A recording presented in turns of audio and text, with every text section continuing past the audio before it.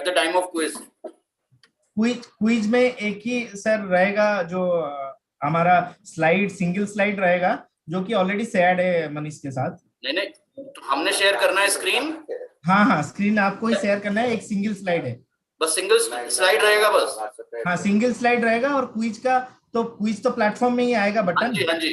तो इधर हाँ सर। इधर कोई नहीं बोलेगा 15 मिनट में, इधर कोई नहीं शो करेगा, इधर यहाँ पर प्लेटफॉर्म पर। नहीं इसमें नहीं, वो सीक्वेंस दिया गया है। डॉक्टर कोमल गांधी बोलेंगे, वेलकम करेंगे क्विज के लिए, तो उसके बाद क्विज शुरू होगा। That's what I am saying. जब क्विज शुरू यस, होगा उसके बाद 15 मिनट तक क्या होना है फिर जूम 15 पर? मिनट तक वही एक ही स्लाइड रहेगा। बस स्लाइड रहेगा, कोई बोलेगा हाँ, नहीं। 10 मिनट कोई कोई बोलेगा नहीं। ठीक है, okay fine.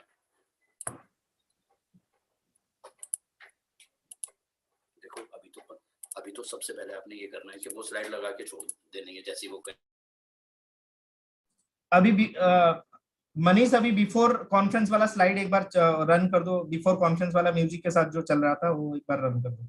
To till time to 2:45।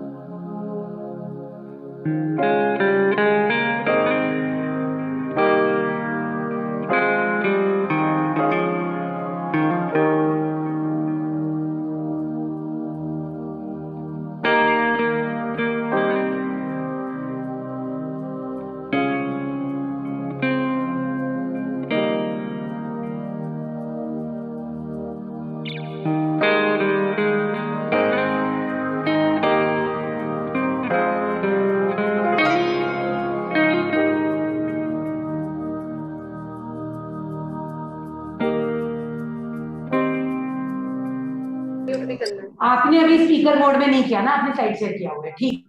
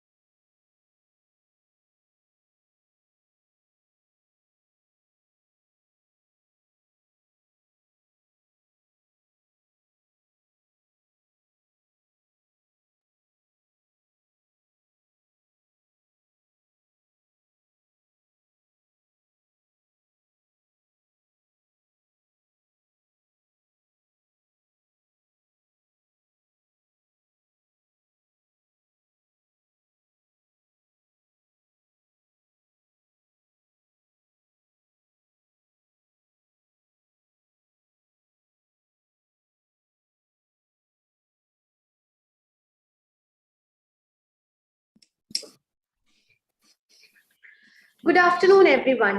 Greetings from the City Beautiful. I welcome you all to the Obstetric Critical Care Workshop with emphasis on maternal emergencies. Stronger collaboration, better outcome. Although fewer than 2% women require ICU admission during pregnancy or peripartum period, maternal mortality is high when critical care is required. Estimates ranging from 3.4% to 14%. Without further ado, I would like to invite Dr. Komal Gandhi, Assistant Professor, Department of Anesthesiology, PGI MER Chandigarh, to conduct the pretest.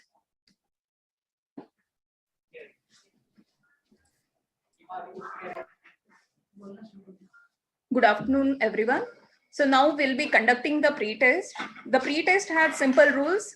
In next few seconds, you'll be seeing a link which is in the form of Google form, and it has 15 questions in it. So you have to select a single best answer and submit the whole of the Google form in the end. This link will be active only for 10 minutes. So your time starts now.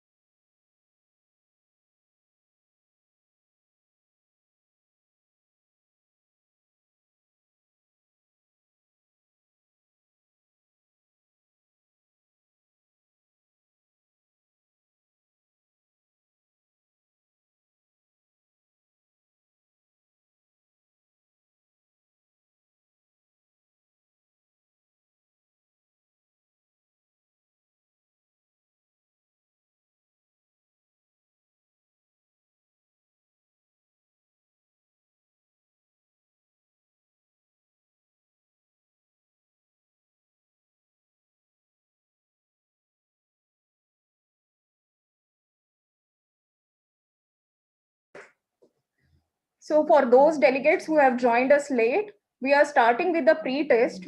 To see the pre-test questions, you need to click on the quiz tab, which is at the bottom of the screen on the left side. If you are not still able to open it, kindly refresh it. And please don't go on the full platform view. There will be 3 red buttons in the bottom in platform view, and the extreme left side of the screen will show you quiz, a red button written quiz. So you need to click on that, and the time for this link is only 10 minutes.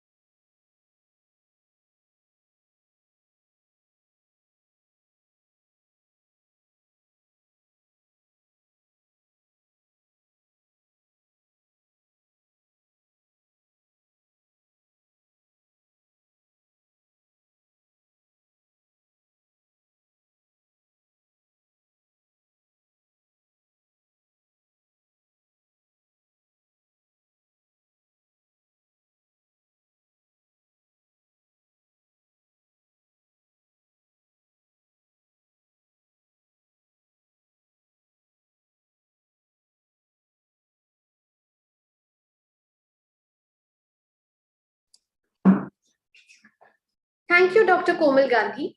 I would now like to invite Dr. Vanita Jain, Professor, Department of Obstetrics and Gynecology, PGIMER, Chandigarh, to deliver the welcome address.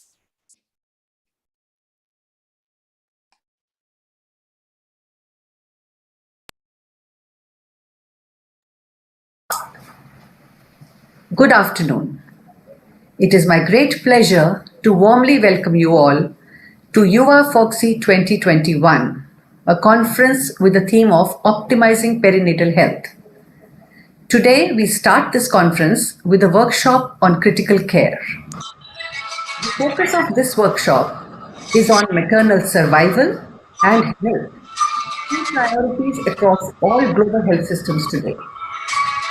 In the next 5 hours, we will be dedicating ourselves to cover the wide spectrum of principles of care of a critically ill parturient.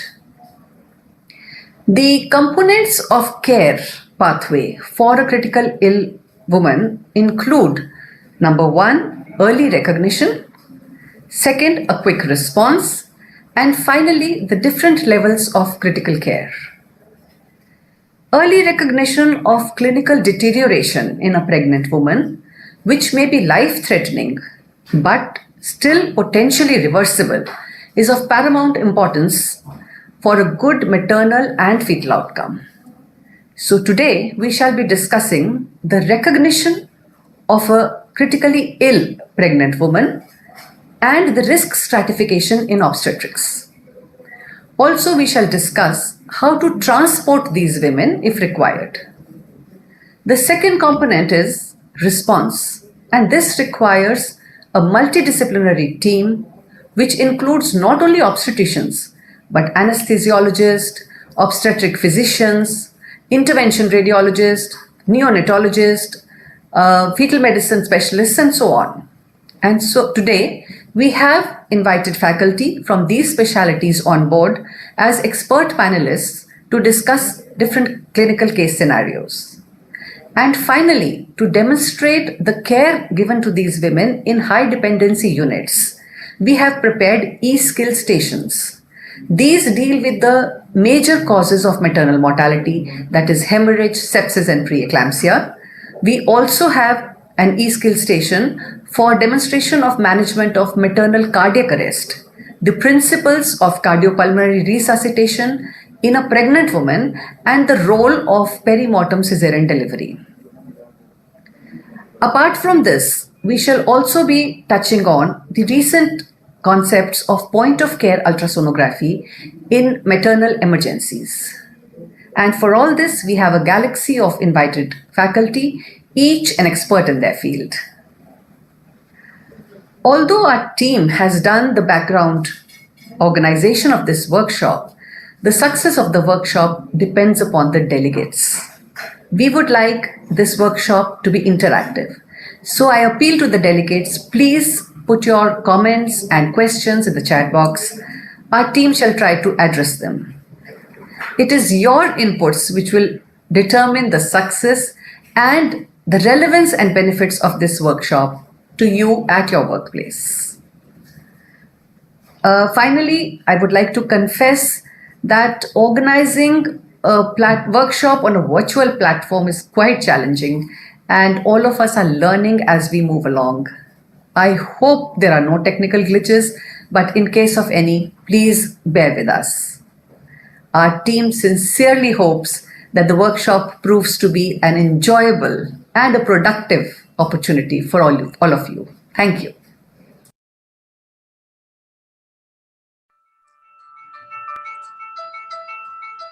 Thank you so much, ma'am. The most common indications for ICU admission are hypertensive disorders of pregnancy and postpartum hemorrhage. So we would like to start the discussion with the topic critically ill preeclamptic parturient, challenges for obstetrician and anesthesiologist. So let's welcome Dr. Sunil Pandya, Founder Director, Prerna Anesthesia and Critical Care Services, Hyderabad, to moderate this session. Good afternoon, all. Am I audible? Hello, am I audible? Yes, sir, you are audible. Yes, thank you. Welcome. I thank Dr. Vanita Jain, Dr. Kajal, and the team YUVAA FOGSI North Zone for giving me this podium to share my experience and moderate this session. As we all know, hypertensive disorders in pregnancy are one of the commonest medical disorders that complicate pregnant women. Almost about 9 to 11% of parturents, they are affected with these disorders, and is one of the commonest cause of maternal mortality in our country. To address this issue in a sicker group of pre-eclamptics, we have two experts, Dr. Tarakeshwari Surapanedi and Dr. Manokant, both are from Fernandez Hospital. Dr. Tarakeshwari will be discussing on the challenges as far as obstetrician's perspective, and Dr. Manokant will be discussing challenges from the anesthesiologist perspective. To introduce Dr. Tarakeshwari, it's a voluminous thing, but in brief, she heads the Unit 2 High Risk Obstetrics Unit as Medical Director. She also is Program Director of Perinatology Fellowship Program. She runs the High Risk Obstetric Clinic at Fernandez Hospital. She almost past 1.5 decades. And she has several publications in a peer-reviewed journal and also contributed several chapters in standard textbooks. Importantly, she is a passionate clinician and excellent teacher. Over to you, Dr. Tara. Sir, वही Dr. Sunil Pandya phone This is more on critically ill parturient obstetrician's perspective. Sir. Yeah. Sir, वही Dr. Sunil Pandya से ही आ रही है. Hello. Yeah, Sunil. Yeah. Over to you, Dr. Tara. Yeah, thank you, Dr. Sunil. Good afternoon, everyone. Greetings from Fernandez Foundation.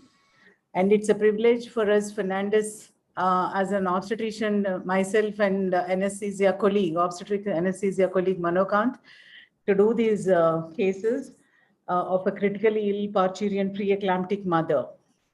As we all know, hypertensive disorders of pregnancy constitute one of the major causes of maternal and perinatal mortality.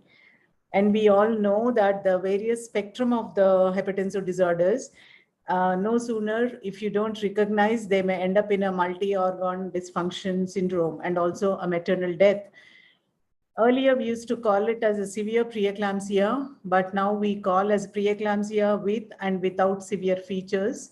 And once preeclampsia is complicated with severe features, if you don't recognize and treat immediately, these conditions of hypertensive hemorrhage, eclampsia, and liver dysfunctions, they can go in for acute kidney injury and also due to vascular involvement, disseminated intravascular coagulopathy, secondary to abruption. Hence, it is very vital to identify a preeclamptic mother, and we will be lucky if they come with you with morbidity. But the next few cases, let us see how moms are, mothers have come only with 1 or 2 symptoms or blood pressure, and very soon they landed up in the critical care units. Next few case scenarios I'll be doing with my colleague. I do the obstetric part and my colleague Manokant will deal with the anesthesia concern so that we get a comprehensive picture of the management of this preeclamptic mother. This case scenario, 34-year-old 4th gravida who came recently to us, has got a very interesting obstetric history. This pregnancy, she's booked at 6 weeks and expected date is 2nd of July. The first pregnancy, she came to Fernandez in 2012 as a referral with severe preeclampsia at 30+ weeks of gestation, and investigations revealed HELP syndrome. We stabilized the mother and then had to do an emergency preterm cesarean section, and both mother and baby were fine, and the baby was 1.78 kg. She was fine, and she was discharged and followed for the first 2 weeks. After that, we didn't have any follow-up. She required antihypertensives for the first 2 weeks. The second pregnancy in 2016, after 4 years, she comes again to us, referral in view of gestational hypertension, but this time not a preterm, it's a late preterm, 36 weeks. When she came to us, she was having a blood pressure of 140/90, and the blood pressure was settled with a single drug, labetalol 200 milligram 8 hourly. She went back, wanted to have a term baby because she had a lot of problems with the preterm, and she wanted to have only term 37-week section. So she comes back at 37 weeks. That time we had only an albumin of 1+, blood pressure well under control. And but postpartum, after C-section, where she delivered a 3.2 kg baby, she required 2 antihypertensives for the first 2 weeks. And after that, no follow-up with us. She comes from a different district. Third pregnancy, she had a miscarriage, and the note showed that it was an early miscarriage, and she was normotensive. BP recording was there in the chit. This pregnancy, she came early. Don't know why. She felt very concerned. She got booked at 6 weeks, and she remained normotensive. But she did not have a TIFA scan with us. She did nor a first trimester fetal health check by the biochemical and the NT scan. But she was put on low-dose aspirin from the district because of her previous risk factors, but she was only on 75 milligram low-dose aspirin as per the NICE guidelines probably. Even though she came at 6 weeks, next time she came only at 28 weeks to us. And that time her blood pressure was 148/98, but previously all normal. And she has no tachycardia, tachypnea, saturations were fine. But considering her history, we wanted to admit her, but they declined and went back. And comes after 2 weeks at 31 plus 2 weeks to the emergency room with a home BP recordings of 170/100. Other symptoms she said were she had numbness over head and hand.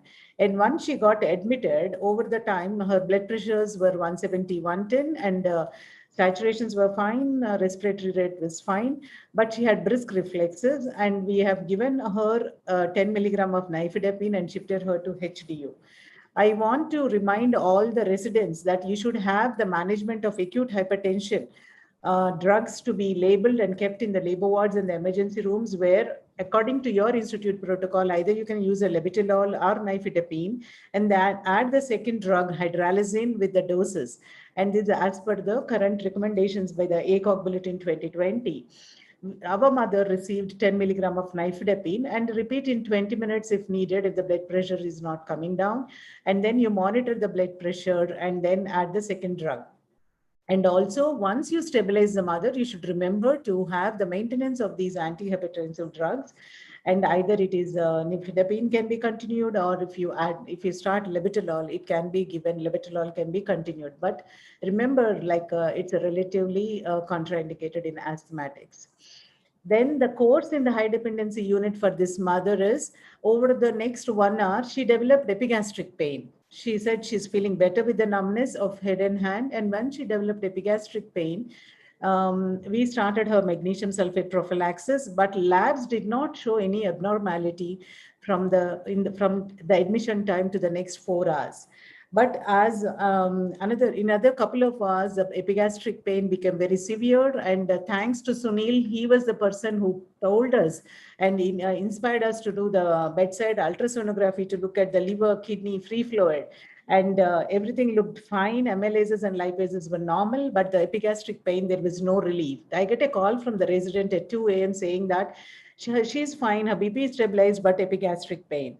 Immediately we told, considering her past history of health 8 years ago and gestational hypertension landing up in trouble, it can be a HELP syndrome. The symptom is only, even though lab parameters are normal, it's a severe epigastric pain.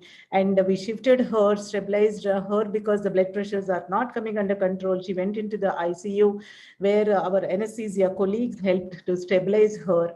And then we repeated in the next 4 hours, the labs, stabilized the mother, did a C-section after stabilizing her, because the bedside fetus, the NST luckily showed reactive pattern and the baby was 1.7 kilos. Over to you, Manokant, about your anesthesia concerns. Yeah, so when we stepped in, we saw that the blood pressures were pretty high, 200. Be on hold. I have to introduce you. Thank you, Dr. Tara, for your case. And I remember this case a few years ago. Dr. Manokant shall be discussing about the anesthesiologist's perspective. I must tell you that he has taken over Fernandez Hospital from me, and I'm quite comfortable now going there only for teaching. Here's the high-risk obstetric unit at Hyderabad. He also is the program director of fellowship program in anesthesia for high-risk obstetrics. In addition, he did his fellowship in OB anesthesia from Massachusetts General Hospital, US, and he has done several workshops in obstetric critical care, ultrasound in critical care, and also relevance workshops. Over to you, Dr. Manokant, to continue this case, which is a team management, the obstetrician's perspective and the anesthesiologist's perspective. Thank you, Dr. Sunil. So when we went in, pressures were pretty high, 200 over 113. She was already on magnesium sulfate, and we decided to start NTG infusion also. So despite 45 minutes of NTG infusion, pressures were still high, 190 over 108. And subsequently, we received the lab reports, and that came back as a rapid deterioration from the earlier reports that were done at 11 p.m. So at 3 p.m., LDH was 738, SGPT was 255, platelets dropped from 1.5 lakh to about 1 lakh, but luckily PT-APT was still normal. So think about it for a moment and think what anesthesia would you give in such a scenario where labs have deteriorated, pressures are pretty high, 190 over 110. Would you go for a regional anesthesia or a general anesthesia? So coming to this case, when do you actually, so whenever we are in such a situation, I would think, what is the worst that can happen if I give a spinal anesthetic to this mother? So that's where I start and then plan my anesthetic. So when do you avoid central neuraxial blocks, and if you're planning to avoid, and how do you prepare for general anesthesia? So preparation for general anesthesia should be there for all cases, because we don't know when we have to fall on doing general anesthesia. So when do you avoid central neuraxial block? Platelets are less than 70,000. So now it is generally accepted that platelet counts above 70 to 80,000. It's pretty safe to do a spinal anesthetic. If there are clear signs of intracranial hemorrhage or intracranial pressure raised in ICPs, or if there's a complete abruption and mother is hemodynamically unstable, or if there is an absolute refusal from the patient, even in such a scenarios, you should try hard to convince her that regionals are much safer generally. This is a focused review done by Vanessa and their colleagues. They looked at spinal anesthesia for severe preeclamptic mothers. So they've looked at various studies that studied this aspect. So what are our usual concerns? So we usually think that when we give a spinal anesthetic, when pressures are over 200 or 190, there's a sudden precipitous fall in blood pressure. There may be a uteroplacental hypoperfusion compromising the baby, or in our anxiety to treat that hypotension, we may end up in pulmonary edema or high dose of or severe hypertension from excessive use of vasopressors. So this study looked at spinal anesthesia. So they basically looked at the effect of hypotension in severely preeclamptic mothers and normal mothers, and they've noted that the incidence of so the severely preeclamptic group experienced a lower incidence of hypotension actually when compared to the regular mothers, and they received lower dose of epinephrine to correct it. So they concluded that spinal anesthesia can be safely administered even in severely preeclamptic parturients. Another study looked at the difference between epidural and spinal for a severely preeclamptic mothers, because again, the traditional teaching is to give epidural if the pressures are very high. So again, they have noted that although there is a higher incidence of hypotension with spinal anesthesia, it was generally easily corrected with epinephrine, and the doses of epinephrine required to correct hypotension was not different between epidural and spinal group. Hypotension was easily treated and short-lived, usually less than 1 minute in both the groups. So again, they have concluded that giving spinal anesthesia is safe even when pressures are very high, when there is no other reason not to withhold a spinal anesthetic. Nowadays, we also have very fine Whitaker needles, which are quite safe. Even 29 gauge is available. We generally use 25 or 27 is our 27 Whitaker needle is our go-to needle in most situations. So whether you are doing general anesthetic or regional anesthetic, common things are surgical site infection prophylaxis. So cefazolin, 15 minutes to 1 hour before incision, then have your PPH protocol ready, start oxytocins after delivery. If required, be ready with the carboprost or misoprostol tablets and oxytocin infusion.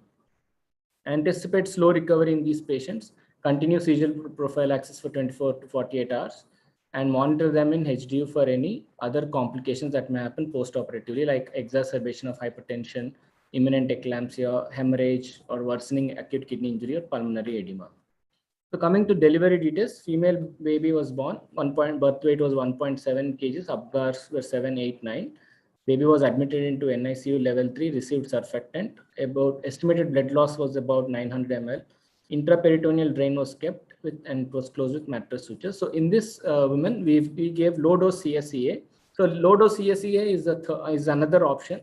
If you are hesitant to give spinal anesthetic, fearing a sudden drop in hypotension, you can choose to do low dose CSA, especially when the platelet counts are close to 1 lakh. So that's a good middle path where you can avoid a larger spinal dose, but still be assured of a good anesthetic block from spinal anesthesia, and you always have the epidural to top it up if need be. Postoperatively, so the labs worsened a bit on 0 post-op day, and they stabilized on first post-op, and eventually patient improved. She was treated with labetalol, depin, and enalapril post-operatively. NTG infusion was tapered gradually, and she was discharged on 4th post-operative day on 2 antihypertensives. Baby was discharged from NICU after 7 days, and she was followed up by physician in the postnatal period. Take home message: do not ignore complaints of persistent epigastric pain with a past history of hypertensive disorders. And regional anesthesia is always preferred, even if pressures are very high at the time of induction, especially when there are no other comorbid factors which would prevent you from doing a spinal anesthetic. So now, after this, the first mother who had only symptom of persisting epigastric pain, who landed up in critical care situations. Now let's move on to the second mother, 32-year-old primee. She's just referred at 32 weeks because of the fetal growth restriction and also the fetal Doppler compromise, increased uterine as well as umbilical artery resistance with the normal middle cerebral and ductus venosus. For a steroid therapy, essentially she was referred to us to have antepartum corticosteroids. She was asymptomatic, baseline blood test, which we call it as a preeclampsia profile, which includes liver function test, renal test, albumin, hemogram. That was normal. Her blood pressures were just 130 to 140, between 80 to 90 diastole. She got admitted because she's from outstation. And after 18 hours of admission, after the first dose of corticosteroid, her blood pressures, when we went for rounds in the room, it was 150 by 100. And we started her on oral nifedipine sustained release 10 milligram 8th hourly. So it was just, we thought it's a preeclampsia without severe features. But in the midnight, she started developing severe epigastric pain, and there was an acute rise in the blood pressure, and she was just brought into the HDU. And then we noticed that after Foley's catheterization, there was hardly any urine, but evening she passed good amount of urine in the room, but she became restless. And then we took her into the ICU, started on magnesium sulfate, and she was not lying down on the bed, and bedside ultrasound. At admission, it was a viable fetus, but suddenly it was an intrauterine fetal death and abruptio placenta.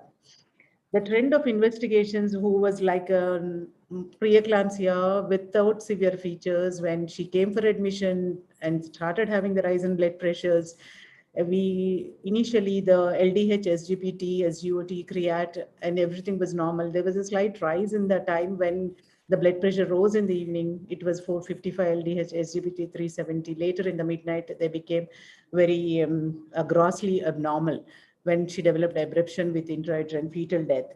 We know that such a scenario where a mother who came just like a low risk with a mild blood pressure or a fetal growth restriction, it was very difficult for the family to accept because we shifted her into the ICU, but she went into all these complications.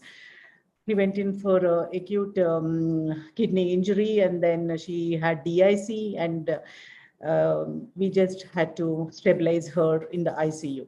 Over to you, Dr. Manokant, now with these investigations.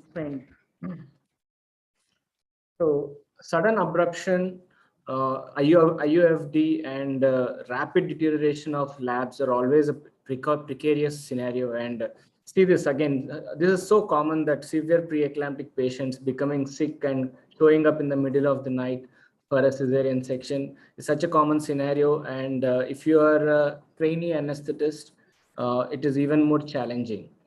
So looking at these labs, you can say, again, I want you to think what anesthetic you would give. So sudden deterioration of the labs, LDH, platelet count falling to almost 80, less than 80,000, LDH and SGPT in thousands, creatinine also rising with decreasing urine output.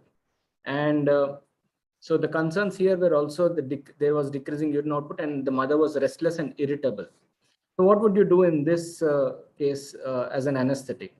So it also there was the coagulation profile was also getting deranged. So obviously we planned for a general anesthetic in this mother. Before embarking on general anesthesia, everyone should be aware that there is increased risk of airway related mortality and morbidity in obstetric patients. So for a non-pregnant surgical population, the risk of difficult or failed intubation is about 1 in 2,800, whereas in obstetric population, it's 1 in 380. In pre-eclamptics, it's even lesser, 1 in 50.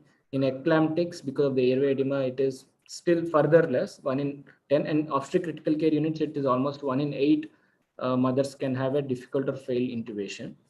So again, airway related mortality also is more in an obstetric population, about 2.3 per every 100,000. Also, incidence of front of neck airway access also is more in obstetric population, but it's about 3.4 per 100,000. So we all know that it's not just the obstetric airway that is difficult, but a mother who had a normal Mallampati grading at the beginning of her labor can change to a grade 3 Mallampati as she progresses through the labor because of fluid retention and airway of edema of soft tissue of throat. So whenever you are doing general anesthesia, precautions that everyone should take are simple things like antacid prophylaxis. Then be ready with your difficult airway equipment. So mainly second generation LMAs and video laryngoscopes. And also never do general anesthetics alone in the middle of the night. Have an additional help or a senior who can come by and help you if required. The traditional teaching is to do a rapid sequence induction intubation with thiopentone and scoline and apply cricoid pressures about 30 Newton meters and use opioids after baby delivery, sometimes even inhalational anesthetics. So this is what has been the traditional teaching. But in the National Audit Project 5th NAP 5, it was pointed out that there was an increased risk of accidental awareness after general anesthetic in obstetric population. The contributing causes mostly are because of thiopentone induction. So it was suggested to use propofol instead. And usually it's the inexperienced provider providing general anesthesia in the emergency middle of the night, difficult intubating conditions, inadequate muscle relaxation. Again, because of the increased volume of distribution, you may have to give an higher dose of muscle relaxation to get adequate to adequately relax and to create adequate intubating conditions. The obesity is an independent risk factor for awareness. The lack of usage of sedatives or opioids before induction.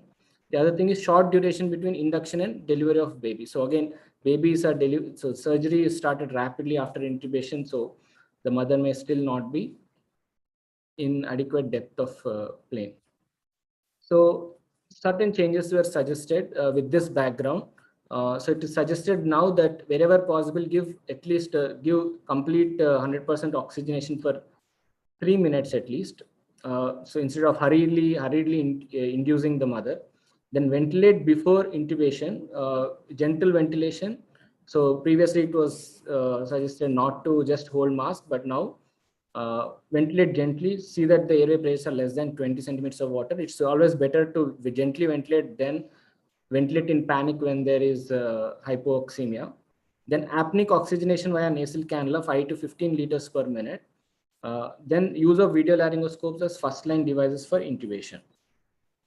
Again, the other aspect is to use opioids at the time of induction or not. So certainly it is beneficial to use opioids. Do not hesitate to use if there is an indication to use opioids at the time of induction, especially in preeclampsia patient mothers or mothers with cardiac disease or neurological compromise. So the baby, if the baby comes out limp, then baby can be managed in NICU. Do not hold back opioids where there is a clear indication.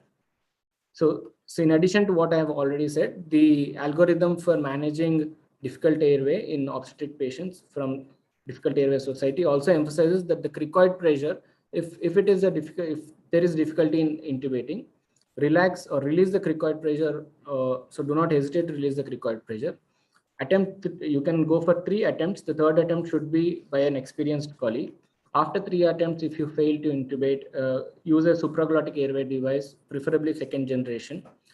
If you are still unable to ventilate, then call the ENT surgeon and additional help and go for front of neck procedure. So plannings, so it also do, if the patient mother is already on magnesium sulfate, do not stop magnesium sulfate.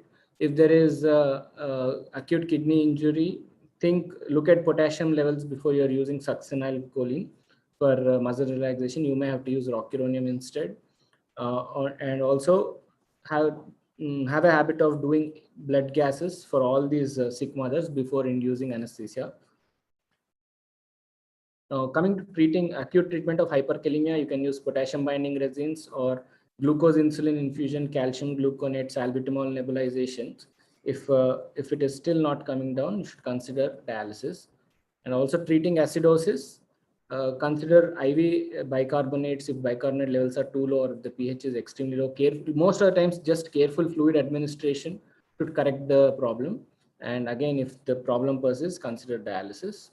The general indications for renal replacement therapy also stands good in obstetric population.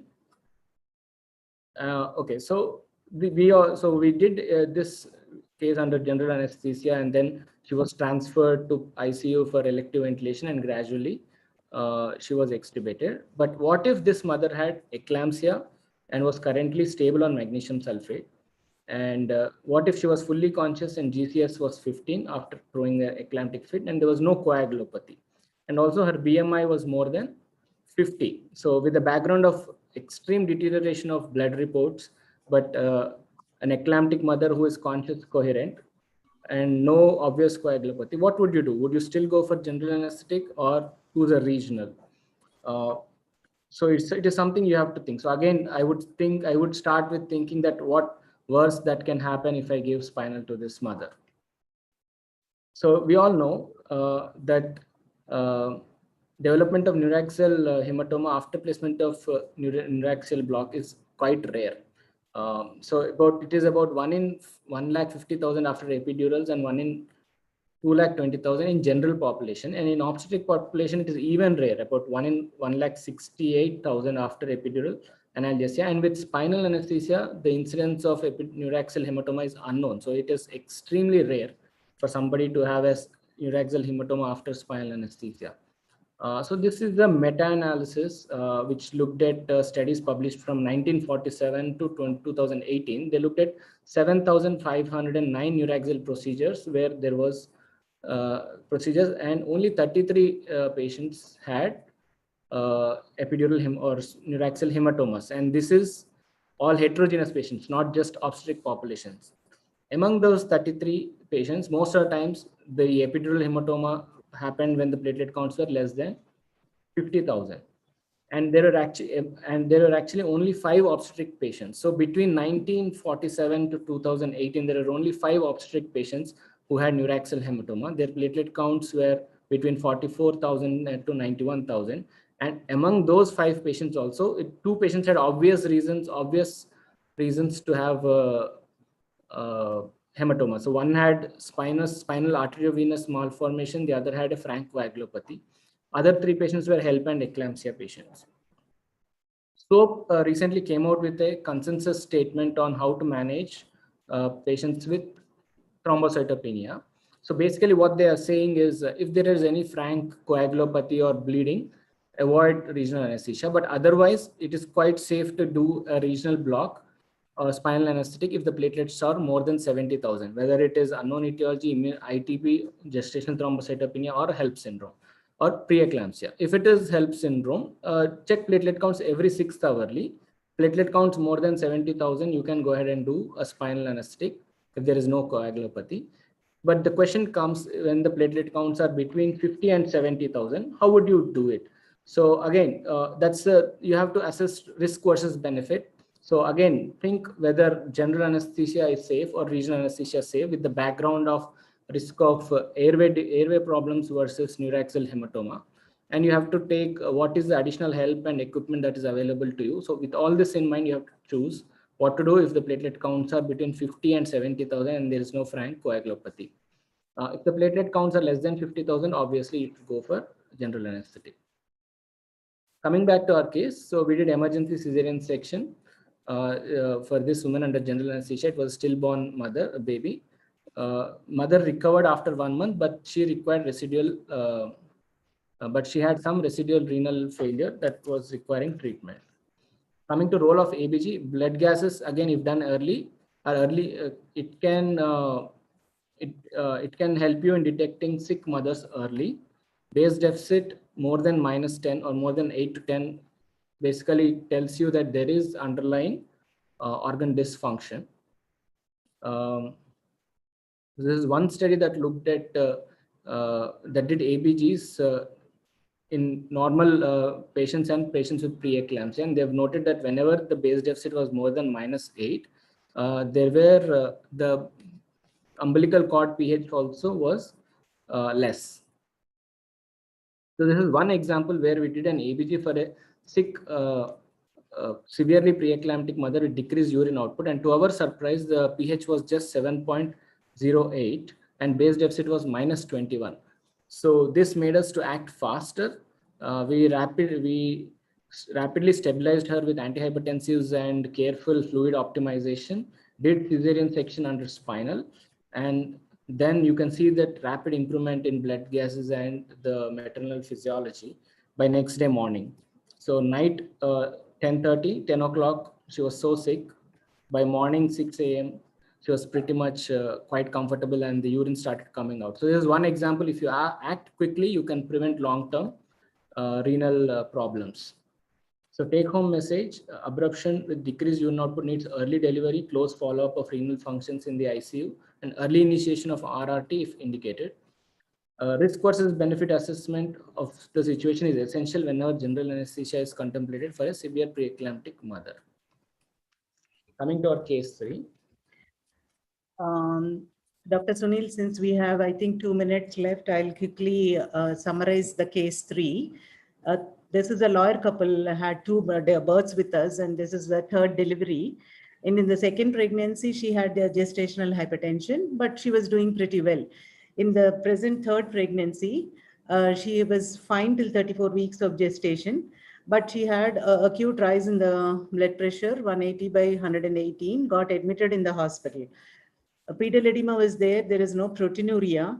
The liver function test, the LDH, SGOT, SGPT, creatinine, the platelet count was fine.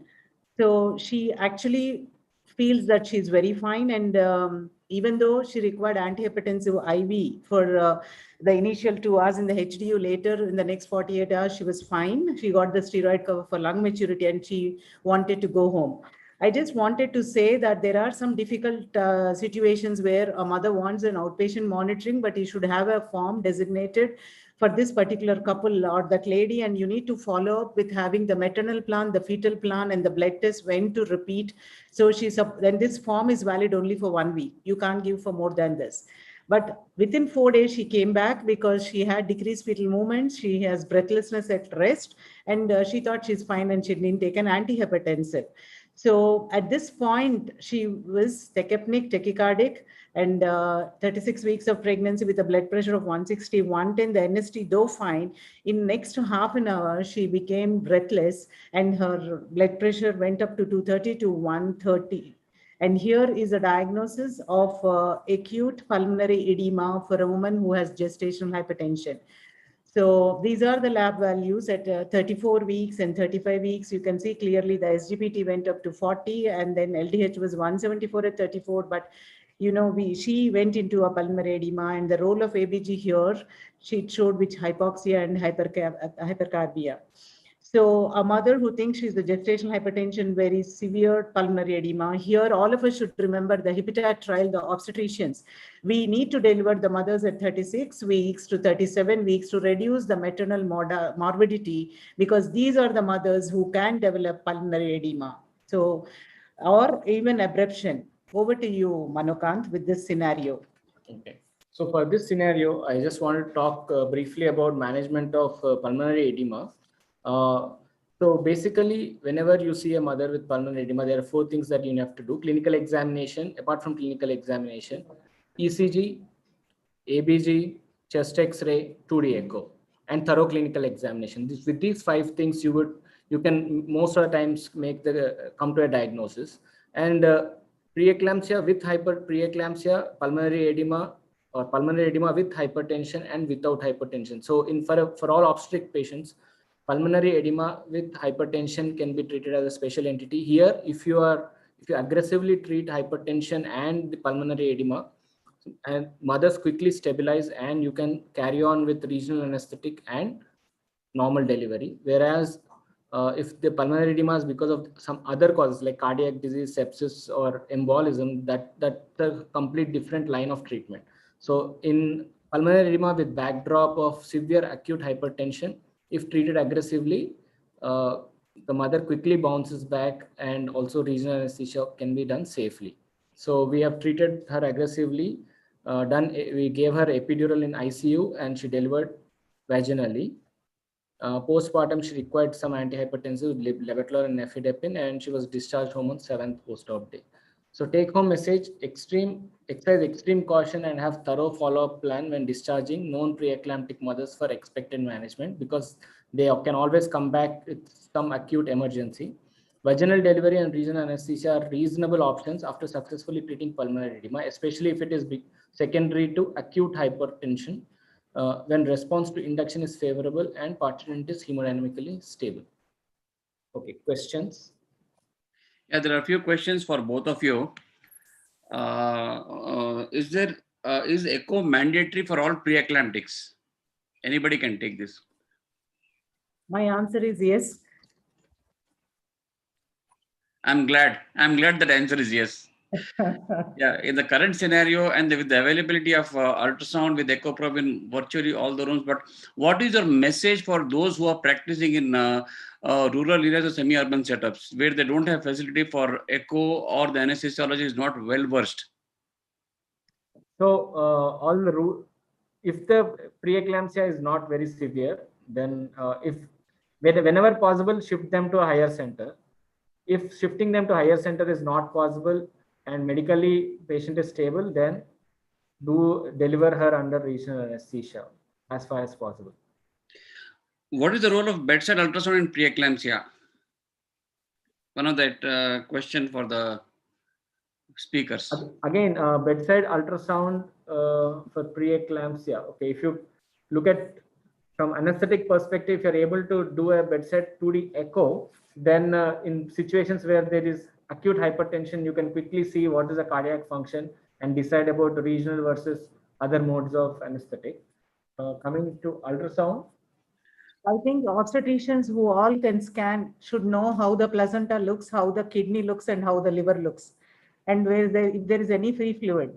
We had mothers who have low hemoglobin, suddenly a drop in hemoglobin in the post-operative period, and we have detected liver hematomas. So I feel there is a role for ultrasound, and we all should be able to do the ultrasound to look at the free fluid, liver, and kidneys, definitely.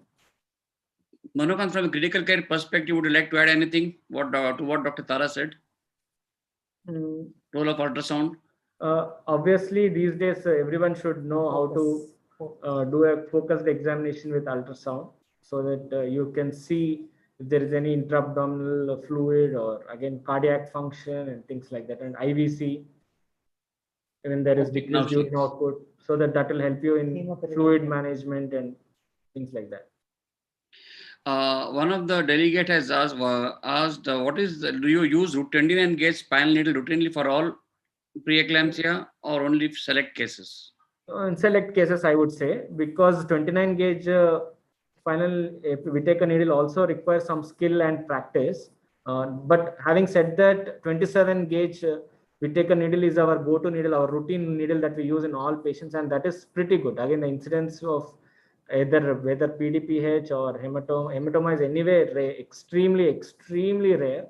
So with 27 gauge Whittaker should be good enough. It's also easier to do. I would say even 25 gauge Whittaker needle is also good enough. Yeah. One more question from the delegate is, what is the role of labor epidural in preeclamptics? Do you use at your Labor epidural is helpful actually. So whenever, if the platelet counts are more than 70, 80,000, you can happily put in that epidural. Even if the platelets drop later on after putting the epidural, if you're fixing the epidural well, that should still be okay. Okay, giving a labor analgesia will obviously reduce sympathetic stimulation and will help in reducing the blood pressures and improving uteroplacental blood flow.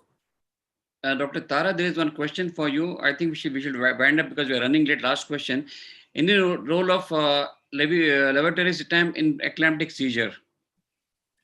Not really, unless until the first thing is Maxilf, and despite which she has convulsions, again the repeat dose of Maxilf, and still probably we are not sure about the diagnosis then, but not as a first line of modality.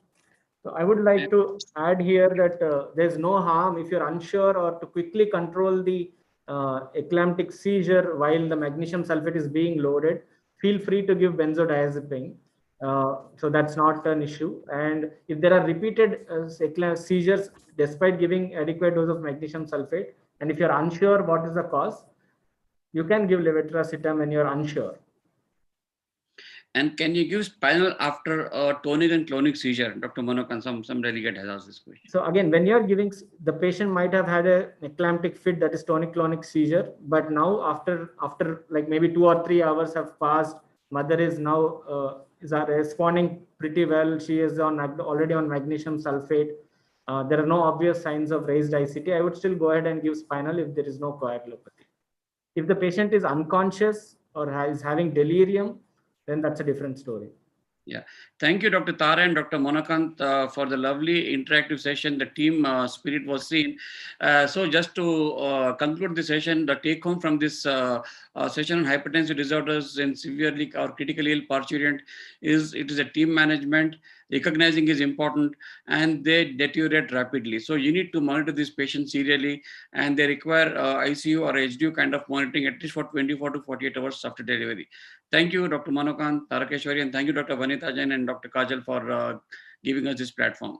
Over to you. Thank you so much for this lovely opportunity. And thank you, YUVAA FOGSI and Chandigarh team. Thank you.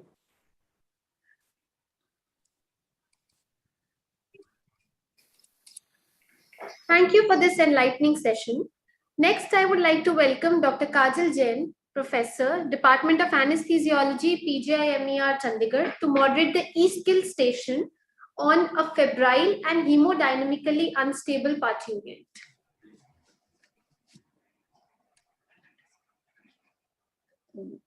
Am I live? Yeah. So a very good afternoon to all the delegates and the panelists here. So we move on to discuss another very important topic in obstetrics, and that is sepsis. We know that the maternal death following sepsis is very high. It is 11%, which is reported worldwide, and more so important is the morbidity associated with obstetric sepsis. So over the years, we have got the newer guidelines, we have got newer scores, and we have got so much recent development in this field. And therefore, we decided to take this on.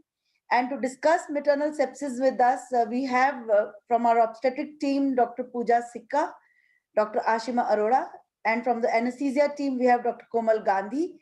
We have tried to make it a hybrid of, a PPT and, skills, we have asked our residents to do one scenario. So we are going to club both of these together and bring it to you. At the end of it, we are going to take the question answers. So you can tell us what exactly you have in your minds, which you face. You can share your stories, which you face when you are managing these cases. So I'll hand it over to Dr. Pooja Sikka, who will take you on to this PPT plus virtual scenario. Dr. Pooja Sikka, please.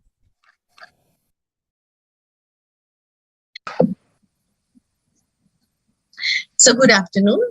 Before we start with the skill station, I would like to highlight the aims of the skill station, and we would like to answer the following questions. What is sepsis? Is obstetric sepsis different? What are the diagnostic criteria? Why do we fail to diagnose or suspect sepsis? And how to manage sepsis?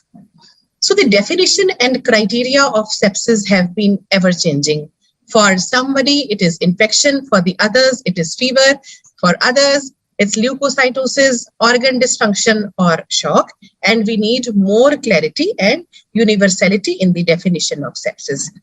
So as of now, the third international consensus definition for sepsis is that sepsis is a organ dysfunction because of a dysregulated host response to infection. So the culprits towards the sepsis is infection and the host. Clinically, your patient will either have infection, sepsis, or septic shock, and the term severe sepsis should not be used because sepsis and septic shock are equally important and dangerous medical emergencies, and the treatment and resuscitation should begin for sepsis and septic shock immediately.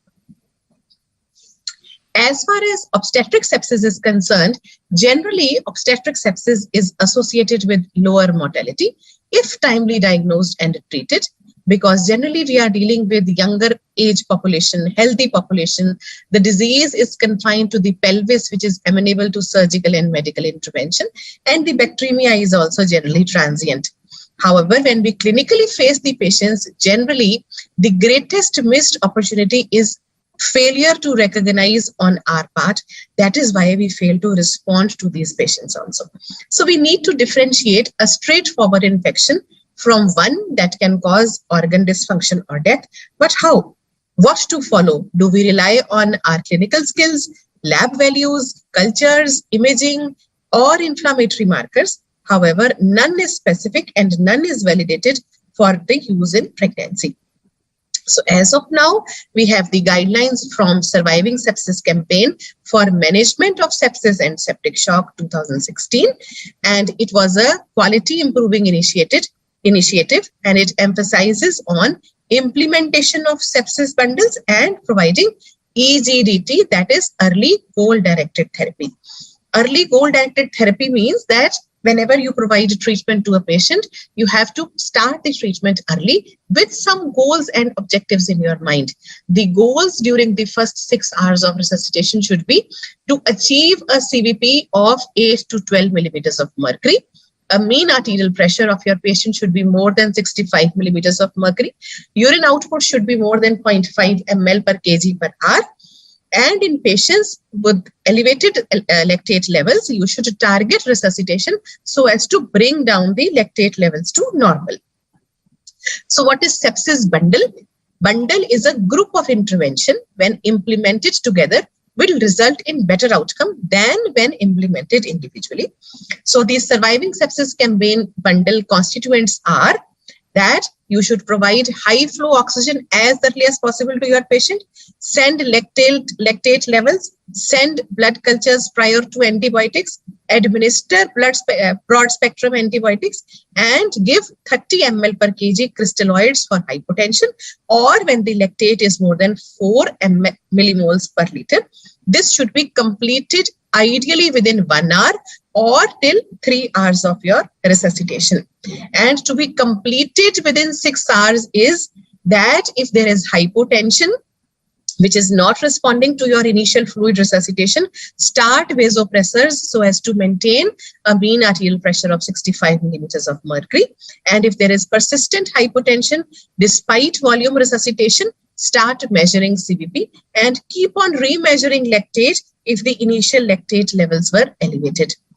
So finally, you should be liberal in making a diagnosis of sepsis. Not only vigilant, you should be hyper vigilant in vital monitoring and record keeping. You should set up a process of clear communication between laboratory and clinicians because mortality can be high. So with this background, I take you to our clean labor room where we'll see how we manage, diagnose, and provide early goal-directed therapy and septic bundles to our patients with sepsis. Thank you.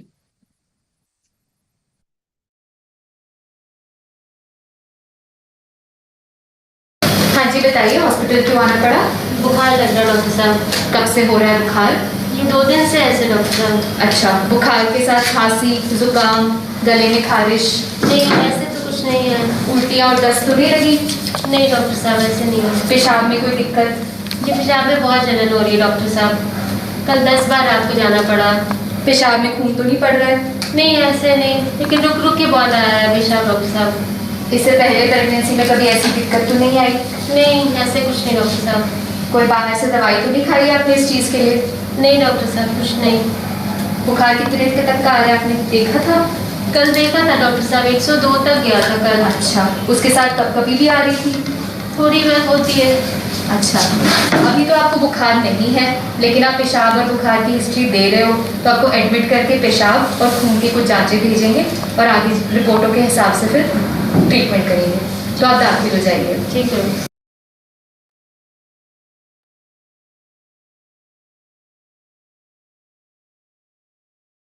वो कर सकते Shivani, good afternoon ma'am. Good afternoon. Any new patients have come by labs today? Yes ma'am, actually 2 patients आए थे. Okay. One of them I want to inform you ma'am. Okay. Ma'am, she is a primary gravida. Okay. She is 36 weeker. And she has come to me with complaints of fever and burning micturition since the past 2 days ma'am. अच्छा. So on admission, because she gave such history, I sent a urine routine and it is full of pus cells. Okay. So I admitted her and ma'am. Okay, let's examine the patient together. Yes ma'am. What were her vitals when she had come? Ma'am, when the patient came, she was not febrile and her pulse was 100. Her BP was 92/50 and respiratory rate was 20 cycles per minute, ma'am. Saturation was 96% on room air. If she had hypotension, then why did you not put IV cannula and start IV fluid, Shivani? I actually checked her antenatal records, ma'am, Okay. and all her BP records were 90/60. So I thought her baseline of BP was itself on the lower side. See, that's the dilemma of diagnosing sepsis in pregnancy. There are physiological changes which happen because of pregnancy and they can mask the signs and symptoms of sepsis. Yes, ma'am. But this patient does look sick and definitely needs admission. What about this? हाँ, देखते हैं. What about the status of the fetus? Have you done NST for this Yes, patient? ma'am, I did an NST for the patient and it showed fetal tachycardia with reduced variability, ma'am. Okay, and what about other investigations? Please collect them. Yes, ma'am. Ma'am, the patient has had one fever spike now of 101, which the nursing staff has informed me. Ma'am, her ABG shows metabolic acidosis and her lactate is 2.4, ma'am, with a total count of 24,000. Okay.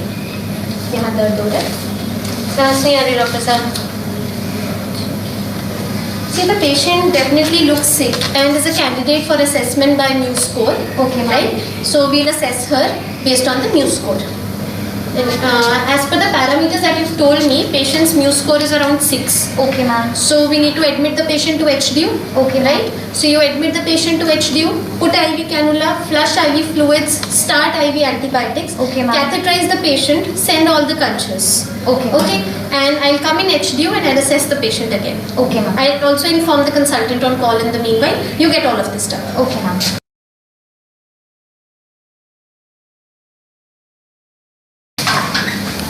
Shivani, what is the status of the patient now?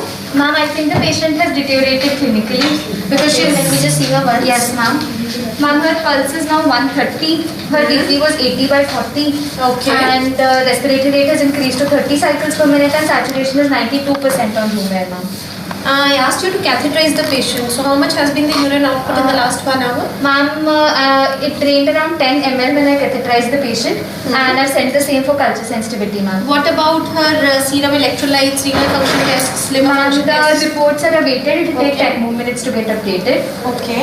Have you done a repeat NST for the patient? Yes, ma'am. It still shows fetal tachycardia with reduced variability, ma'am. Okay. एक बार late जाइए आप. ये लेटा जा रहा है doctor साहब. कोशिश तो कीजिए. सांस नहीं आ रही डॉक्टर साहब. कहाँ पे दर्द हो रहा है? पीठ में भी दर्द हो रहा है? अभी दर्द हो रहा है आपको? इधर भी दर्द है डॉक्टर साहब. बच्चा अच्छे से हिल रहा है, पता चल रहा है आपको? नहीं समझ में आ रहा डॉक्टर साहब. Shivani, the patient is very sick and she has deteriorated in the last few hours. I think she has urosepsis with impending septic shock. Okay, ma'am. So I'll discuss about this patient with our anesthesia team and I'll also discuss the same with our consultant on call. Okay, ma'am. I think we'll shift the patient to ICU. In the meanwhile, you collect her investigations and you get her repeat ABG done. Okay, You ma'am. do stringent monitoring of her vitals and also keep an eye on input output. Okay, ma'am.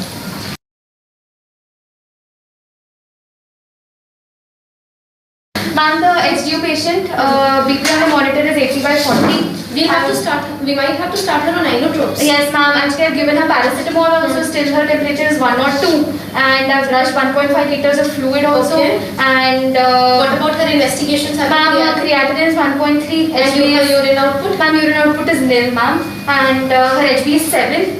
And I've already sent a requisition for blood cross. Okay, see, I've discussed about this with our consultant and the anesthesia team. We have to shift the patient to main ICU. Okay, and they've started the process of preparing for the patient there. Okay, so you explain it to the attendants, you tell about the prognosis of the patient and the condition of the patient. Okay, in the meanwhile, we'll receive a call from there and we'll shift the patient to main ICU. Come, let's see the patient.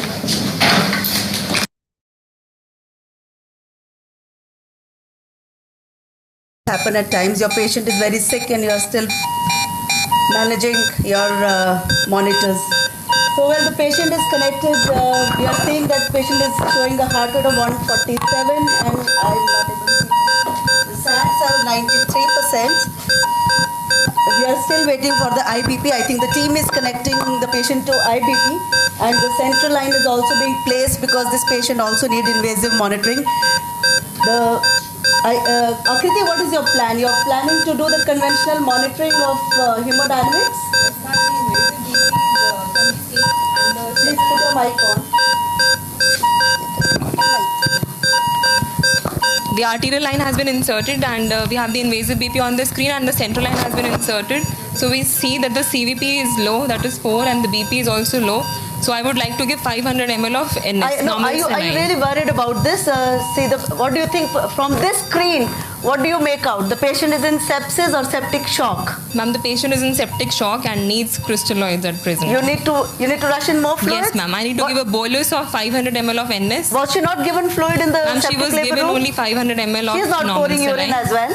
You would like to give still? But the CVP is still low, so I would like to give more fluid. So based on your CVP findings, yes, ma'am, and your low blood pressure, and you would like to give some fluids. Yes, ma'am. How much fluid? 500 ml of normal saline bolus over 15 minutes. Okay, now let's give her some fluids. She wants some fluids to be pumped in. So while the fluids are taking their action, let me show you what is actually going on in our body. This is what you see, the conventional hemodynamic parameters which we normally see and we treat our patients. Let us see what is actually going on when she is given a bolus of 500 mils of crystalloid over 15 minutes. So now this is another monitor which is telling you what is happening at the microcirculation level. If I have to explain you in details, and you look at the right side of the screen, where you see at the top cardiac output, CO is cardiac output, that basically will show you what a product of mean arterial pressure and stroke volume. It should be between 4 to 6 liters for an average adult. And then the next one you see at the third one, which is blinking, is the stroke volume, with the normal values for which are around 60 and above. The second one is stroke volume variation. This is a measure of fluid responsiveness, and the numerical value for this is less than 10. Can I have the marker here? Somebody was having the pointer here.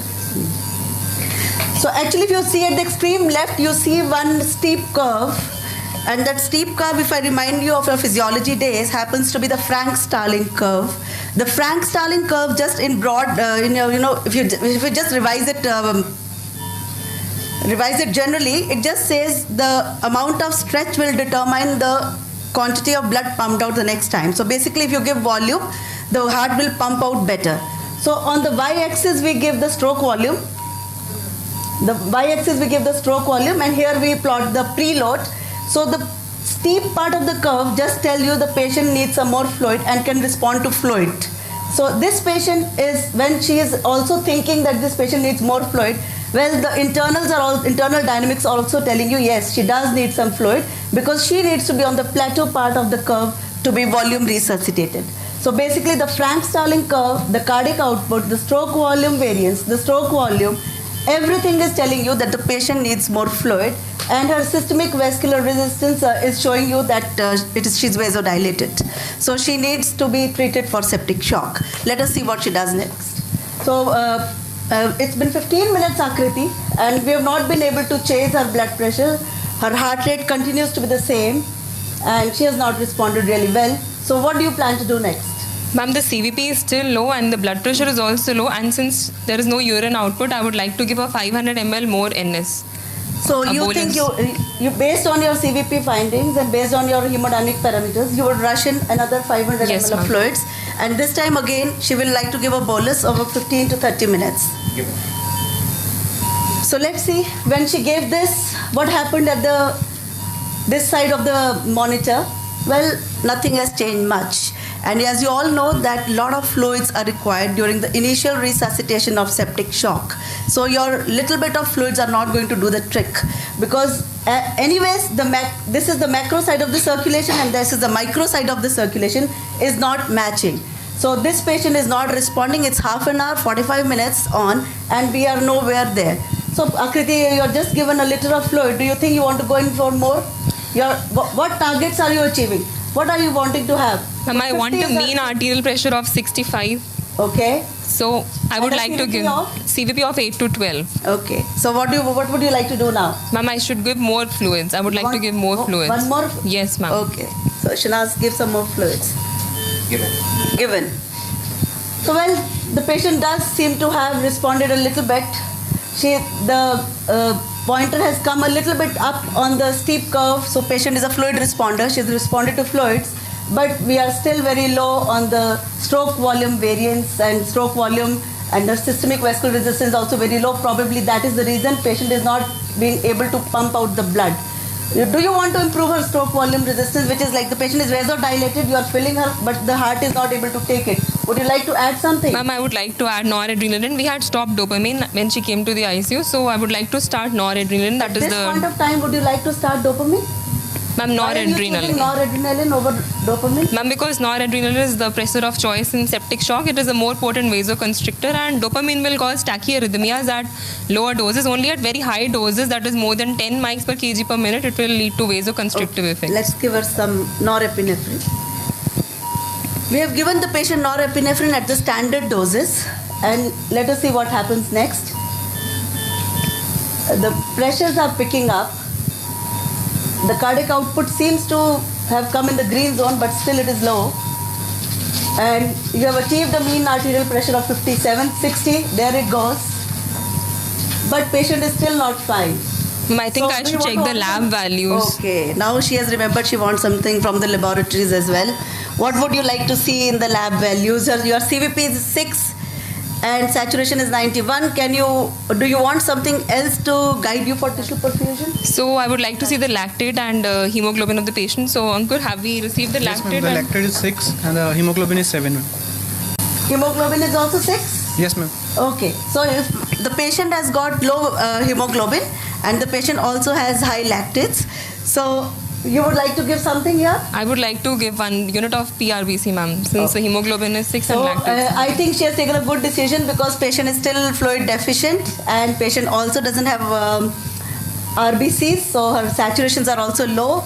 Keeping all this in mind, yes, let's give her, Shinaz, 1 unit of given.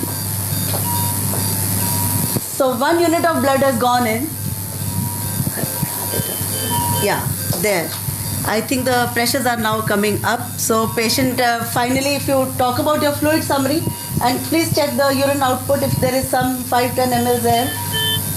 And Ankur, can you give us the fluid summary so far? It's been 2 hours.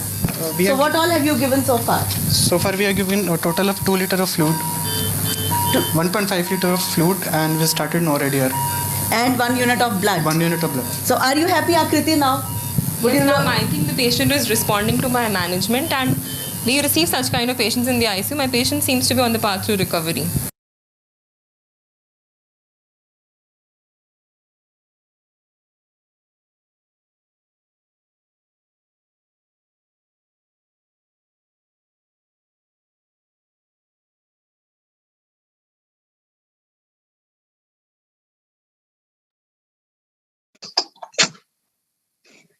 So thank you so much. Let's go to the case again and see what all we can learn now.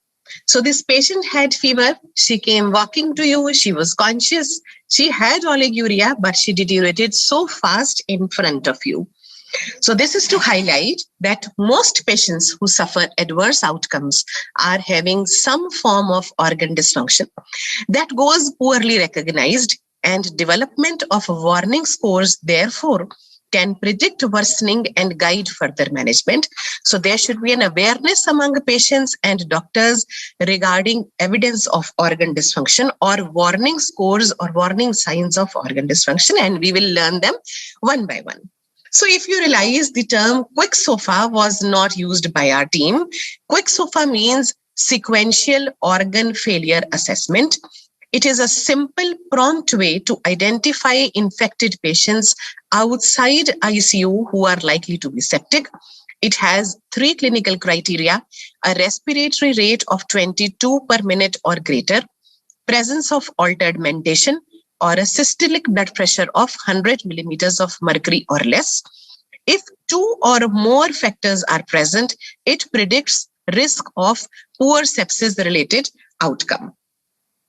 For pregnancy, the Society of Obstetric Medicine Australia and New Zealand have come up with obstetric modified QSOFA scores, in which the blood pressure less than 90 millimeter of mercury should be taken instead of 100, and respiratory rate more than 25 per minute should be taken instead of 22. Because of physiological changes, generally there is peripheral vasodilatation and blood pressure is generally less. So the blood pressure is not 100, it should be taken as 90. And because of the presence of tachypnea, due to physiological tachypnea, respiratory rate instead of 22, they suggest it should be 25.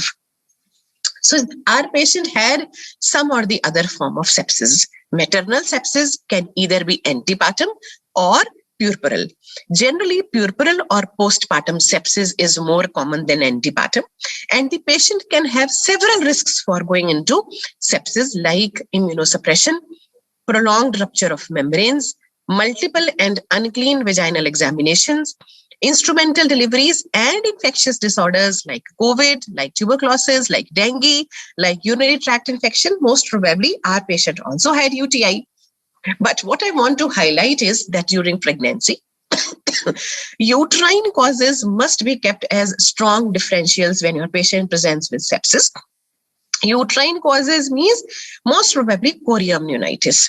The term III is used for uterine causes for sepsis. III means intrauterine infection or inflammation. It signifies that fever can be present with one or more of the following: fetal tachycardia, our patient had fetal tachycardia, maternal WBC count of more than 15,000, and presence of purulent fluid from cervical os. If you are able to diagnose chorioamnionitis, the treatment is not very difficult. It just requires aggressive broad spectrum antibiotics and early delivery for good maternal and fetal outcome. Most common infectious cause during antepartum period is non-pelvic in origin, and the organ systems involved generally are lungs, the gastrointestinal tract, and the urinary symptom. UTI is very common in pregnancy. Pregnancy predisposes to UTI, and the most common organisms are E. coli, Group A, Group B Streptococcus, but we should not forget that polymicrobial infection is generally most common, and that is why give broad spectrum or polymicrobial antibiotic coverage to our patients.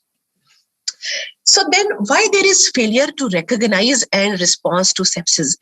What confuses us? It is because I feel none of the existing definitions for sepsis account for physical alterations in normal pregnancy. What is most affected in pregnancy and sepsis? Is it serum creatinine value, or is it fall in the mean arterial pressure? Is it that the common physiological signs of pregnancy like tiredness, breathlessness, vomiting, edema, palpitations, leukocytosis, thrombocytopenia, deranged liver function test misguide us and we miss sepsis? So we should be aware of the physiological changes of pregnancy. They are many. First of all, we should realize that the physiological changes of pregnancy are unique. They are limited in time. They happen only for 9 months. Virtually all maternal systems are dramatically altered. The change is rapid. and the basic mechanisms that underlie these alterations are somehow unknown. The cardiac output, for example, increases by 40 to 50%. It is maximum at 34 weeks. There is increase in stroke volume. The heart rate increases by 15 beats per minute. The blood pressure falls in the first and second trimester. There is significant increase in oxygen demand during normal pregnancy due to 15 to 20% increase in the metabolic rate. Maternal hyperventilation leads to a state of compensated respiratory alkalosis during pregnancy. So we should be vigilant for organ dysfunction or the changes in physiological parameters. How? We discussed Q so far. Now we will come to warning scores. We already have existing early warning score systems for non-pregnancy conditions. However, the physiological changes of pregnancy render them inappropriate, and therefore no validated system exists for their use in pregnant women. However, people have been trying and modified early obstetric warning score. The MUSE has been designed to allow early recognition of physical deterioration in pregnant women. A score of 0, I will explain later, triggers the use of a call-out cascade giving specific instructions regarding the level of monitoring, referral for advice, review, and immediate actions to be taken when a patient is getting sicker. However, this is still not followed in India, and I recommend that every institute should start using MUSE in a normal or an unwell pregnant woman. So the basic parameters of MUSE are 7: temperature, systolic blood pressure, diastolic blood pressure, the heart rate, respiratory rate, the level of consciousness, and the urine output. You can see that in the center, the white color, the 0 score is the normal parameters. To the right and to the left, the scores are 1, 2, and 3, 2 yellow and 1 red. When they increase from the normal, it is towards the right. And when the parameters decrease from the normal, it is to the left. But both are abnormal and both are given some scores. And I recommend, or it is recommended, that all obstetric inpatients must have a full set of observations and MUSE calculated at every transfer to a new area. You can realize that when our patient was shifted to ICU from the HDU or from the ward, MUSE was not calculated and the information was not given to the anesthetist. Any woman who triggers a MUSE more than 4 or 3 in any one parameter should have their oxygen saturations recorded with each full set of observations. That was mostly not done in our patient. So now let us see whether we gave the bundle care to our patient. The bundle care, as I already said in my initial lecture, has to be completed within the golden hour, the 1 hour or maximum 3 hours of your management. We did not give her high flow oxygen. We sent the lactate levels. Lactate levels are very important because it is an indirect evidence of the tissue oxygenation or tissue injury that is happening because of sepsis or because of hypovolemia. You should have to send blood cultures prior to antibiotics. Broad spectrum antibiotics though were administered, and what type of fluid and at what rate the fluid was given for correction of hypotension or for correction of lactate was not clearly documented. And that is most important because we have already said that the bundled approach to the management of sepsis patient is the most important for better outcome of the patient. So coming to antimicrobial therapy, empiric antibiotic therapy can be given, should be given for a duration of 7 to 10 days, which is generally adequate for most serious infections associated with sepsis and septic shock. And then it should be narrowed down according to cultures. Daily assessment for de-escalation of antimicrobial therapy should be done. and measurement of procal levels can be used to support the shortening duration of antimicrobial therapy in sepsis patients. We gave our patient meropenem, and meropenem plus vancomycin provides adequate empiric coverage for most patients with sepsis. They are category C in pregnancy and can be safely administered to any sepsis or septic shock during pregnancy. But the crux of antimicrobial therapy, which we all should know, is that we should try to identify the site of infection. We should know the bug. We should know the susceptibility. We should not delay it. We should hit hard and hit early. However, we should not overtreat, and assess daily for clinical improvement and assess daily for slow or no response. For this, a clear process of communication should be set up between laboratory and clinicians, and thus critical call alerts have been set up in institutes. We just have to give a call to the microbiology department. You just have to tell them that a sick patient with sepsis has come. You just explain the clinical profile and they will give you the report of the cultures as early as possible. So coming to the fluid management, we must realize that in a patient of sepsis, fever, vasodilatation and capillary leak can lead to inadequate preload. So identification of fluid responsiveness is the crux or is the most essential component of resuscitation of a septic patient. In pregnancy, 30 ml per kg, which is mentioned in the early goal-directed therapy, could be, I feel, aggressive in pregnancy, as I already said, because of decrease in the plasma oncotic pressure. Pregnant patients are predisposed to pulmonary edema, and aggressive fluid or more fluid can lead to pulmonary edema. We should be cautious after giving initial fluid of maybe 30 and then come down to 30 ml, 20 ml per kg. NORAD is the inotrope of choice, and it has been widely studied for its effects on mother and fetus. We generally we have to give NORAD when the patient is not able to maintain her blood pressure after fluid resuscitation to a mean arterial pressure of more than 65. Presence of sepsis is not an immediate indication for delivery. We did not deliver our patient when she came at 32 weeks with sepsis, and the primary objective is only hemodynamic support and antimicrobial treatment if you have the evidence. Corticosteroids can be given for lung maturity. So now I want to highlight this article which was published around 4 years back on early goal-directed therapy, about which I had been talking in my initial slides. In NEJM, it was published, and it has shown that EGDT or early goal-directed therapy did not result in better outcomes than usual care and was associated with higher hospitalization costs across a broad range of patients. So EGDT or early goal-directed therapy is no longer recommended. And basically, we should focus on personalized care. So what we have learned finally is that the fight between humans and microbes will continue. Guidelines and recommendations will be changing. Pregnancy-related recommendations in sepsis are less, but the physiological changes will remain the same. If not, why? At least we should know what is to be done and work as a team. Thank you so much.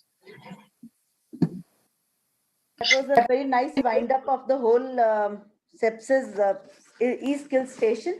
Well, we have many questions, but due to paucity of time, I'll take the 3 very relevant ones.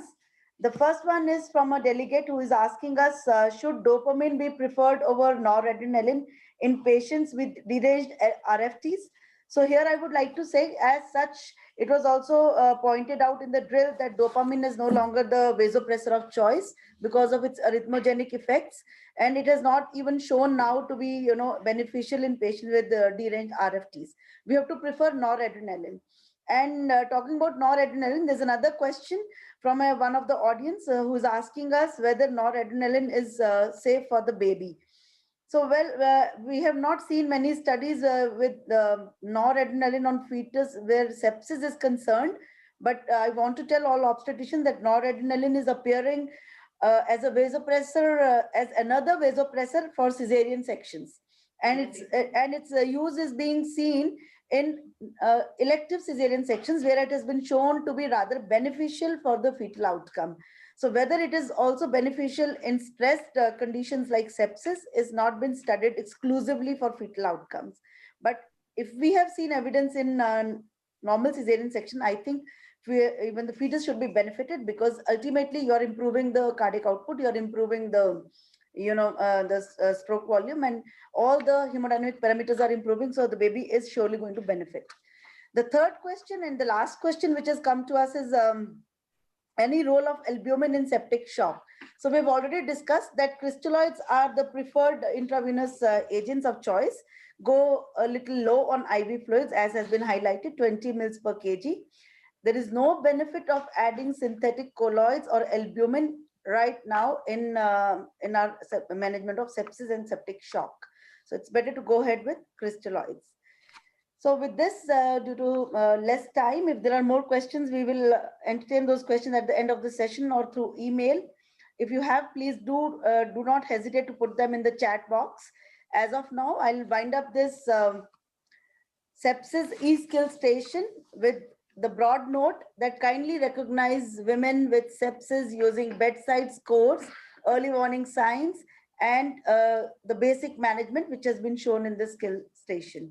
Thank you very much. And now I would like to hand over to the anchor of the day, Dr. Urvashi.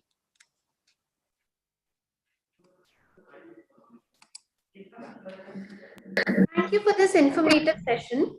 We have all been witnesses to suboptimal patient care during transfer of a patient from one service to another, leading to adverse outcomes.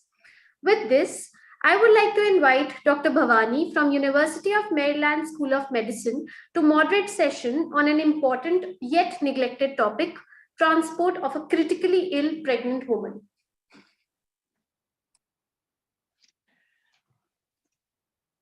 Good afternoon or good evening, everyone. This is a great pleasure for me to invite Dr. Anjan Trika.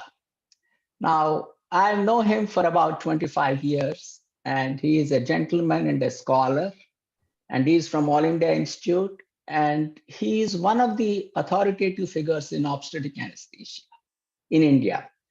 And I must say that the subject he is going to talk today is relevant to every obstetrician, because either you will be in the sending side, that means you are sending a critically ill patient to a tertiary center, or you're on the receiving side, that means you are getting a patient from another hospital referred to you. And Dr. Anjan Trika has extensive experience on this subject, and I will ask him to enlighten us on this topic. Good evening, Dr. Trika. Welcome. Good evening, Dr. Kudali. Thank you very much for some kind words. You keep on changing the kind words and keep on adding a lot of adjectives. I really don't know whether I deserve them. But anyway, good morning. I think it's early morning with you. And yes, we are in the evening here. And I also must take this opportunity to thank Kajal. And I am sure Kajal is listening to us, and I'm sure Dr. Bhavani would agree with me that we will really have to find out from where does Kajal get all this energy. You know, maybe she needs energy bars day in and day out to be busy speaking every weekend and getting us to speak every weekend. Thank you, Kajal. Okay, so for the next 15 minutes, I've been asked and requested to talk about this topic, which often is neglected. And maybe our chairperson can talk about the efficient way these things happen in US. But sadly enough, we still are a way off from where we should be shifting our mothers who are a bit ill. So what I have decided to do is, when we talk about a critically ill participant being shifted, I have the strong belief that unless you have a shifting procedure in place, which involves all possible patients, then only you can see to it that a mother who is critically ill can be shifted. However, the shifting of the mother would have its own concerns. So I would, next 15 minutes, I will talk about these things, patient transport as such, which is neglected. And then we talk about inter-hospital transfers, intra-hospital transfers, and then we also talk about our critically ill parturients. We must realize that all critically ill patients in a hospital or a nursing home or at their houses, like in India, in villages, they would need some part of some amount of shifting from a place to another place. Let's say in a hospital, a critically ill mother would need to be shifted from maybe a maternity ward to a HDU, from an HDU, maybe an operation theater, from an operation theater to a ICU, or whatever that matters. So shifting becomes a critical integral part of critical patients. And then this shifting, as we all know, could be inter-hospital or intra-hospital. And we see a lot many intra-hospital shifting also, and that is true for mothers also who are pregnant or after delivery. And this topic per se becomes important because I can assure you that in the last 30 years at AIIMS New Delhi, I would have seen all 6 things what I am projecting: equipment failure, device removal, hemodynamic instability, loss of airway, drug errors, and death. This I've seen in all shiftings in the hospital. Forget about intra-hospital. So when we shift critically sick patients, one thing which is very important is that we'll have to assess the risk-benefit ratio. And that is true for mothers. If you think a mother is sick, if you think that mother is hypotensive, if you think that mother is hypotensive, we've just heard a lecture on sepsis, and you think the mother is being managed well, do you really need to shift her to another building where there's an ICU? Think about it, see the risk-benefit ratio, and then go ahead and do it. And don't shift for the sake of shifting. And there will be very many things which would be done at the place where the mother is. Let's say you want an endoscopy done, ultrasounds are available. A lecture before sepsis was about preeclampsia, ultrasound being essential. So now we know that ultrasounds would have a probe which can give us some amount of echo picture. So do we really need to shift our patient somewhere else, because shifting can be an issue itself? And if a patient is in ICU, let's say our mother is in an ICU, has delivered, or maybe is pregnant, she lands up into ARDS, we plan a trachea on her. Do you think we need to shift her to an operation theater, which will be a couple of flights below or floors above, or a different building? So please consider that. And if a thing can be done at the patient's bedside and a transport can be avoided, that is the best part of the that will be the best for the mother. Exception would be radiology, and exception would be interventional radiology, but then those things will have to be taken in the stride and the risk accepted. So other issues would be organization skills, equipment, and manpower. Some of the important key issues are stabilization of a patient before you shift a patient. A mother will have to be stabilized before you shift her anywhere. You can't shift a patient who has a mother who is in sepsis, a blood pressure of 60 systolic. You plan to shift her to an ICU. You need to stabilize her a bit. You need to stabilize her a bit. And then when we talk about shifting from one hospital to another, then we need to have remember that there could be ground shifting and there could be air transport shifting. Now, this is also coming in a big way in our country, in India itself. We have patients being shifted from one state to another. And then there are some guidelines as to who should be accompanying what kind of patients, even mothers. If a mother is to be shifted to another hospital, what kind of or what level of help should be available, or attendance should be available while the patient is being shifted.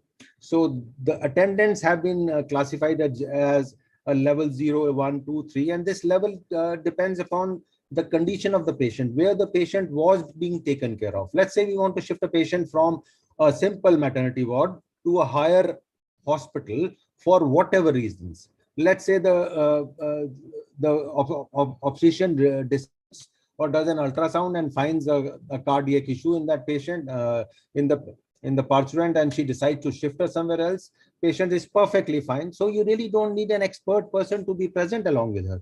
So the accompanying persons have been classified. 0 would be a simple ward, and 3 would be a patient who would surely need at least one qualified doctor to be shifted along with her.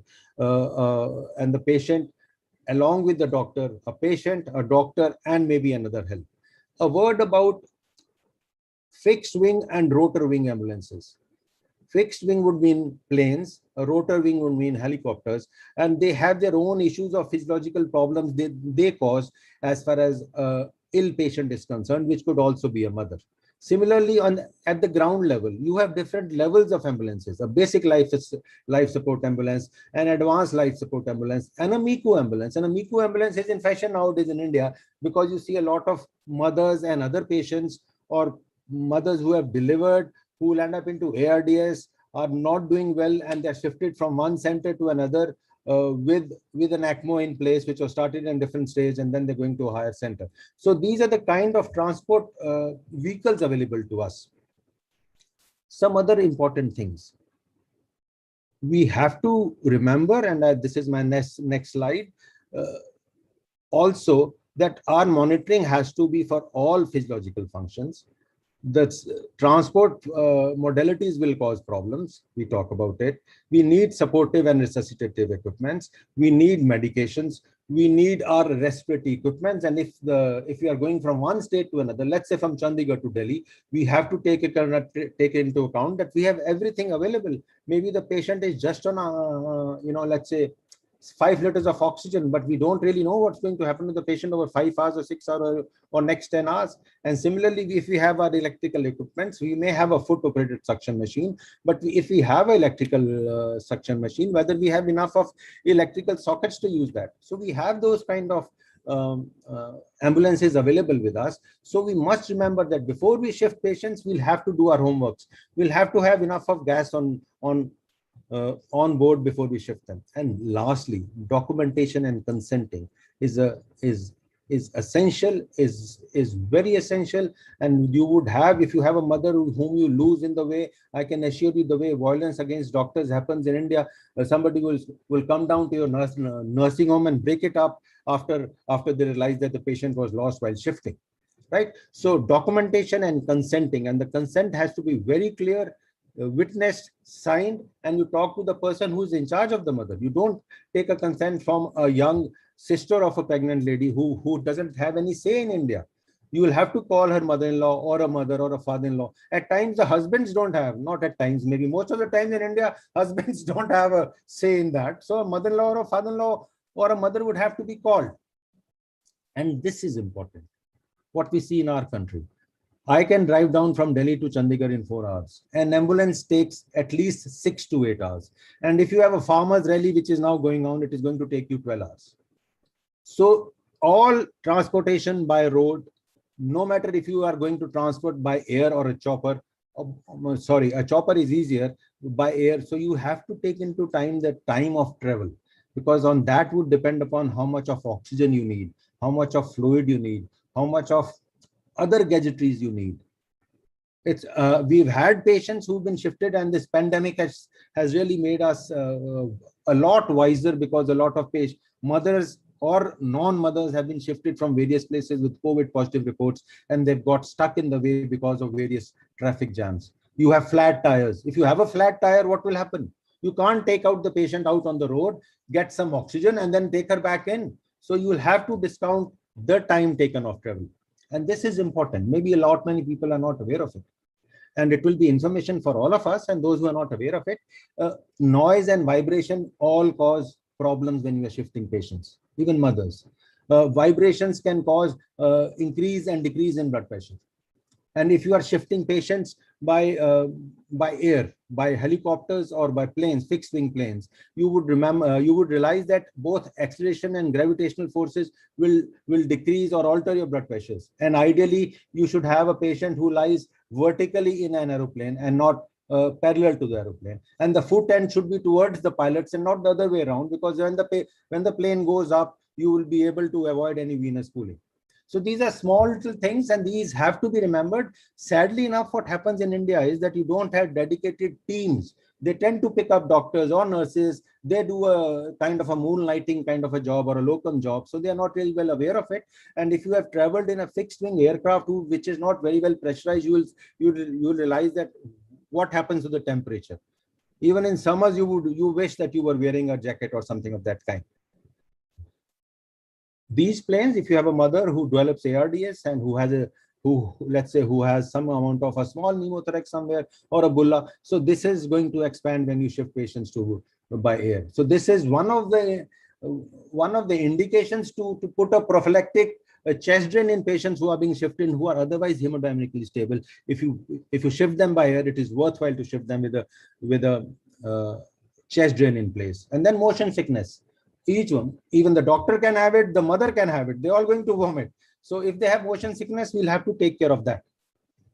And these are the complications which have been reported as per the literature while patients have been shifted from one hospital to another by road or by air. If you see, everything has happened. So we must be aware of this, and then we must take care of this. And these are the risk factors for mothers who are likely to develop complications while shifting. If they were on ventilators, if you have high PEEP, she'll end up into a problem. If she's an elderly mother with, let's say, a history of an MI or a stent in place, history of CAD on various drugs, they are all likely to have complications while shifting, and these are the important risk factors. Now let's come to intra-hospital shifting of a participant. We talked about MEWs, we talked about Q sofas, we talked about a lot of things in the last 1.5 hours. But most of the times, our patients in the hospital are usually shifted to ICUs or operation theaters or for investigations. And what was told by the previous speaker, which was very right, that a communication between two teams was of prime importance. When you left or you are going to leave, when you are going to reach, what is going to happen, and ideally speaking, involve the higher end of the ICU or a HD where you plan to shift a patient early. If you think, let's say you're going to do a placenta accreta. In my hospital, about 3 days before a placenta accreta is operated, if she's an elective one, we know that one is around the corner. So we know that we have to keep a bed. We know that we need so many other things. So if you involve the ICU team earlier, your transportation will have less of a problem and your patients will be safe. And well, we all know that during transport, these things have to be taken care of. But again, at AIIMS, transporting a pregnant mother, a participant alone is not on. So there'll have to be 2 doctors because, be honest enough, we don't have the nursing expertise the way you can have it in USA or other parts of the world. So it all boils down to the doctor, residents, or even consultants for the matter. Shifting from the ward or the labor room or other such places to ICUs in a different building or different floors to monitor a fetal heart or not is still a gray area. There are no some guidelines available on fetal heart monitoring, primarily because if something goes wrong, what is the feasibility of intervention which can be taken at that time of shifting. In our hospital and in most of the hospitals in India, what we insist is that there is normally somebody sent before we shift a mother so that he can take care of the elevators. Elevator has to be stopped. Otherwise, you wait for about 5-7 minutes in front of the elevator to shift a patient who's really getting hypoxic or a patient who has a fetal heart which is not doing well. So these kind of issues will have to be settled. And yes, this is one thing which is never taken care of. And mind you, you go out of the present webinar, let's go out to PGI or come to AIIMS, most of the mothers would be shifted lying supine or whatever. It's just somehow it gets missed. I don't know why does it get missed, but it does get missed. So now we come to the second part, transfer between hospitals. Well, if you talk about transfer between hospitals of mothers, there could be 3 reasons. One is the mother is not doing well, which could be antepartum, intrapartum, postpartum. Other is that we know that the neonate would need a NICU and the NICU is not available at a given place. So we shift a patient to a different hospital. And what we forget is that after the delivery or whatever happens to the baby, both of them have to be shifted back. You will have plenty of help while shifting to the patient to the hospital, but nothing after the hospital when the patient has to be shifted back. So all 3 types of shifting have to be taken care of. And most of the time in our country, it is because of a complicated pregnancy, or let's say after delivery PPH, or at whatever level of gestation, or after delivery patient has aspirated or has an ARDS for any other reasons. So these are the patients who are normally shifted to a higher level. And then also because of the non-availability of NICU NICUs are available in most of the places, but they are slightly of different levels. If you have a premature birth, maybe the child would have to be looked after into a better NICU than anything else. And also what is happening nowadays is because of the availability of ECMO, you have teams which come and shift the patient from your setup to a higher setup where they really work. And we see this quite often nowadays. Yes, it involves a lot of money. If you are into corporate hospitals, this would mean a lot of money, but we are not talking about the financial aspect of this topic of transportation. I have specially kept this table, and I've specially mentioned that it is from 1995, a long ago, 1995. But the best part, it is A, B, C, D, E, F still holds good in our country, and I think everywhere else. Begin with a full assessment when you shift the patient, invasive monitoring, and this we have done many times. If you have a person who's got to be shifted over 2 hours, it's worthwhile to put an RTL line and to have a transducer in place than to have an NIBP, which won't work, or there is a lot of vibrations in the ambulance. Indian roads are perfect. Bombay roads are all the more perfect. So at times, we need to overkill our monitoring so that our patient is safe and hemodynamically monitored. And all these things have to be taken care of. A, B, C, D, E, F, and the table was in an article in IGOA in 1995 by Donnelly. The thumb rule would be never shift a patient unless she has an IV line on board. Even if she is doing well, an IV line is not going to harm you, mind you. It's not going to harm you. It's not going to harm. Even if you put an IV line in 500 people and it is only used in one, I think you've done your job. Never shift patients from one hospital to another, mothers, or for that matter, anybody, unless you have an IV line in place. And no matter how stable your mother is, all non-invasive parameters will have to be monitored. And invasive, I've talked about. Many times we are shifting patients, mothers who are intubated, and that's where the problem arises. Once the mother is intubated, then the level of help available will have to be different. The level of attendance will have to be different. The transport ventilators, 90% of transport ventilators in India would be giving 100% oxygen. So somebody who's used to shifting patients with ventilators, with transport ventilators, where he can manipulate the FI to all that is required. So once a patient is intubated, a mother is intubated and shifted, the level of monitoring, the level of expertise changes. And the same is true with the fetal heart. Last line becomes again important. Unless you hand over, you have a warning system. When you took a patient, you had a warning system, you had a score on you. When you handed over, you had a score on you, and you have documented both the scores. Many times in India, it is but natural to have one of the relatives sitting inside the ambulance or with the driver when you are shifting the patient. That just calms or smoothens nerves at times.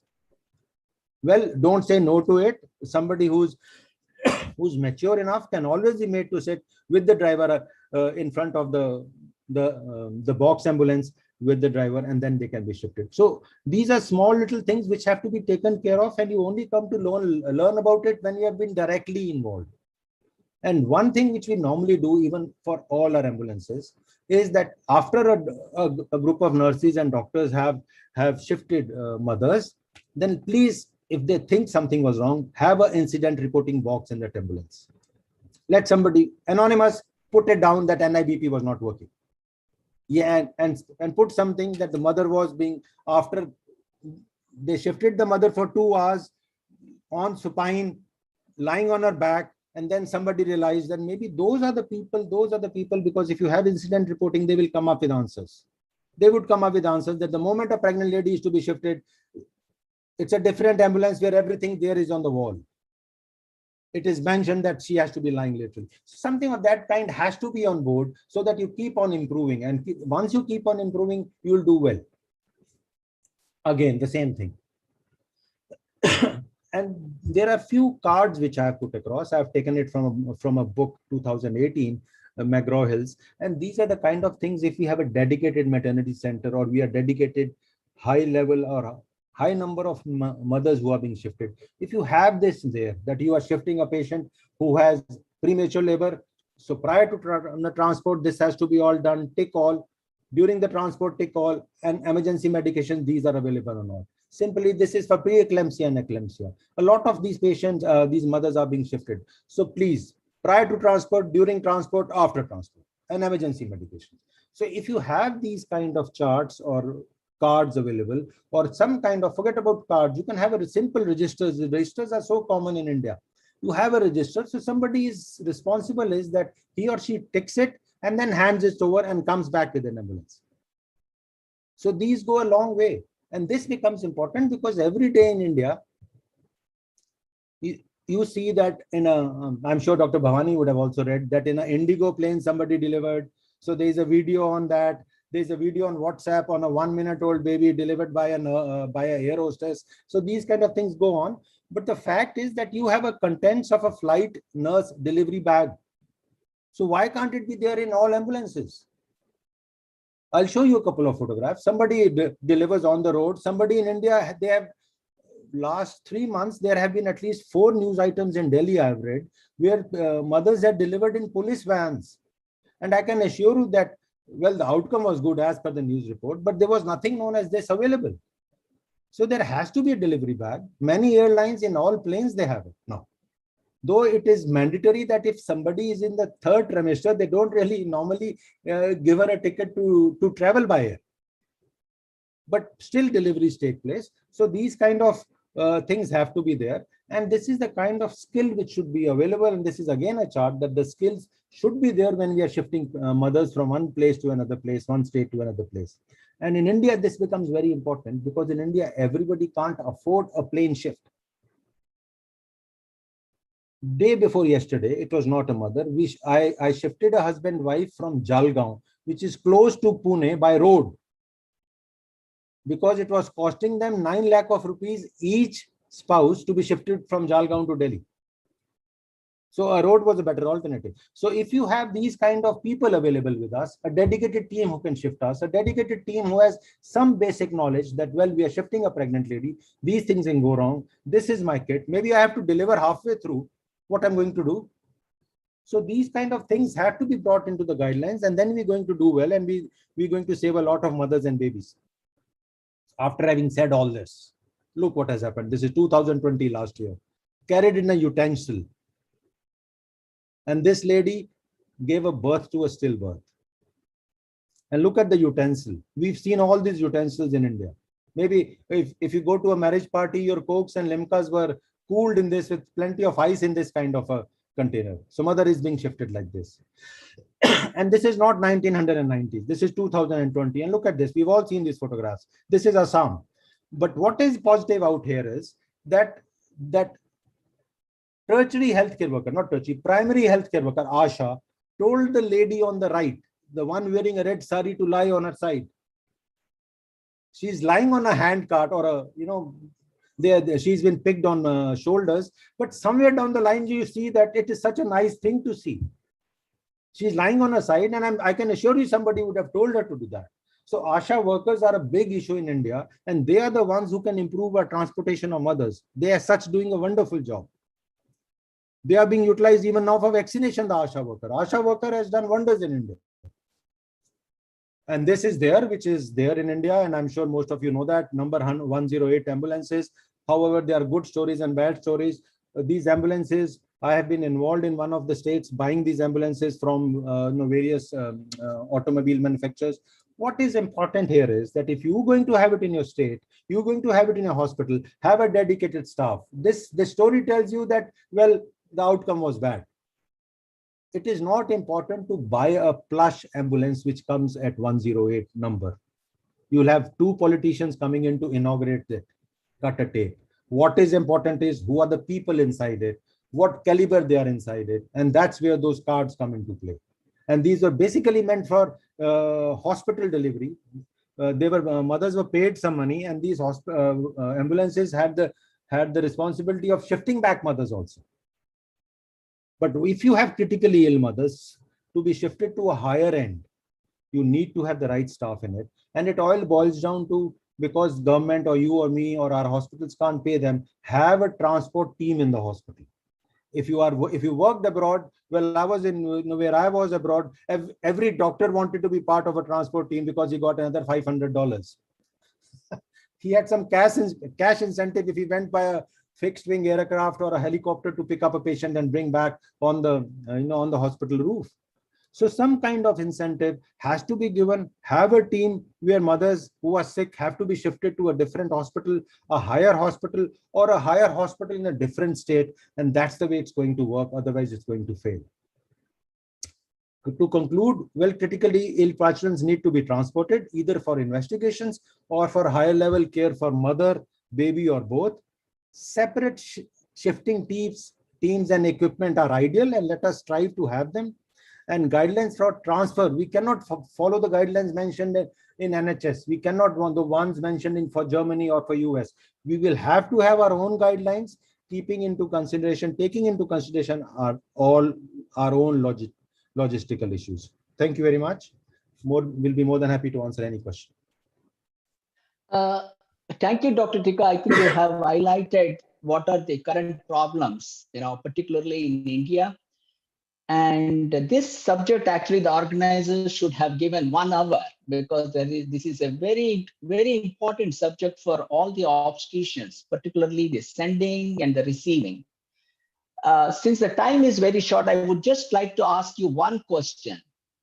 Would it be possible to develop some sort of a networking within the zone of the hospitals? For example, All India Institute and the surrounding area, prior network. Yeah, actually, in certain states, it is being done. Tertiary care hospitals have certain primary healthcare centers and district healthcare centers which come into that, the drainage area. The same is true with corporate hospitals. Corporate hospital, which is a tertiary corporate hospital, will have drainage, middle level private hospitals where they can drain into. So it is there, but it needs a much more robust kind of organization, a totally separate organizations, a totally separate communication teams, a totally separate shifting teams. The idea is there, an average, and mind you, all over the world, it's the bureaucrat who decides what's to be done. They are aware of it. But India is such a huge country. So hopefully in another 2 or 5 years, we can have this on board. People are already thinking on it. Like we have a primary healthcare center in Ballavgarh, which is next to Faridabad, which is about 40 kilometers, and they have about 5 more centers away from Ballavgarh. So it is understood that we are catering to them.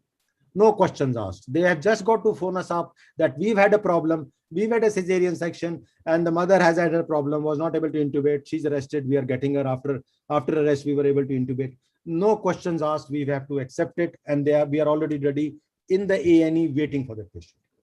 But then All India Institute is not India. No, actually, I just wanted to bring that point, for the audience. So with this, I'll thank Dr. Anjan Trika, and I'll conclude this, a session. And if any questions are there, Dr. Kajal will actually forward to Anjan, for communication with the audience. Thank you very much. Thank you, Dr. Bhavani. Have a nice day. Thank you. Urvashi. Thank you.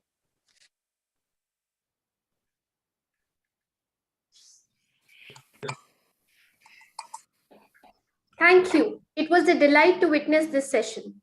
Next, I would like to invite Dr. Kajal Jain to moderate the session on recognizing the sick mother, risk stratification in obstetrics.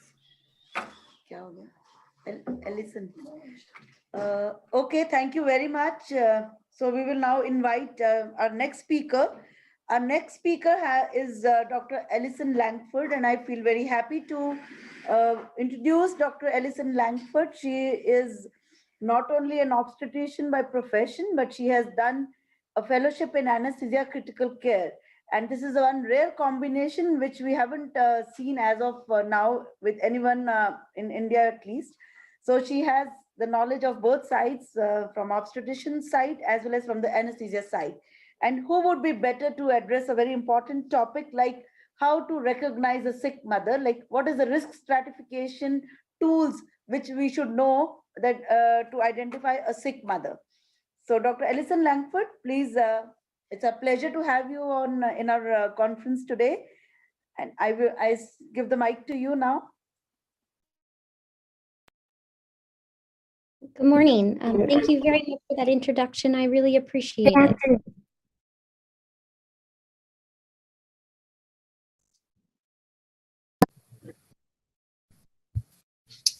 Good afternoon. My name is Allison Langford, and I am a maternal fetal medicine specialist and critical care physician at the University of Maryland in Baltimore, Maryland. I am honored to present Recognizing the Sick Mother, Risk Stratification in Obstetrics, a timely topic and one that I hope provides you with several tools to evaluate a sick patient.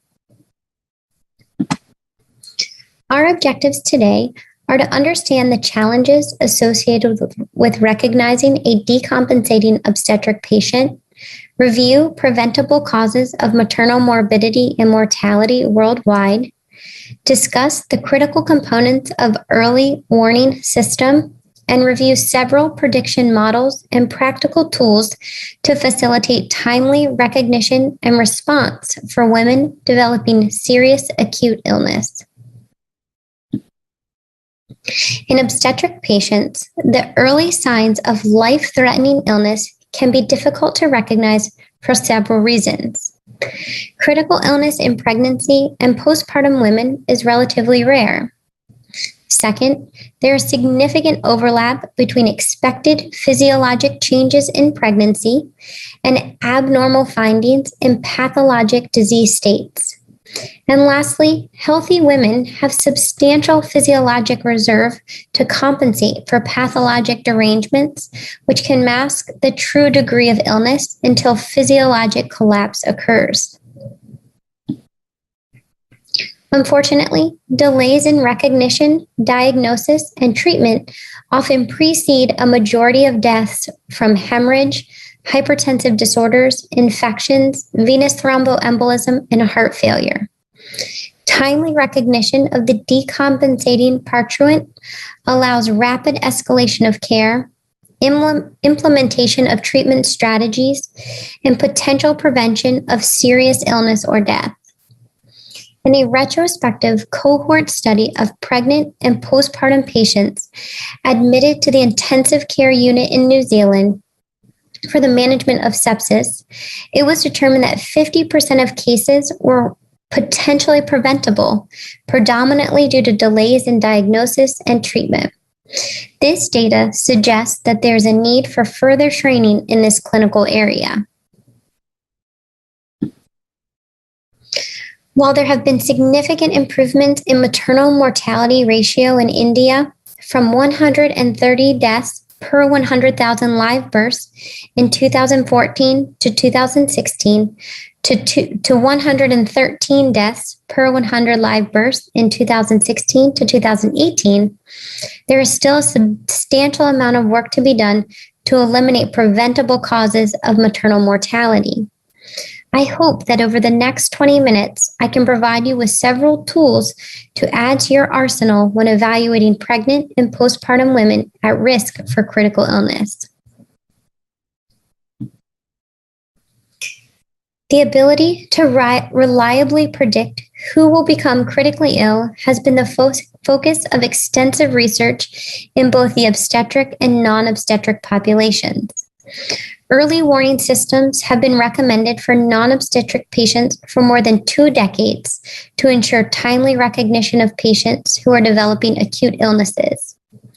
There are single parameter warning signs and multi-parameter assessment tools in which a score is assigned based on the degree of abnormality in each individual parameter. Some evidence suggests that aggregate weighted warning systems are more sensitive to detect early deterioration because multiple minor derangements may develop before a single parameter deviates far from the normal. Regardless, an effective warning system includes clear expectations for observation, predefined criteria for an abnormality, a protocol to trigger a response if an abnormality is detected, and facilitates timely diagnosis and treatment, thereby limiting disease severity and potential morbidity. Several of the most commonly used scoring systems validated in non-obstetric population are the Sequential Organ Failure Assessment, or SOFA score, Simplified Acute Physiology Score, also known as SAPS, and the Acute Physiology and Chronic Health Evaluation Score, or APACHE-2. In these reference populations, obstetric patients were often omitted or underrepresented. The SOFA score is utilized as an adjunctive tool to assess morbidity and mortality in sepsis. The choice of SOFA to measure organ dysfunction is due to its broad contents and calculates level of dysfunction in 5 organ systems, including respiratory, cardiovascular, coagulation, renal, and neurologic. The SOFA score is calculated on admission to the ICU and once every 24 hours. However, what would be more beneficial is if we had a screening tool that could be used in a non-ICU setting to predict the need for intensive care. Although not validated in the obstetric population, the Quick SOFA score, or QSOFA, is an excellent bedside tool that can be used to screen for sepsis in patients outside of the intensive care unit. While the QSOFA score was designed to be used in the setting of infection, I have found it very helpful when evaluating any sick patient of unclear etiology. A score greater than or equal to 2 points corresponds to a 3 to 14-fold increase in hospital mortality. If a patient score is greater than 2 or more on the QSOFA, then the next step is to assess for evidence of end organ dysfunction. Signs of end organ dysfunction include decreased urine output, cool and clammy skin, elevated lactate, and decreased mixed venous oxygenation. If the QSOFA score is greater than or equal to 2, and the patient has evidence of end organ dysfunction, the next step is to perform the SOFA score. Sepsis is defined by a SOFA score greater than or equal to 2 points secondary to infection. A SOFA score of 0 to 6 correlates with a mortality rate less than 10%. For scores 13 to 14, mortality approaches 50%. And for scores greater than 15, mortality of 90% is seen. A QSOFA score is simply a warning sign that a patient is at increased risk for deterioration when they have suspected infection. And while this model works very well for infection, there are many obstetric conditions such as hemorrhage and hypertensive disorders that contribute disproportionately to maternal morbidity and mortality that the QSOFA and SOFA score may not be applicable. Several of these early warning systems or prediction models, including the Quick SOFA score, do not perform well in the obstetric population. The failure of existing scoring systems to identify the risk of morbidity in obstetrics stems from the failure to account for normal physiologic changes seen in pregnancy. These changes include a decrease in diastolic blood pressure by 5 to 10 millimeters of mercury in the second trimester, with return to baseline in the third trimester, an increase in heart rate by 17%, and elevation in the leukocyte count. Those parameters that remain the same include temperature, systolic blood pressure, blood oxygen saturation, and percentage of immature neutrophils. Therefore, several pregnancy-specific prediction models have been developed to identify obstetric patients at risk of death using a combination of comorbid health conditions, clinical characteristics, physiological, and laboratory-based data. Obstetric critical care continues to evolve in both developed and developing countries. An efficient scoring system for assessment of the severity and outcome in the critically ill obstetric patient would not only contribute to the assessment of a sick obstetric patient, but would also enhance the risk stratification of pregnant patients and appropriate candidates for escalation of care. Due to the exclusion of obstetric patients in various scoring systems, such as the SAP score, Apache 2, and mortality probability models, multiple obstetric scoring systems have been created and validated over the past 20 years.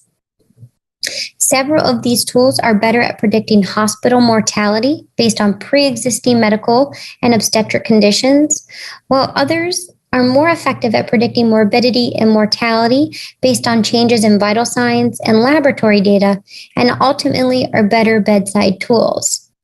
We will focus on the modified early obstetric warning system, maternal early warning criteria, CIPHER score, and WHO list of life-threatening conditions. Singh and colleagues evaluated the modified early obstetric warning system as a tool for predicting maternal morbidity by measuring the sensitivity, specificity, and predictive value of this model. The modified early obstetric warning system is based off of temperature, systolic blood pressure, diastolic blood pressure, heart rate, respiratory rate, oxygen saturation, pain score, and neurologic response. A trigger was defined as a single markedly abnormal observation, also known as a red trigger, or the combination of two simultaneously mildly abnormal observation, known as yellow triggers. A trigger prompted urgent medical assessment. Obstetric morbidity was defined as hemorrhage, preeclampsia, infection, venous thromboembolism, including pulmonary embolus or cerebral venous sinus thrombosis, intracranial hemorrhage, status asthmaticus, status epilepticus, diabetic ketoacidosis, myocardial infarction, pulmonary edema, and anesthetic complications. Outcomes at 30 days, including maternal morbidity, intensive care admission, and death, were collected. The charts of 676 patients were analyzed. 200 women, or 30% of the cohort, had a trigger requiring clinician evaluation. 86 patients, or 13%, met criteria for maternal morbidity, with the most common morbidities including hemorrhage, hypertensive disorders, and infection. One of the major limitations of this study is that despite the high rates of maternal morbidity, there were no ICU admissions, cardiorespiratory arrest, or death. The overall sensitivity of the modified early obstetric warning system in predicting morbidity was 89%, specificity was 79%, positive predictive value was 39%, and the negative predictive value was 98%. The modified early obstetric warning system demonstrated a much higher sensitivity than non-obstetric early warning systems that are currently in use for the adult population.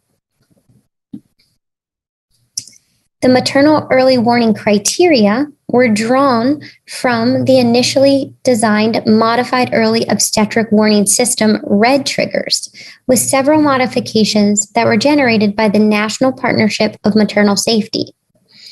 The subcommittee on vital sign triggers was made up of members from 8 different professional organizations in the United States. Temperature and pain were deleted from the original criteria, and a measure of oliguria was added. All patients who meet any of the early warning criteria should receive prompt bedside evaluation. To assist in the evaluation of these patients, the committee formulated an extensive list outlining the differential diagnoses of each of the physiologic derangements. While I have not included the list in this presentation, it may be helpful to keep on labor and delivery as a reference in future circumstances. In a retrospective cohort study among 400 deliveries at the University of Chicago, Arnold's and colleagues evaluated the correlation between the maternal early warning criteria and maternal morbidity. Following the recommendation to implement the maternal early warning criteria by expert consensus, this is the first study to calculate the sensitivity, specificity, positive and negative predictive values of the maternal early warning criteria. Vital signs at the time of admission and during the labor course were reviewed to determine if they met the maternal early warning criteria vital sign triggers. Vital signs postpartum and on the antepartum floor were not reviewed, representing an intrapartum cohort only. The relative risk of morbidity was calculated in patients with single and multiple triggers. The same criteria for obstetric morbidity was used as in the modified early obstetric warning system by Singh and colleagues. 281 patients triggered the modified early warning criteria at least once, and 198 patients triggered the warning criteria multiple times. 99 patients experienced morbidity, with the most common causes of morbidity including hemorrhage, suspected infection, and preeclampsia with severe features. There was one death secondary to amniotic fluid embolism. The relative risk of morbidity associated with meeting at least one single trigger was 13.5, and with meeting multiple or recurrent triggers was 5.29. For a single trigger, the sensitivity was 97% and the specificity was 39%. Alternatively, for multiple triggers, the sensitivity was 84% and specificity was 62%. Screening tools should ideally prioritize sensitivity over specificity, and the authors found that the maternal early warning criteria have excellent sensitivity and negative predictive value.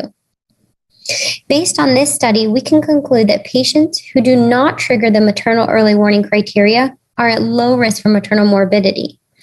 But in the current form, the maternal early warning criteria do not adequately identify patients who experience maternal morbidity. It is important to take into consideration that this cohort evaluated intrapartum patients only, and one would be remiss to think that antepartum and postpartum patients do not experience critical illness. The World Health Organization developed a list of criteria for identifying women with life-threatening conditions. The primary difference between the two groups listed in this chart is the severity of illness. In a population of 9,555 women presenting with pregnancy-related complications in Brazil, all patients that died had at least one of the WHO life-threatening conditions: intubation and ventilation not related to anesthesia, cardiopulmonary resuscitation, use of continuous vasoactive infusions, and cardiac arrest were associated with the highest relative risk of mortality. The WHO criteria for pregnancy-related life-threatening conditions were found to be highly associated with maternal deaths. While the objective of the maternal early warning signs are to identify patients before they have life-threatening conditions, this comprehensive list by the WHO is helpful in identifying critically ill obstetric patients and useful as a benchmark for assessing and improving the quality of maternal health care. In order to empirically derive an early warning score to predict maternal death, Caro et al. Analyzed physiologic data collected from obstetric patients receiving intensive care in the United Kingdom between 1995 and 2008. The authors identified the most extreme values in a number of parameters during the first 24 hours of critical care admission for more than 4,000 women admitted for pregnancy-related conditions. Based on this information, the authors created a scoring system to predict mortality that was highly accurate when applied to their validation cohort of intensive care patients. The mortality rate for all obstetric admissions to their cohort was 2.8%. The area under the curve for the receiver operating curve was 0.995. A cutoff value of 12 gives a sensitivity of 97% and specificity of 87% and total accuracy a score of 88% to predict maternal death. However, the authors note that not all of the patients in their dataset had already been admitted to an ICU, and therefore it is important to select a much lower threshold to detect patients at risk for deterioration. A more practical approach that was implemented was that the early warning score was categorized into 3 groups: low, medium, or high, which each category triggering a different response. For instance, A high score group triggered immediate notification of the critical care team. The Collaborative Integrated Pregnancy High Dependency Estimate of Risk, or CIPHER score, is a multivariable prognostic model specifically designed for critically ill obstetric patients. The CIPHER model differs from the Modified Early Obstetric Warning System and Maternal Early Warning Criteria in that it is not a bedside tool to identify the critically ill obstetric patient. The CIPHER score was made up of 13 collaborating sites with ICUs from 11 countries, including 5 high-income and 6 low to middle-income countries between 2000 and 2012. Women were included if they were admitted to the ICU for more than 24 hours during pregnancy or for up to 42 days postpartum. A composite primary outcome was defined as maternal death, need for organ support for more than 7 days, or acute life-saving intervention. 769 patients were included in the final analysis. The final variables selected for inclusion in the CIPHER model were maternal age, surgical status in the preceding 24 hours, systolic blood pressure, Glasgow Coma Scale, serum sodium, serum potassium, activated partial thromboplastin time, serum creatinine, serum bilirubin, and arterial blood gas pH. The primary composite outcome was observed in 127 or 16.5% of women. There were 59 deaths. The odds of experiencing an adverse outcome increased as serum creatinine, total bilirubin, serum sodium, and activated partial thromboplastin time increased. The area under the curve for the receiver operating curve was 0.84 for the prediction of the primary composite outcome. Although these early warning signs help identify patients at risk for clinical deterioration and often mandate immediate evaluation by a clinician, these prediction models do not always help determine which patients need an escalated level of care or transfer to an intensive care unit. In certain circumstances, such as hemorrhage, when resuscitation and treatment is initiated immediately, patients do not always require intensive care admission. On the other hand, especially as many of you have seen during the COVID-19 pandemic, obstetric patients that have signs of multi-system failure will require prolonged intensive care resources. The early warning criteria to predict maternal morbidity is more applicable at the bedside than a prediction model for maternal mortality, as this is much more uncommon. In addition, categorizing patients in low, medium, or high-risk categories for severity of illness may be helpful to guide frequency of assessment by a clinician and need for intensive care evaluation. When presented with a patient that meets early warning criteria, my suggestion would be to request help from your maternal fetal medicine specialists and intensive care colleagues early. As an intensive care physician, I would much rather know about a patient early in their course than when they are crashing. If the patient does not require intensive care immediately, then continue to be vigilant and with frequent reassessment and monitoring for signs of further decompensation. Often it is not the patient in overt septic, circulatory, or hemorrhagic shock that we have challenges identifying, but it is the obstetric patient that has in several clinical and metabolic derangements who appear clinically stable that we must identify and treat before they rapidly deteriorate. When I am asked to evaluate a patient with abnormal vital signs, my approach includes a combination of clinical and laboratory parameters to triage patient acuity. I find that heart rate, respiratory rate, need for increasing supplemental oxygen, mean arterial pressure, mental status, lactate, serum bicarbonate as a measure of acid-base status, serum creatinine, urine output, and evidence of end organ malperfusion are the most helpful determinants of patient acuity. This applies to both obstetric and non-obstetric patients, but it is critical to have an organized, systematic approach and high index of suspicion in these complex patients.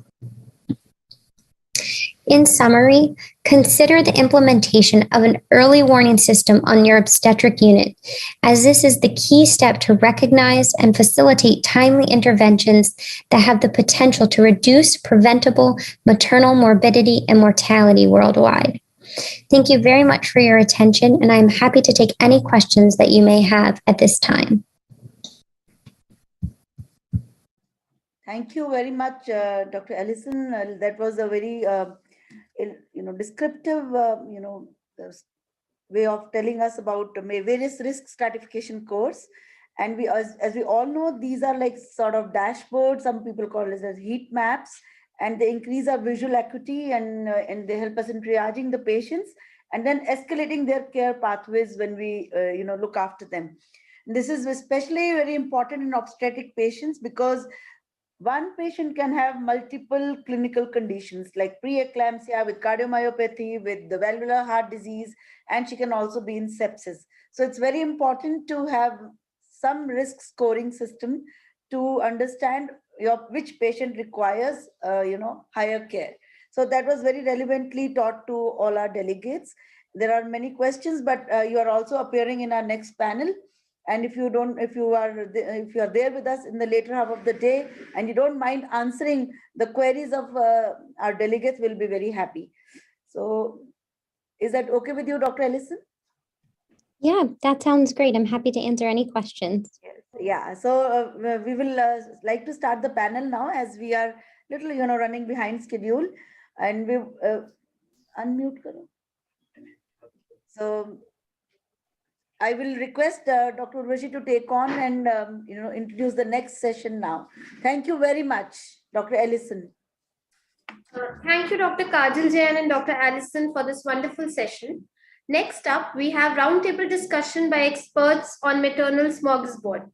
I hereby welcome Dr. Pooja Sikka, Dr. Aruna Singh, and Dr. Geetika Thakur from Department of Obstetrics and Gynecology, PGI MER Chandigarh, to moderate this session.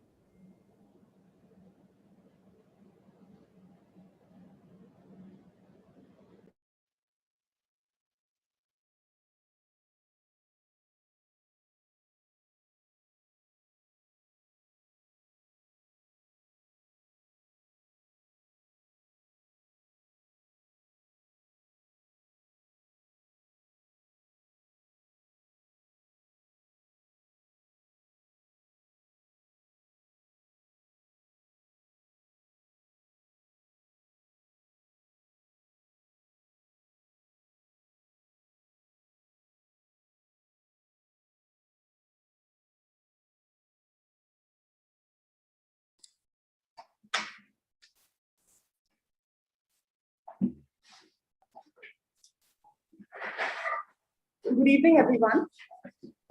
I'm honored to invite our esteemed panelists, Dr. Alison Langford, Dr. Subramaniam, Chief Anesthetist at the Rainbow Hospital, Hyderabad, Dr. Bhavani S. Kodali, Dr. Rajesh, Professor, Department of Cardiology, PGI Chandigarh, who's been running the cardio obstetric clinic for the past 20 years, Dr. Vikas Suri, who's an Associate Professor in the Department of Internal Medicine, PGI Chandigarh, Dr. Smriti Agarwal, who is our alumnus and currently Additional Professor at the Department of Obstetrics and Gynecology, King George Medical University, Lucknow. Now, without any further ado, I go to the first case scenario.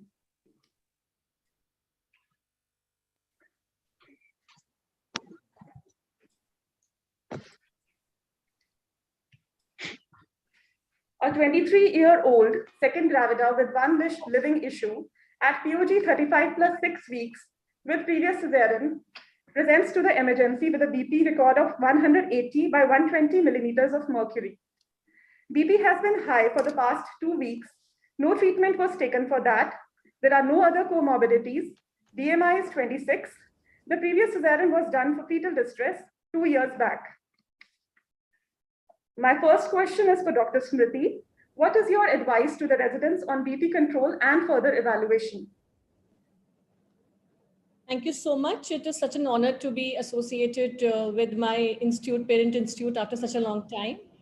And as I can understand from your case, that this is a young lady, 23-year-old, who is a case of previous cesarean section done for fetal distress and with no comorbidities, but she has come with severe hypertension, blood pressure of 180 and 120 millimeter of mercury. So this lady would definitely need to be admitted in the emergency ward immediately. I would definitely advise my residents to immediately do a rapid initial assessment for her. Apart from blood pressure, check her respiratory rate, check her pulse rate, check her chest, check her oxygen saturation. And at the same time, also ask her if she's experiencing any symptoms like headache, oliguria, blurring of vision, or epigastric pain, so that I know what I'm dealing with. So after the initial assessment, because her blood pressure is 180 by 120, our first aim would be to control the hypertension. And I would advise my residents to secure an IV line for her and start an antihypertensive regime for acute hypertension in the form of labetalol injectable. And also give her magnesium sulfate at the same time, because she's 35 weeks, 6 days pregnancy, and she's presented with high blood pressure. So most likely she's a case of severe preeclampsia, and we would like to give her prophylactic Maxilf at this juncture. And apart from this, I would also like them to send certain investigations which are important for her further management. And those investigations include complete hemogram, renal function, liver function, LDH. And I would also like to do her coagulogram at this juncture. Okay, thank you so much. Thank you.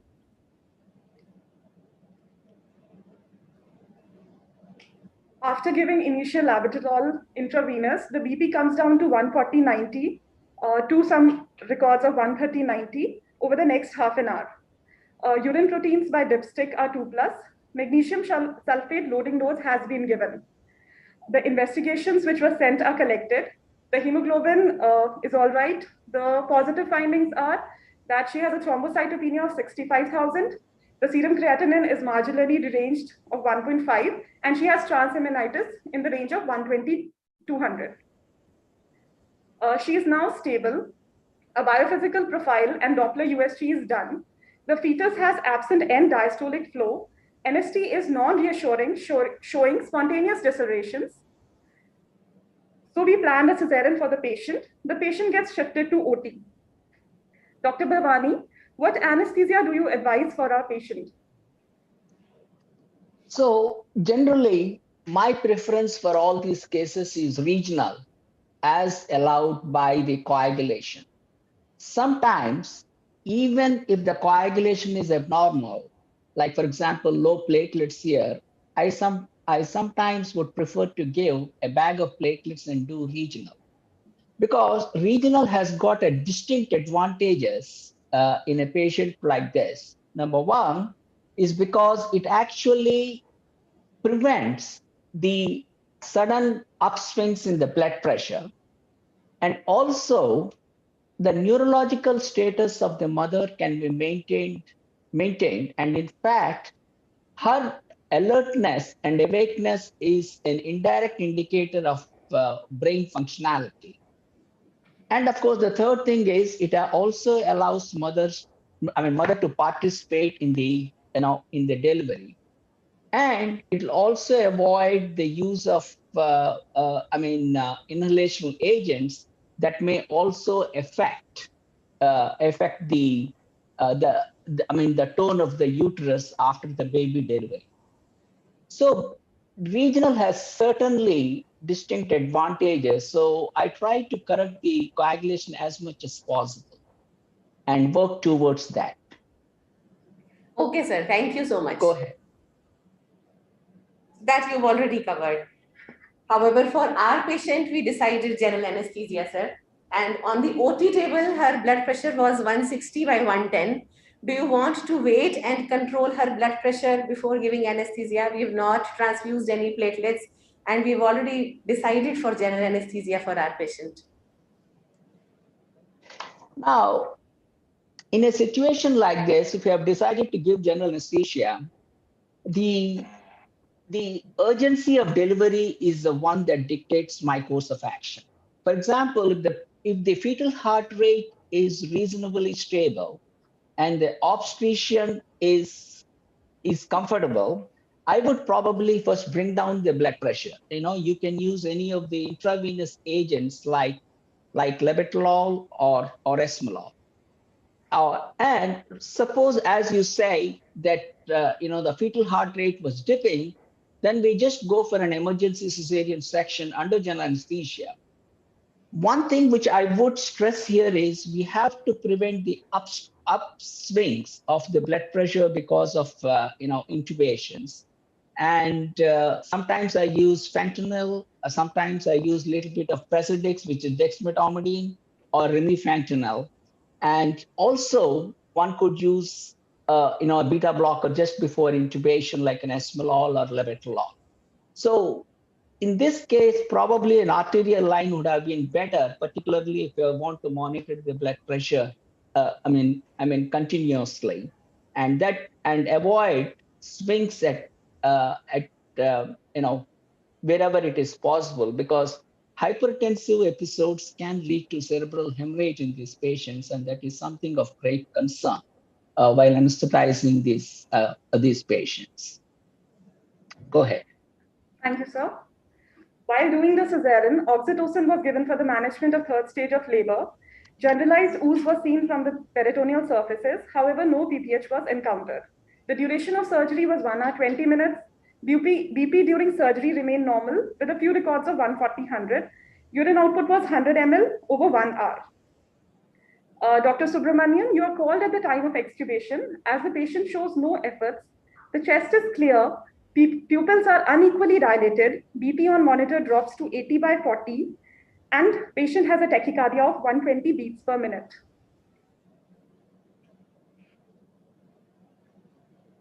Okay. Good evening, everybody.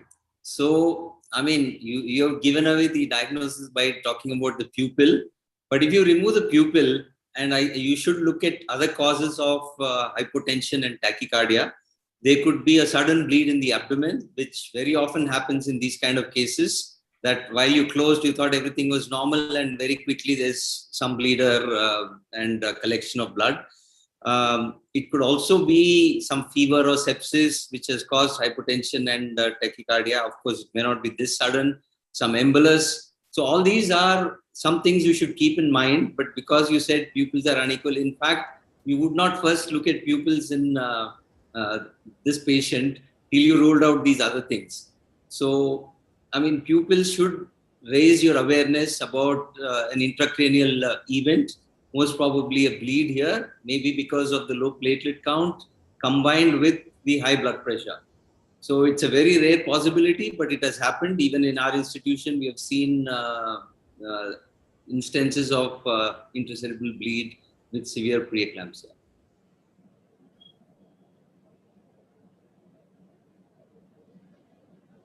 Yeah, I think I'm done. Anything more you want to ask me? That means you suggest that we should look for pupils when the patient is anesthetized, is under G.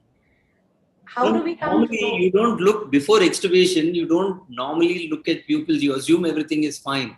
Okay. But there's a way of ruling out what all are obvious causes, and one by one you rule out various things. So supposing you didn't look at pupils, what I was saying is you would look at whether there was a blood loss or other events which could cause hypotension and tachycardia, because that's visible on the monitor.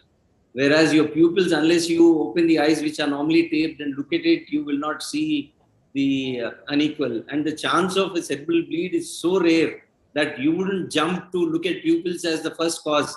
And also, I would like to add here that it's very unusual to have hypotension along with intracerebral bleed. Intracerebral bleed can happen when there is a high blood pressure. And that is the commonest, even in non-pregnant women. When you have a sudden intracranial bleed and you receive a patient in the ER, the blood pressure is on the higher side. So this is very unusual that you have hypotension and intracerebral bleed, but And tachycardia, sir? Will the patient manifest bradycardia with the intracerebral bleed or tachycardia? So if there is a raised ICP, then you will have both bradycardia and hypotension, which is called the Cushing's reflex. Okay. That's so if it's a small bleed, then you won't know till the patient wakes up where the bleed was. And there could be, if the patient is awake, you look for a focal neurological deficit, like may not be able to move one hand or may not be able to speak, things like that. Thank you, sir. The investigations stemmed from OT are collected, which are suggestive of metabolic acidosis. The hemoglobin has fallen to 7.6, the platelet count of 50,000, with a prothrombin index of 70%. So this is already covered. Dr. Bhavani, with a clinical suspicion of intracranial bleed, we plan to ship the patient for non-contrast computed tomography. What prerequisites have to be taken care of while transporting a critical ill patient like this?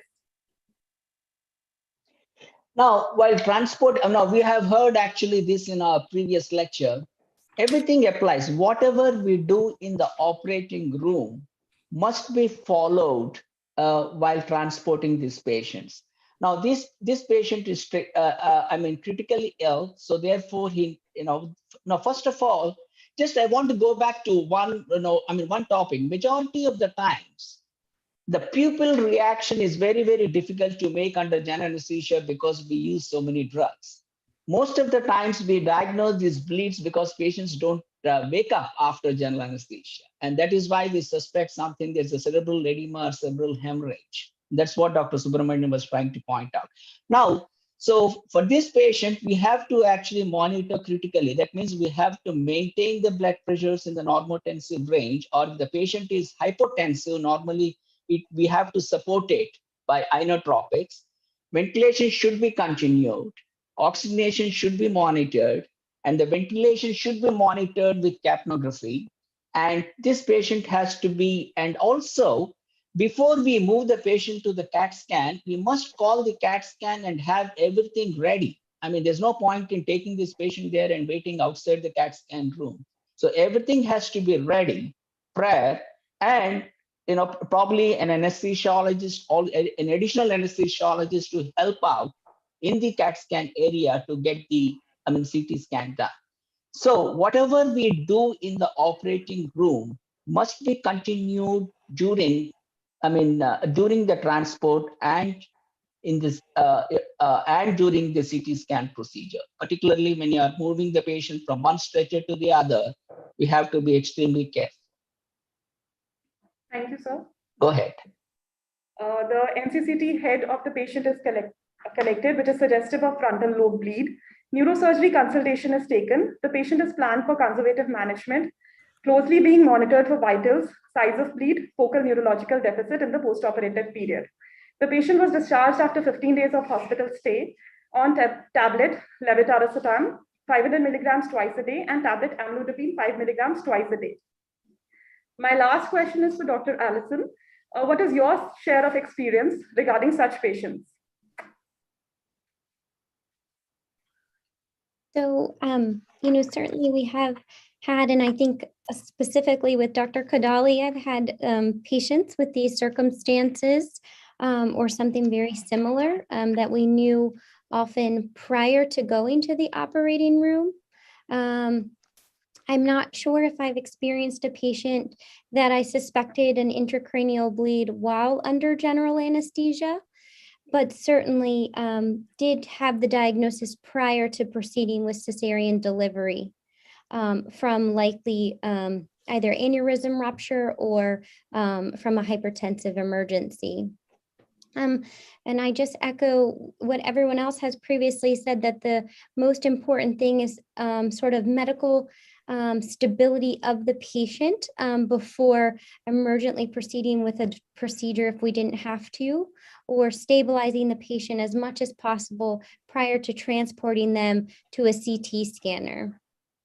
Certainly for this patient in terms of long-term outcomes, thankfully, it sounds like she is doing okay, but that's not always the circumstance.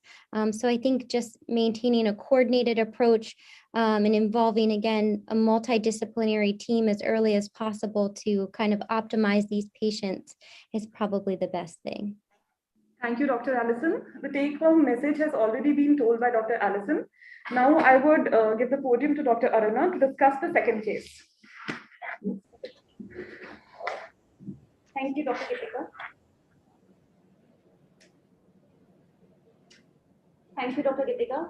So starting with second case of today's panel discussion, we have a case of 22 years old primary gravida who's a diagnosed case of rheumatic heart disease having severe mitral regurgitation and severe pulmonary artery hypertension for 3 years. Unfortunately, this patient had been non-compliant with medications. This patient was advised valve replacement from cardiology, but she didn't get it done and she got married. She planned unplanned pregnancy and she had a supervision at local dispensary. Now she has presented to our hospital at 35 weeks of gestation with recent worsening in symptoms with dyspnea of 7 days.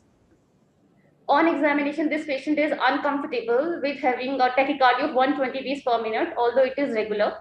And she has tachypnea of 28 breaths per minute, although she's maintaining a saturation of 98% in room air. Her JVP is not raised. On her chest examination, it revealed fine basal crepes. CVS examination showed a pansystolic murmur of grade 4 to 5. Obstetric examination was done, which was within normal limits, and this patient was not in labor.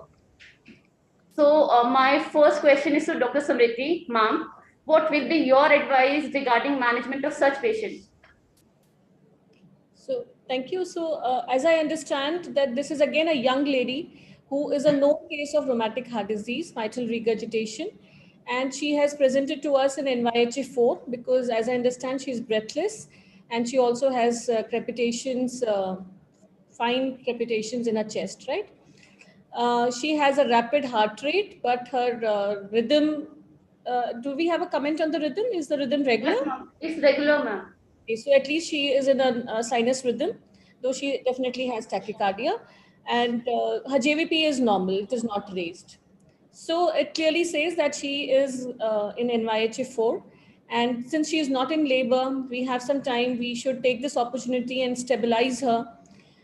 Definitely keep her in a proper position, give her oxygen, check her saturation, continue her oxygen saturation monitoring, and also give diuretics at the same time so that we can relieve her of pulmonary edema, and consult the cardiologist at the same time. And I can see that in our panel we have an esteemed cardiologist, and of course take their opinion because we need to control her heart rate immediately. At the same time, while I'm stabilizing the lady, I would also like to rule out certain precipitating factors which can lead to decompensation of this lady, which could be anemia. So I would like to send her investigations, do her hemoglobin, check her blood pressure. Is she hypertensive? Because that can again further worsen her condition. Or if she's experiencing any fever or any signs of infection, because these again can deteriorate her condition. I would like to stabilize her since she is not in labor, and call for an ECG and an echocardiography preferably, and seek advice from a cardiologist colleague. Okay, thank you. Thank you, Dr. Samriti. On collecting investigations, she had a normal hemogram with no evidence of leukocytosis, and she had a normal HP. She had no evidence of dyselectrolytemia. On her ECG, there was evidence of sinus tachycardia with evidence of left ventricular hypertrophy. On her echo examination, it showed severe mitral regurgitation and dilated left atria, although there was no evidence of any clot. She had severe pulmonary artery hypertension, and she was maintaining a normal LV ejection fraction of 55 to 60%. So my next question is to Dr. Rajesh. Sir, what will be your advice to cardiology and gynae resident for stabilization of this patient? Thanks for the invitation. I do agree with that Smriti regarding initial management of this case. Yes, the patient is in congestive heart failure with the MR, PH, NYHA class 4, and she needs the stabilization, which includes propped up position, oxygen inhalation, and the diuretic, preferably intravenous. and should be monitored for the saturation and also for the heart rate and blood pressure. ECG did show the normal sinus rhythm, which is something good that despite having the heart rate, which is 120, it's a normal sinus rhythm. And this is all secondary to say underlying congestive heart failure instead of suspecting the atrial fibrillation. So for the time being, the management is going to be the same, oxygen inhalation and of course the diuretic. As the hemoglobin is 10.5, I would prefer to have it on the higher side. But as she is 35 weeks, there is no question to go ahead for more fluid load by giving, say, blood transfusion. So of course, the iron and B complex must be going on. And the potassium 3.5 is something which, as a cardiologist, I would prefer to have the value to 4. To the level of the 4 instead of 3.5. So that has to be raised. So a diuretic with the potassium sparing or potassium supplementation is required. Okay, thank you, Dr. Rajesh. We propped up this patient, put on high flow oxygen and injection IV diuretic in the focusation proxima 20. Start was given, followed by twice daily dose. With these patients, symptoms improved. This patient stayed in high dependency area for another 2 days. After that, she was stepped down and shifted to general ward.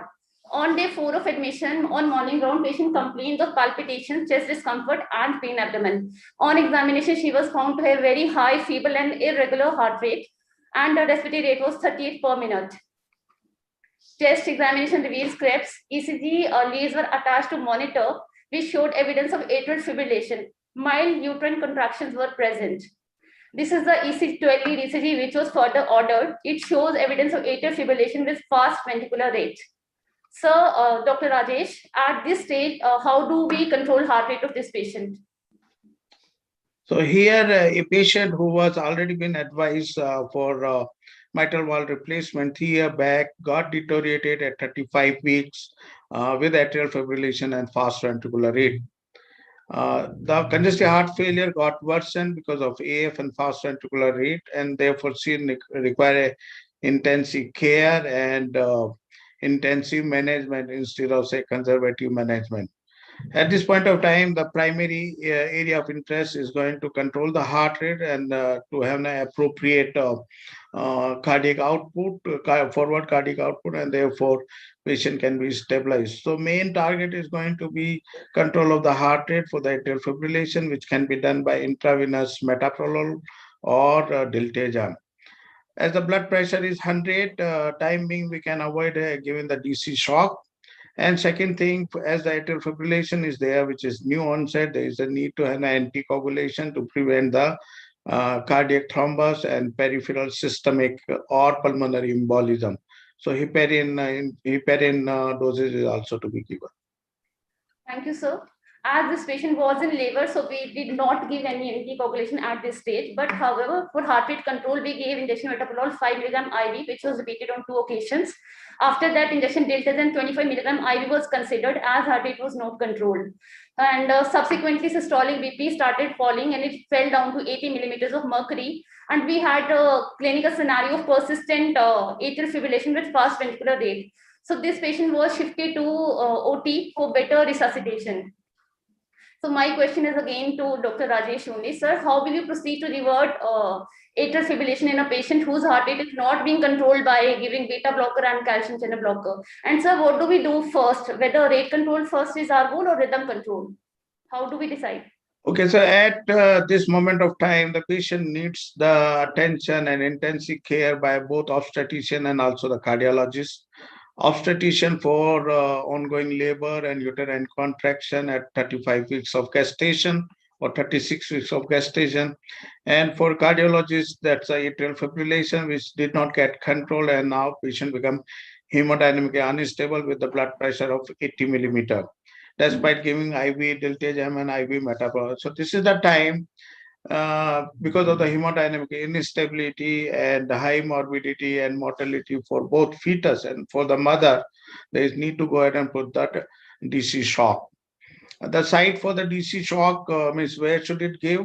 should be given either in the intensive care unit, ICU, or coronary care unit, or in the operation theater. I think best is to go ahead in the labor room, operation theater, where the coordinated approach with the anesthetic, with the anesthetic, obstetrician, and cardiologist, we can go ahead and give a DC shock.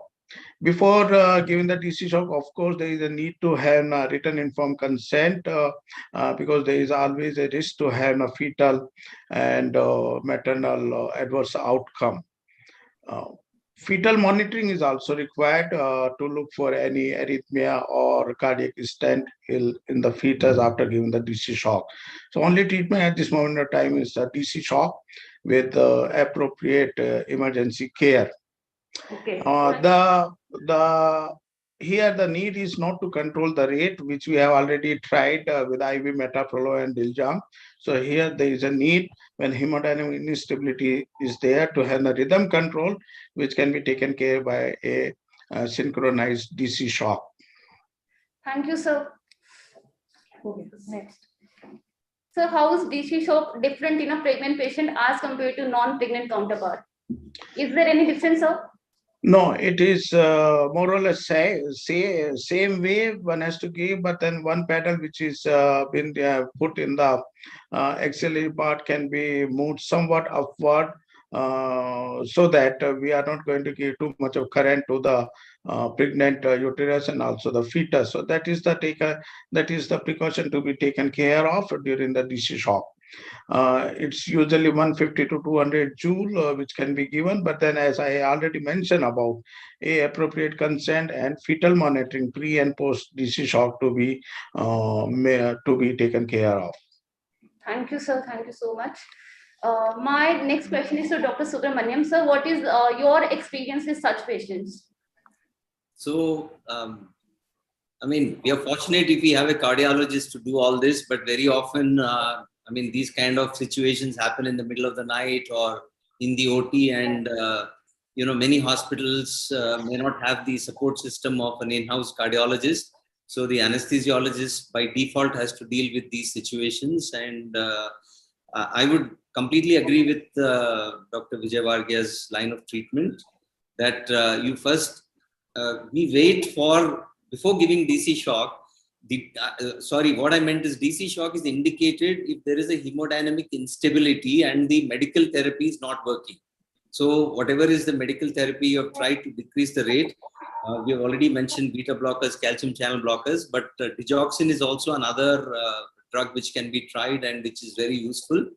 So if these don't work, and if there is a hemodynamic instability like you have shown with a low blood pressure of 80, then I think it's very safe to do a DC shock with very minimal sedation. It's very safe both to the mother and the baby, and I think we shouldn't waste time and quickly go ahead and do this.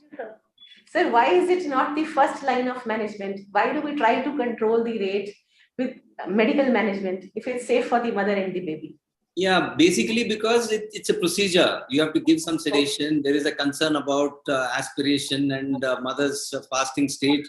You're not intubating here. You're giving some propofol, so you could lose the airway. So you don't know the correct amount to be given. So if, you know, those, you have to weigh the balance of the benefit versus the risk of causing a problem while trying to correct it with your medical, I mean. Thanks. In our patient, inotropics started since she had evidence of hypertension. Amiodarone bolus was given, followed by continuous infusion, and electrical cardioversion was done, and rhythm was reverted back to sinus.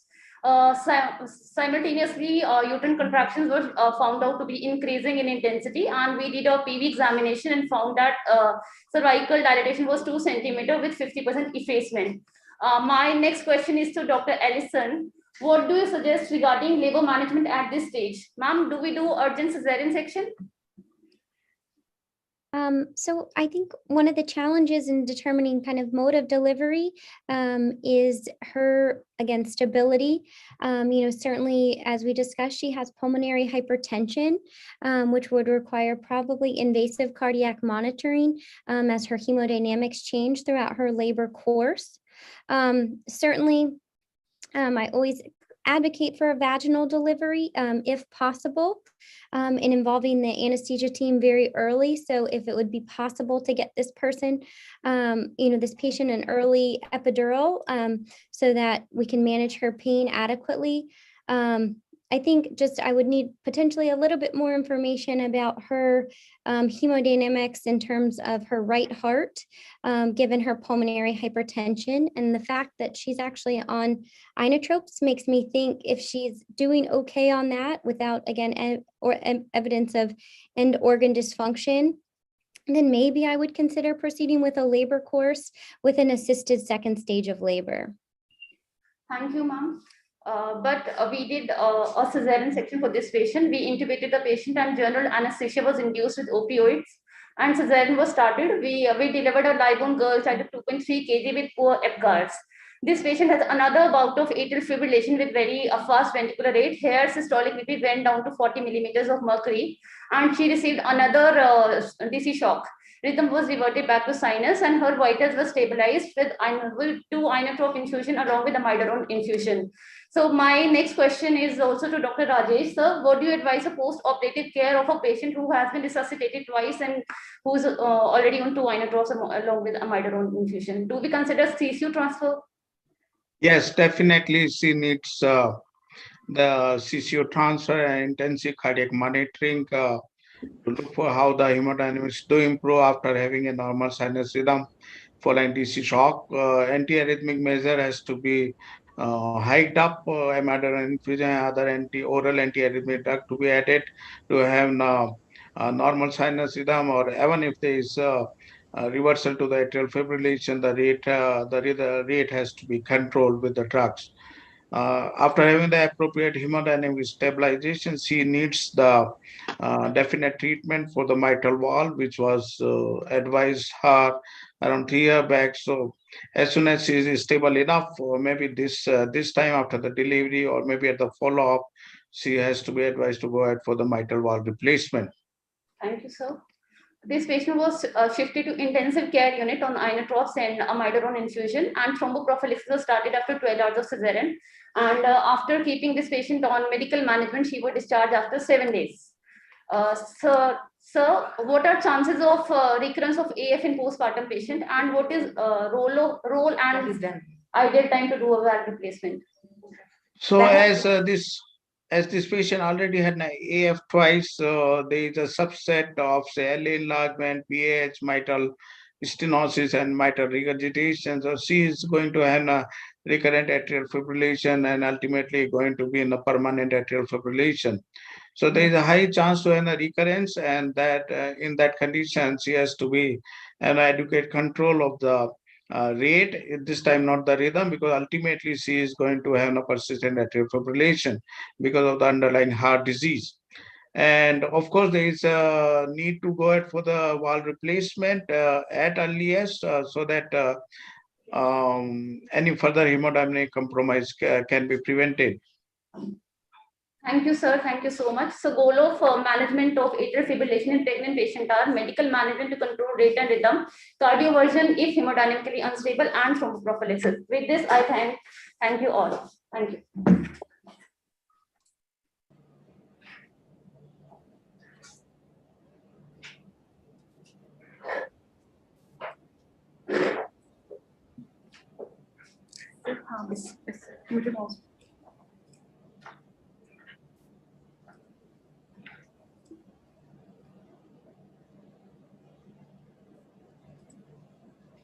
So coming to the last case, this case is of a doctor who is 26 years old, primary gravida, had a well-supervised, uncomplicated pregnancy throughout. However, at 38 weeks of gestation, she's been having fever for 3 days. The fever trend was that it was between 38 to 39. She was taking antipyretics round the clock, but she got worried when she started having dyspnea. It was not associated with any cough, and the breathlessness was now even at rest. So she has come to you, which is a tertiary care hospital. So Dr. Smriti, please, will you take this question? I just want your advice on evaluation of acute febrile illness and management for the mother and baby at term. Thank you, Pooja. As I understand, this lady had a short duration of illness, 3 days, but she presented with high-grade fever, 39, right? And plus, the symptoms which she had, what was important was to note was that she was having dyspnea and breathlessness at rest. So I think, as we had been discussing even earlier, I think you took an excellent talk on this topic. So I think I would like to do a rapid initial assessment for her, and at the same time, check her pulse, blood pressure, and check her saturation and respiratory rate. Auscultate her chest, because if she's having fever 3 days and breathlessness, I would like to rule out a cardiopulmonary cause first. So do her Q-SOFA score, because she is having fever. So her respiratory rate is more than 22. Though her mentation is fine, I don't know about her blood pressure. So and then we would proceed with the bundle, the sepsis bundle which we have, which includes. Next slide. So which includes, checking her lactate levels, obtaining her blood cultures, and starting her on. I will give you the investigations, Dr. Smriti. Her hemoglobin is 10. Her THC, she has leukopenia around 4,000. Platelet count is 64,000. Her PTI is 80%. Her blood urea is 40. And her liver enzymes are also 4 to 5 times 120 to 200. She had already got a urine culture and a blood culture done from outside, which are sterile. Her RT-PCR for COVID-19 is negative, and her dengue NS1 is positive. So, Dr. Vikas, I want to know what are the common causes of fever with breathlessness in pregnancy? Any investigations I have missed? Firstly, thank you to the organizers for giving an opportunity to and for the invitation. Ma'am, if this question was asked to me in somewhere in February 2020, my answer would have been different. But as on date, if I have to name 3 causes, it would be COVID. Yeah, I knew you would give that, sir. When I looked up the PubMed for the causes of fever and breathlessness in pregnancy, out of the 124 articles, 68 were COVID related. So if we go beyond COVID, if we want to de-COVIDify ourselves, then the common causes of fever and breathlessness in pregnancy would be divided into 2 parts, that is the infectious versus the non-infectious. The non-infectious, ma'am, as Dr. Smriti has said, we have to rule out a cardiopulmonary cause. We have to rule out pulmonary embolism because sometimes it can also present with fever and breathlessness. But in India, I think so from the third world country and developing country, the infections would remain the most common etiology for fever and breathlessness in a pregnancy.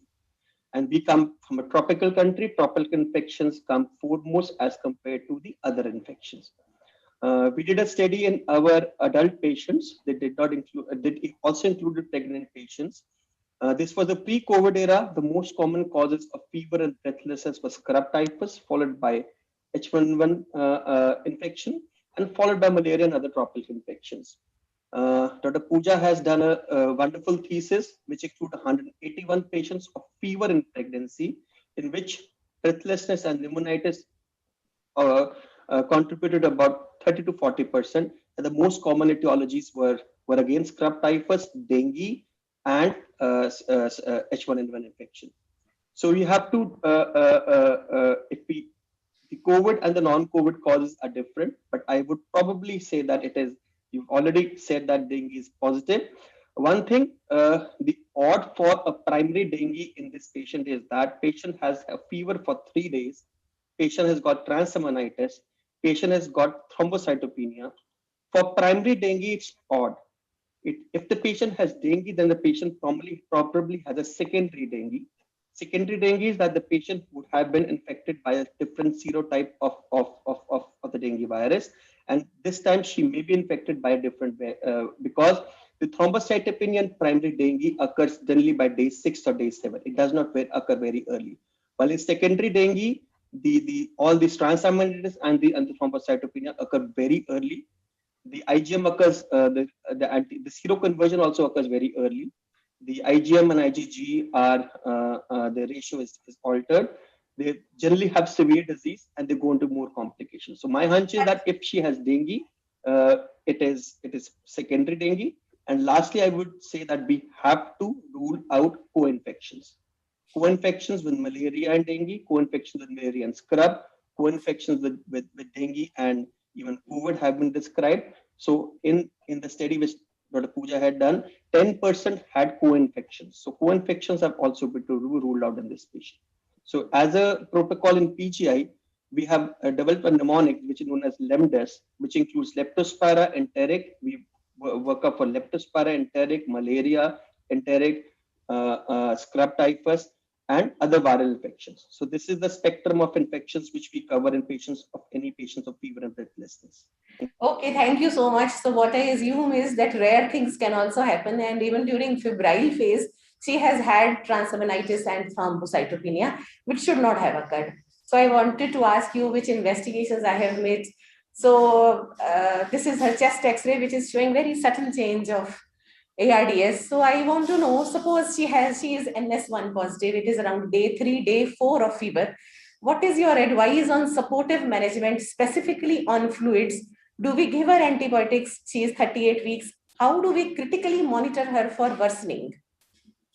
Ma'am has already said that this patient seems to be, because the X-ray is nearly normal, so we can say that she doesn't have the typical pneumonitis type of illness, that is scrub typhus or any other lung-specific illness. So she has probably only dengue, and that too secondary dengue.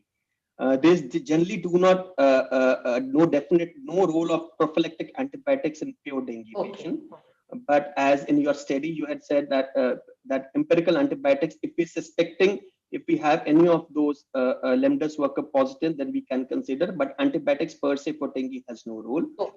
We have to monitor because she is in a high risk category for developing severe disease. So we have to monitor for the pulse pressure, the hematocrit, all the critical parameters, which includes the transaminitis and the look for thrombocytopenia, probably at least once a day, and all the clinical parameters every 4 to 6 hours.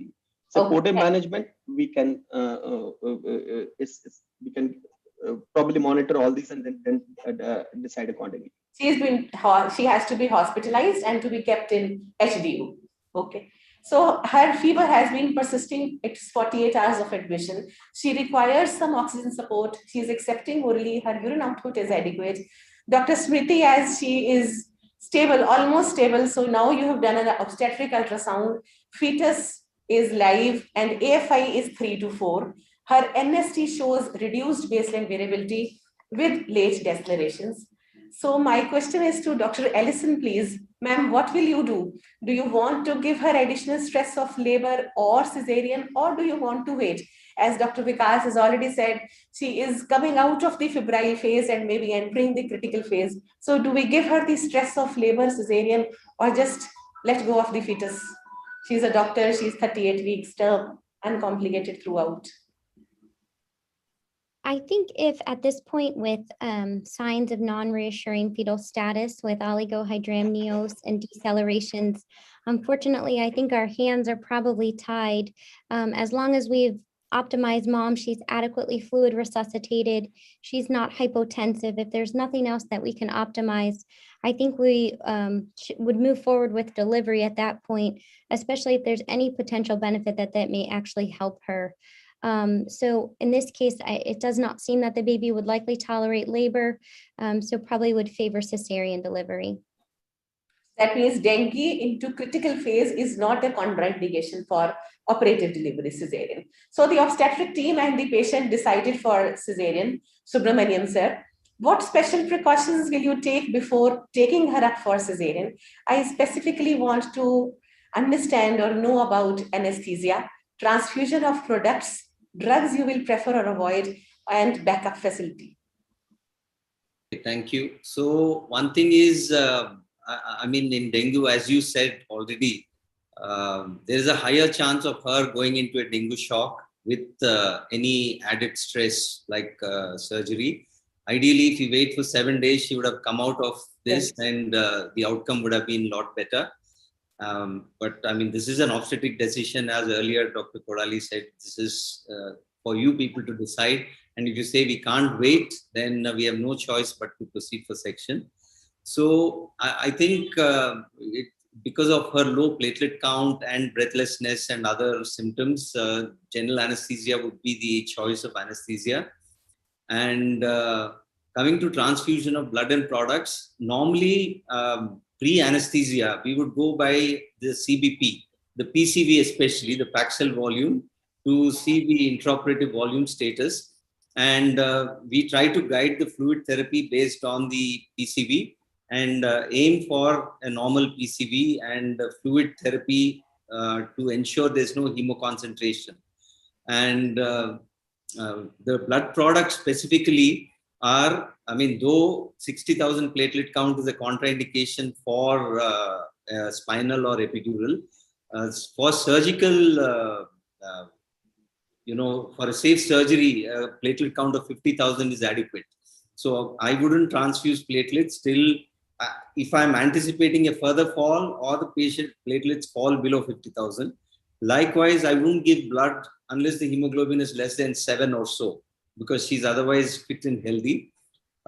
Coming to what I understand is that she is going to bleed from the uterus after delivery of the placenta, but still. Yeah, I mean, so keeping a product ready and actually transfusing are two different things. So in an institution like PGI or wherever, if you keep the products ready and then you proceed accordingly, that would be the plan rather than preemptively transfuse unnecessary products.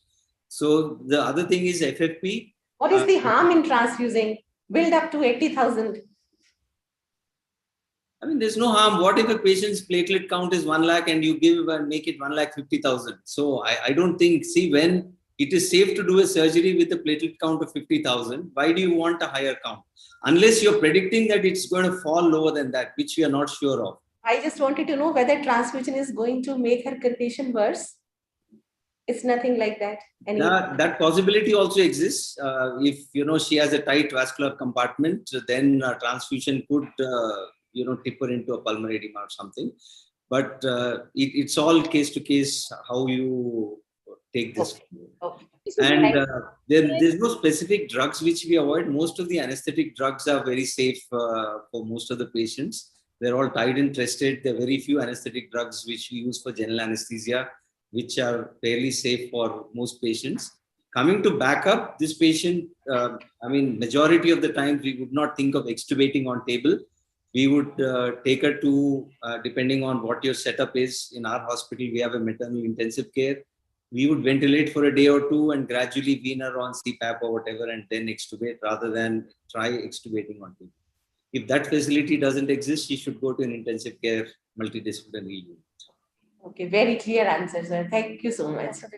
So, Dr. Ellison, any specific advice to the operating team regarding the incision, how to prevent PPH? We don't want to transfuse her unnecessary platelets and blood. Advice to the obstetrician? I think, certainly having the most experienced provider perform these surgeries in critically ill patients, and that, certainly while we advocate for teaching, this is something that should be done very quickly if possible. There's really, unfortunately, it's really challenging to minimize blood loss per se, but in a term patient with a low transverse hysterotomy, hopefully, certainly we wouldn't need to do a classical hysterotomy for any reason, which we know can be associated with much greater blood loss. So just communication with the anesthesia team. If there is any indication that there's greater blood loss, certainly being proactive in using uterotonics if necessary. So as we've oxytocin, as well as if she needed other uterotonics, such as I don't think she had any contraindications for methergin per se or misoprostol, then we could use those medications early. Okay. Thank you. So the cesarean was done under general anesthesia. She maintained her vitals. Blood loss was around 1 liter. She received uterotonics in the form of oxytocin and rectal misoprostol. Baby is fine. Input, the IV fluids given during cesarean were around 1.5 liters. And the urine output during this cesarean is 40 ml. So Dr. Subramaniam has already told that he doesn't plan to extubate her and he doesn't want to shift her to CLR or SLR and wants to shift to ICU or HDU. That's great, sir. So our patient was extubated, however, and she was shifted to HDU, but the resident felt that she is still tachypneic and she has labored breathing. Her hemoglobin is 8, platelets is 50,000, PTI is 65%, urea has risen from 40 to 54, and creatinine is 1.8. 8 hours post-op, the resident sees that the urine output is 60 ml since surgery. Her ABG pH is 7.24. Her bicarb is 15-16. Her oxygen saturation is 95 and lactates is 4. So, Dr. Vikas, what is your suggestion? What should we do? Should we now transfuse blood, platelets, give her IV fluids, we give her Lasix, but she has no fever now. So what I mean to say is that she is maybe out of the febrile phase and has drastically entered the critical phase. What is to be done for her urine output? AKI has been settling for last few hours now. Firstly, ma'am, giving platelets in dengue fever can be harmful also, because there is no role, and actually studies have shown given prophylactic platelets is actually harmful. The indication for transfusion blood products is purely on obstetrical basis. For dengue, the cardinal treatment, the gold standard is IV fluids. The choice of IV fluids, crystalloids are always preferred over colloids. Only indication of colloids is the patient who is unstable and who has shock. In this patient, because these dengue patients are pseudo-hydrated, because of the plasma leak, they're pseudo-hydrated. So we have to be very careful in giving fluids to them. And the choice of fluids, they say that even very large amount of 0.9% on normal saline may even lead to hypochloremic acidosis and even worsen the lactic acidosis, which probably would have happened in this patient. Probably because of the fluid loss and because of the pseudo-dehydrated state, patient may be going into a dengue shock syndrome. And that is why this is contributing to her decrease in the urine output. So that is what I want to know, that exactly at this point of time, do we try fluid and Lasix challenge or we have to give fluids? It has, as already Dr. Subramanian said, it has to be directed based on the hematocrit. If the patient goes into shock, we can try colloids. But crystalloids, that is, we have to juggle between 0.9% saline and ringer acetate rather than ringer lactate, because ringer and lactate. Not dialysis at this time? I would not, because at this moment her urine output is okay. I would probably more consider on giving her guarded fluids and so that prevent her going into dengue shock syndrome and give her fluids rather than Lasix. And we have many non-invasive measures to see the fluid status, IVC, and see the other things. And we can probably fluids would be better in this. So she has not responded to fluids. In next 6 hours also urine output is 10 ml. AKI has settled and we've got a nephrology consultation now and she's been planned for hemodialysis. So Bhavani sir, I wanted to know, because we had extubated her, will you intubate her before shifting for dialysis? First of all, yeah, for dialysis, actually the patient, the patient should not be moved from here. I think the dialysis should be done in ICU itself. I would certainly intubate this patient because she is already tachypneic, hypovolemic, and dialysis is going to produce a lot of fluid shifts, and she would go into hypotension, and and that would worsen her her presentation and will need an emergency intubation during dialysis. So I think at this stage, I'll probably go ahead and intubate this patient and have the dialysis done in the ICU itself, rather than shifting this patient to the to the dialysis unit. And I would probably may have to have some sort of inotropic support as a standby if needed. So your advice is that such patients should not be shifted to HDU. They should be shifted to ICU, where there is a facility of at least bedside dialysis, and they should not be bedside dialysis. Yes, absolutely. So Dr. Smriti, she was shifted for dialysis. We had not intubated her, and you are now called for sudden hypotension. Dr. Bhavani has already told that hypotension will happen because of fluid shifts. What is in your thoughts now, and what is the advice to your resident? Are you thinking of, okay. As an obstetrician, a woman who has just had a cesarean section, whatever her complications or medical history may be, my first thoughts would be to rule out hemorrhage. Yes. External or internal. So I would definitely want, us to rule out postpartum hemorrhage. Maybe she's having atonic PPH, and do a bedside sonography and clinical examination to rule out any free fluid, because that will guide us if she's having any intraperitoneal bleed. So I think definitely hemorrhage needs to be ruled out. Okay, thank you. So she was intubated in the dialysis room, nor had to be started. Dialysis was withheld, and it was planned to shift her to ICU, and after stabilization, maybe bedside hemodialysis. So the final question is to Dr. Ellison. How will you inform this doctor's status to her family, and on what critical factors does the prognosis depend? I think the most important thing is to be very honest with the family and direct in our communication, and inform them that she is critically ill.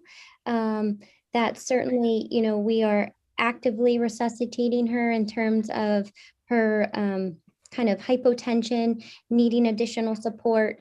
Her prognosis, ultimately, I will be honest, I'm not very familiar with dengue shock. That's not something that I encounter here, but, I think in terms of overall trying to kind of prognosticate based on her renal function, certainly in an otherwise young, healthy patient, despite requiring dialysis, hopefully as she gets through her phase of critical illness, that her kidneys will recover. And that once that can be managed, then hopefully from a pulmonary perspective, that we could work towards intubation. But I think the most important thing is just being very, very open and direct with the family to express how critically ill this patient is. Okay, thank you. Luckily, this patient improved and went home after 1 month of ICU stay. And I wrap up the panel discussion, and thank you all. Thanks a lot for such a beautiful and intelligent discussion. Thank you so much. Thank you.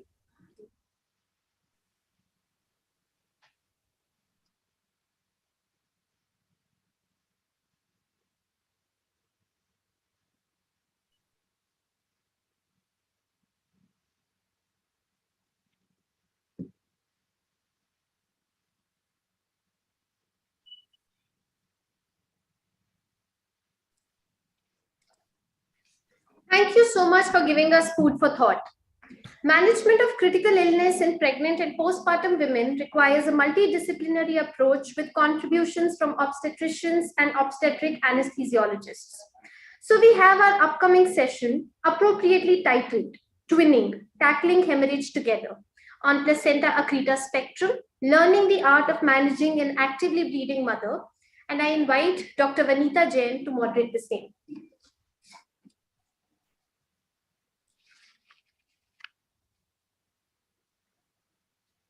Thank you, Urvashi.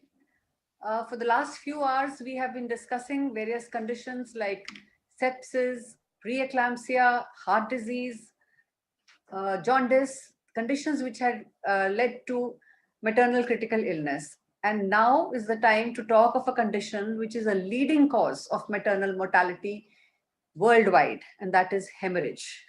Hemorrhage is notorious to be killing more women than any of the other causes, and is the fastest killer. And of hemorrhage, one of the important causes is placenta accreta. Now, placenta accreta is a condition where the placenta is morbidly adherent to the myometrium, and therefore the clinical implication is that after delivery, it does not separate spontaneously, since there is no plane of cleavage between the placental basal plate and myometrium, and any attempt to remove it usually leads to massive hemorrhage and usually requires hysterectomy as well. And despite a clinical diagnosis of placenta accreta and multidisciplinary planning, it is known that placenta accreta may lead to severe morbidity in the mother. There is massive hemorrhage, and then we have complications due to hemorrhage, like the acute renal failure, the ARDS, the DIC, and then complications of blood transfusion. And actually operating on a patient with placenta accreta is a nightmare for obstetric surgeons. Our aim is to minimize the intraoperative blood loss, and various techniques are being tried. Today we have with us Dr. Turan, who is a professor in obstetrics and gynecology, and he's the director of fetal medicine and obstetric surgery, complicated obstetric surgery at University of Maryland School of Medicine. He has pioneered a technique for decreasing the blood loss during surgery of placenta accreta, and we are very happy to have him with us. He will talk about his technique, which has been published using the linear cutter vessel sealing systems. And we are very happy to have you, Dr. Turan. We would like you to share your experience of placenta accreta surgeries and the reduction in intraoperative blood loss. We also have from the same institute, the anesthetist, Dr. Shobna. First, I would like to invite Dr. Turan, please, to share his views on intraoperative management of placenta accreta syndrome. Dr. Turan, please.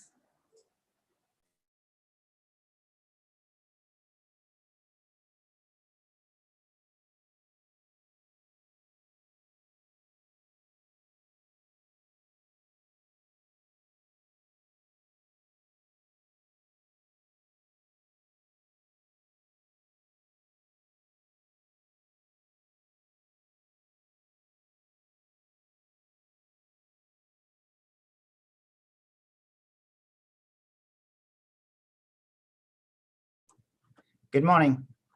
Are you able to see my screen?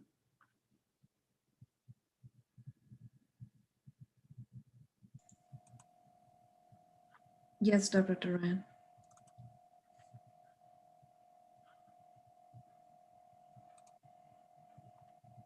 Good morning. Thank you, Dr. Jain, for the nice introduction. I'm going to talk today about the management of placenta accreta spectrum.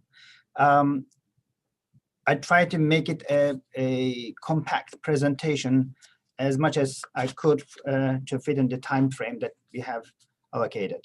I have no conflict of interest. I just want you to remember 4 things from this talk if you don't remember anything else. The classification of placenta accreta spectrum is still not perfect. Abnormal implantation can be diagnosed as early as first trimester. Multidisciplinary discussions enhance the care, and standardized surgical technique improves outcomes. As you know from your medical school years or residency training, there are 3 types of placenta accreta: accreta, increta, and percreta. This is a very old classification.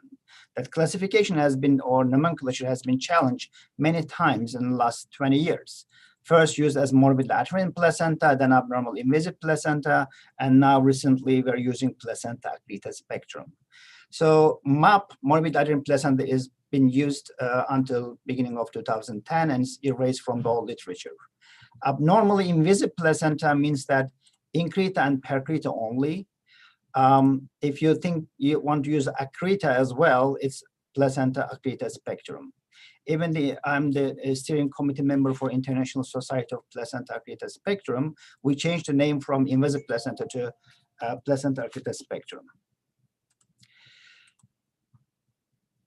In 2019, FIGO actually published a new classification system for placenta accreta spectrum. The aim was to actually standardize the approach, because not every accreta is the same accreta, not every percreta is the same percreta. Therefore, they try to make it a unified description. If you compare with the old classification, when they say grade 1 is actually for old classification accreta, grade 2 increta, grade 3 percreta. The most important part is the grade 3, the percreta, because not every percreta is percreta. I'm going to show you later on in my slides. But there are types of percreta. One group is just only reaches to the serosa, not goes beyond the serosa and invade bladder or other organs. The other ones, the grade B is invades the serosa, and C goes to the parametrium. So these 3 disease just only sits on the serosa versus goes to the parametrium has a different consequences. Right now, we propose to use this classification, at least to standardize our technique or our results. I have a case for you. This is a 6 weeks patient who has a history of D&E, one miscarriage. Her last pregnancy delivered at 41 weeks. After delivery, placenta could not be separated by infusion of oxytocin, manually removed, required DNC and the balloon placements for control of bleed. She received 2 units of blood. Placental pathology did not diagnose accreta. The patient wants to know what is her risk of recurrence. If you look at this story, there are important things in this story. One is placenta did not separated routine way, required DNC and control of blood loss, and she had actually blood loss, which is replaced by RBC. So although the pathology did not diagnose accreta, the placental pathology is actually a very poor way to diagnosing accreta. If you want to make a diagnosis of accreta, you need to have a uterus or at least a big chunk of uterine muscle that can show that the actual villi is growing into the myometrium. Therefore, this case is actually an accreta case and the recurrence rate is about 30%. So why it happens, I just want to give you a brief explanation about the trophoblast invasion and the model or proposed story of how the accreta develops. As you know, every spiral artery from a myometrium develops into the placenta and drain the blood to central sinus to allow baby to grow. And this spiral artery is models around 11 to 13 weeks and then 16 to 18 weeks to make them to large bores that can transfer blood as much as it's possible.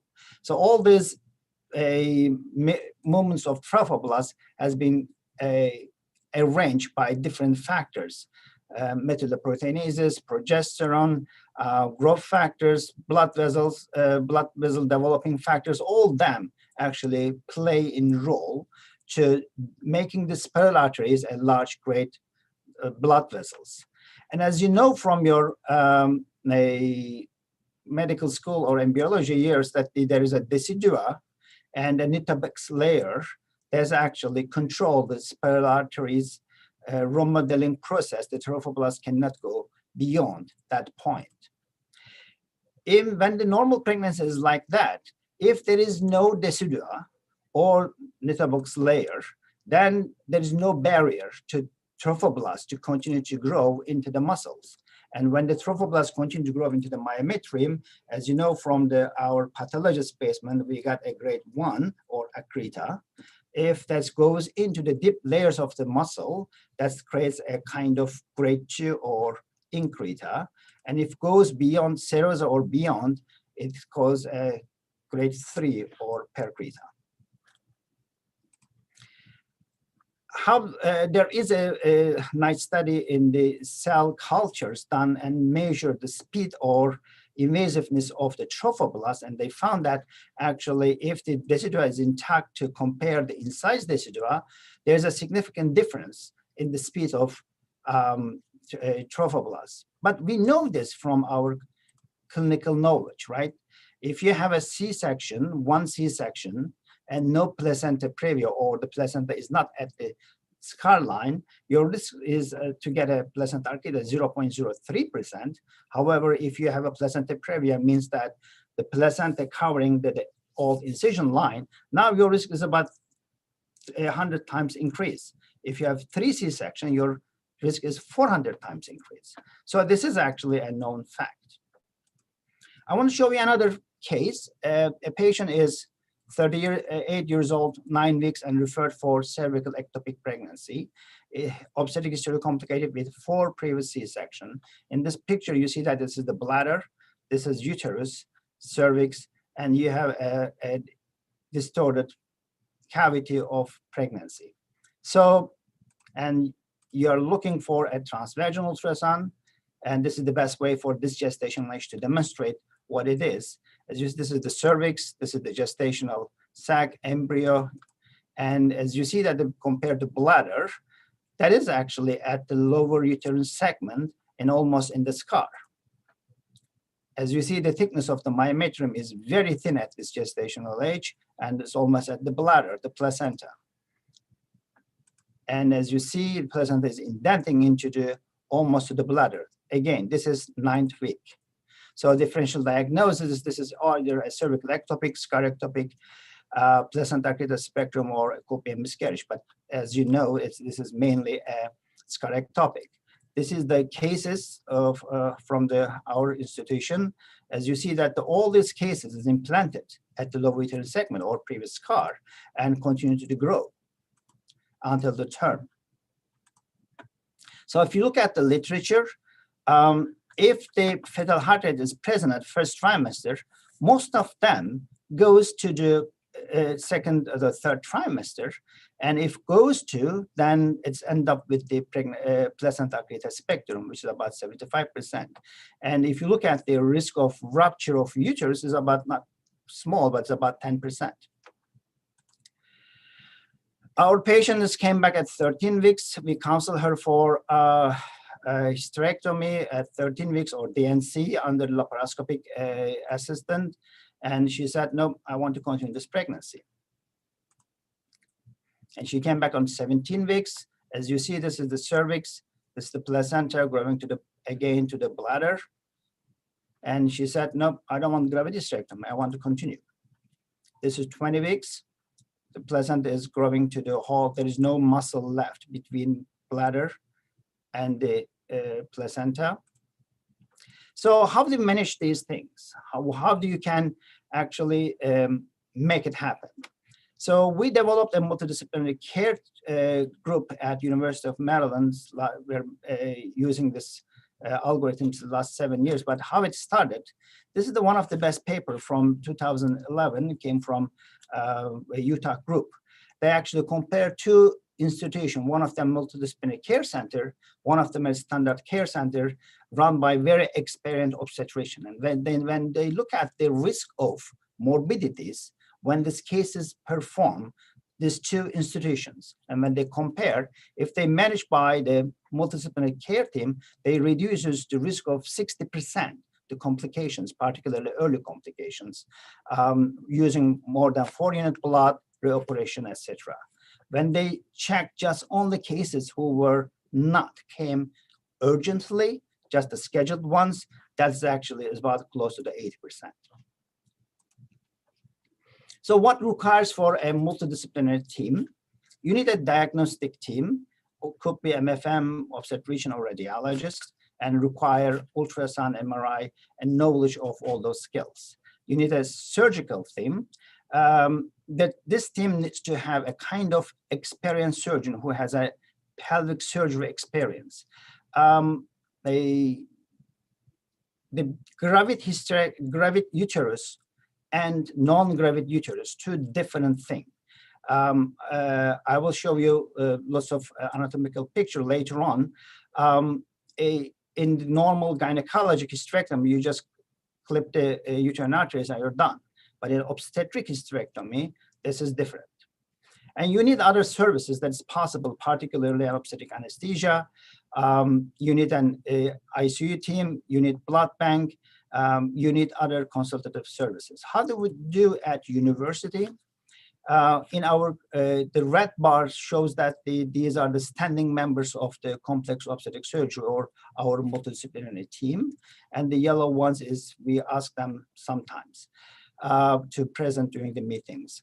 And MFM, an obstetric anesthesiologist, COS and L&D coordinator, these are the two important elements of our team, radiologist and general OR coordinator. This one, the COS coordinator, her job is not just only accept the transports to us, as also works in the OR as a case manager. And this is a bridge between surgeon and anesthesiologist, and oversee the case, because if there is a difficult case and patient is bleeding vaginally, while you start your hysterectomy, and anesthesia is doing their own job, I'm doing my own job, but somebody needs to communicate between us, follow up the blood results, and take care of how much patient is bleeding, and then communicating between us. we found very important role for this course coordinator. I really strongly suggest you guys to create a kind of algorithm for yourself. For example, I want to give you an example of our approach to timing of delivery, which developed by our multidisciplinary team meetings. As you know that the ACOG says 34 to 36 weeks, the rule. But there are, why is this rule coming from? Because risk of bleeding from the placenta previa data, if you wait to 37 weeks, your unexpected bleeding is about 30% if this is a previa. However, we know that the cervical length is a good predictor if the patient is going to get inactive labor or contractions or not. So that is, if it is more than 30 millimeter, only 28% gets. Less than 30 millimeters, about 79%. By combining these two data, which we developed an algorithm, if the patient's cervix is more than 30 millimeters and there is no bleeding before, we allow them to go beyond 36 weeks. If there is cervix is less than 20 millimeters and patients had to bleed, even less than 32 weeks, most of the time, when we reach the 32 weeks, we do the surgery at the time of less bleeding to prevent a catastrophic bleeding. Let's go back to our patient.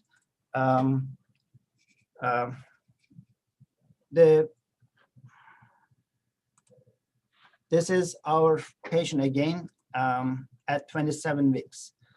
As you see here, this is the placenta, bladder, and placenta growing into all these muscle layers. How we manage this? We decided to deliver this patient. She never had, she had one bleeding, is about 35 weeks. What is the surgical management and how we do that? We do all those interventions at university. Because of the time, I'm just going to concentrate to the cesarean hysterectomy. I can discuss with you if there's a question for the other management algorithms. This is an old slide of mine. This is all the possible published papers and comparison of our technique. If you look, this is our results from 25 cases. Done is similar to the literature, and as you see that there are all similar results. But when we use a technique that I am going to discuss with you soon, then we make a huge change in the outcomes. The transfusion of 4 units of blood loss dropped to the 18%. The rate of ICU admission dropped to the 2%, and there is no reoperation. By the way, the no technique group, I performed about almost 1/3, 2/3 of the cases in this group as well. But the difference is the technique. And this is from our last publication from the same group. As you see that the cumulative blood loss dropped to 1100 cc's from 3500 cc, and transfusion of red blood cells dropped to 68% to 18%. That's a significant difference. And when we look at if this is because of we were making surgeries on less severe cases or not, actually the per capita cases is much higher in the technique group compared to no technique group. And when we look at the statistically look at why this blood loss is dropped, and the only reason came back as surgical technique. So is this technique is a reproducible technique or not? And when we look at our data from the first case to the first 3 years, we found that after the 5th case, we kind of establish a 1500 cc blood loss. Of course, you will have a good cases and bad cases for blood loss wise. That is what it is. But a median number never changed to 1500 cc. So what is our technique? There are 4 elements of the technique. So I'm going to go step by step. Step 1, using a linear cutter to make an hysterectomy. This is a critically important step to me because using this linear cutter, I don't know the price of this linear cutter in India. In the United States, it's a couple, $100 or $200 instrument, and used very judiciously at general surgery. When you use this, you will get an excellent sealing around the hysterectomy, and it's not going to bleed after that. If it doesn't bleed, you actually spare about 400 to 500 cc blood loss during delivery, and if you go for hysterectomy during hysterectomy. So this is an example, and we place the linear cutter, the membranes is posed up, and then as you see, it really doesn't bleed. It's completely make it hemostatic. The second one is a very well-known universal rule. Do not manipulate the placenta. Don't touch it. If you touch, it's going to bleed. The third rule is cauterization of vascular anastomosis using handheld vessel sealing system. This is an anatomical picture, as you know. The lots of blood vessels you will see on the cesarean hysterectomy. Most of them comes from not only uterine arteries, but also cervical branches, superior vesical arteries, and superior vaginal branches. All these small blood vessels, these are the bridging blood vessels in the ultrasound language. Those ones is going to bleed when you start dissecting bladder. So how we do that? As an example, how the vascular could be one case, as you see from here, that is a placenta is growing out from the uterus, bladder is coming from here. As you see, this blood vessel is pulsating. This is a communicating blood vessel between ovarian artery and uterine artery, and bladder comes until there. So how we are going to dissect all this bladder from there? This is a description and depiction of our technique. So I use a sealing system. Before I use this, I don't have any share with this company. I'm not advertising the company. Before I found this instrument, I was using single bipolar and medicine bound. And this is still possible. This only gave me a little bit same result, but a little bit time, sparing some time. So what I do, I open the loose leaflets between bladder and if I can find a first loose place, and then cauterize all the blood vessels one by one. So I'm going to show you a small video clip that how we do this. Again, this is the blood vessels opening and then closing all this blood vessel one by one. Sometimes this takes is about 30-40 minutes, but it's really worth it, because if this part start bleeding, you lose all your control. And this is from our paper again, the opening side of the two sides of the loose leaflets in the between bladder and uterus. There's a dissection, and then closing all blood vessels. The fourth step is completion of bladder dissection until the cervical-vaginal junction before ligation and division of uterine arteries. This is one of the most important steps to me. This is a vaginal cuff after the hysterectomy. This burns black things is actually the burns or sealed blood vessels. As you see, lots of engorged blood vessels is around the cuff. Tell you that there's a huge increased pressure in this blood vessels. Now go back to 10 minutes prior. This is uterus. This is the same place we are looking. They are not that much engorged or under pressure. So if this is the anatomy, and if you ligate uterine arteries from here, what's going to happen? The remaining of the blood pressure in this blood vessel is going to go back and come back to here, and your dissection is going to be much difficult.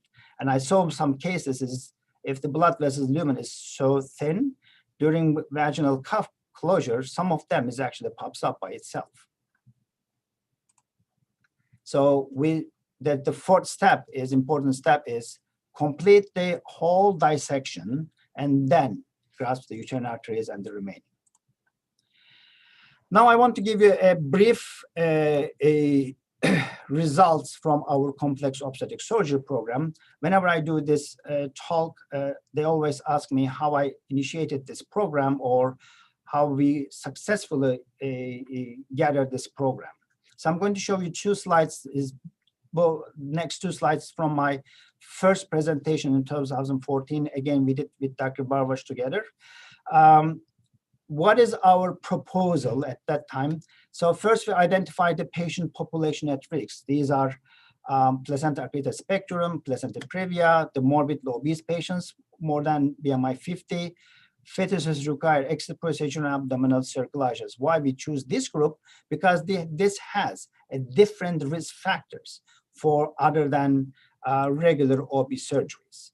And then we decided to create this multidisciplinary team meetings to identify individual risk factors. These are could be an obstetric risk, anesthesiology risk, operative risk, and delayed risk factors. And by using this multidisciplinary team approach, we created management plans for elective and urgent conditions. What if patient comes in the middle of the night? Who is going to call? What kind of lights needs to be placed? Who needs to be in the case or not? And we documented those plans in our electronic medical system. When we developed this program, we have 3 aims. One of them is they give the high quality of pre, per, and postoperative care, which I will show you soon. We reached that goal. Participate in regional, national, international research, and we are doing that, and we already published 2 papers. And the third one is on the review right now. And we try to continue to educate our providers. You met with Dr. Shannon previously. She was actually trained by us, and now she is on our faculty. And 3 other fellows, Wisconsin, Louisiana, and California, is texting me after their case when they completed the same technique with the same result that we taught them. And this is our results from 2015 to 2020 fiscal years, means that 2014, 1st of July to 2015, end of June, the fiscal years. And as you see, the patient numbers is significantly increased even with the COVID is hit for 2020. And our hysterectomy numbers is steadily increasing. Last year, fiscal year, we performed 37 cesarean hysterectomies. Not just only the case numbers increased, we also increased the percentage of referrals. At the beginning, half of the cases is only been referred outside. Now is about only 3% of cases belongs to on our courts. The remaining is coming from different institutions because we are successfully handling those cases. And also we improve ourselves in doing this 7 years. We were placing central line every case when we first started. Now, just only 2 large bores. Dr. Borwash is going to give you more information about the anesthesia approach. But right now, we just use 2 large bores, 1 A-line, and done.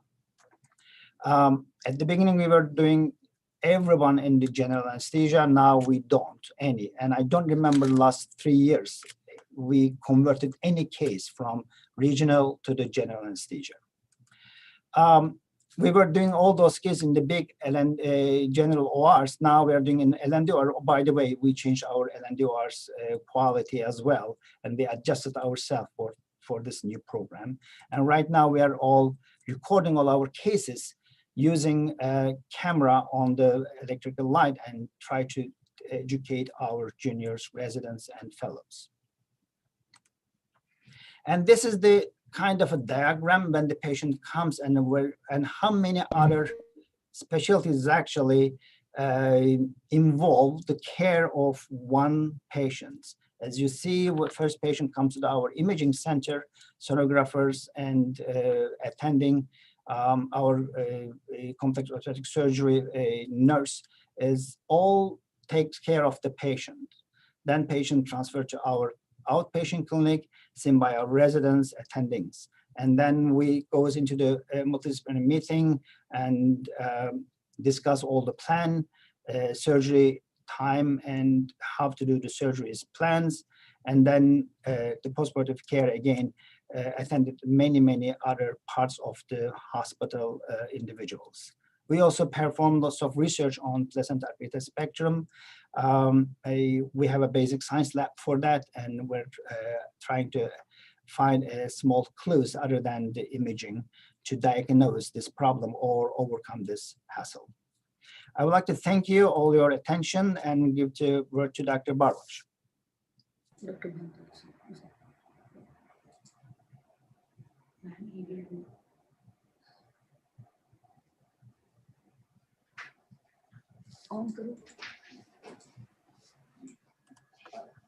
Thank you so much, Dr. Turan, for sharing your experience on this condition with all of us.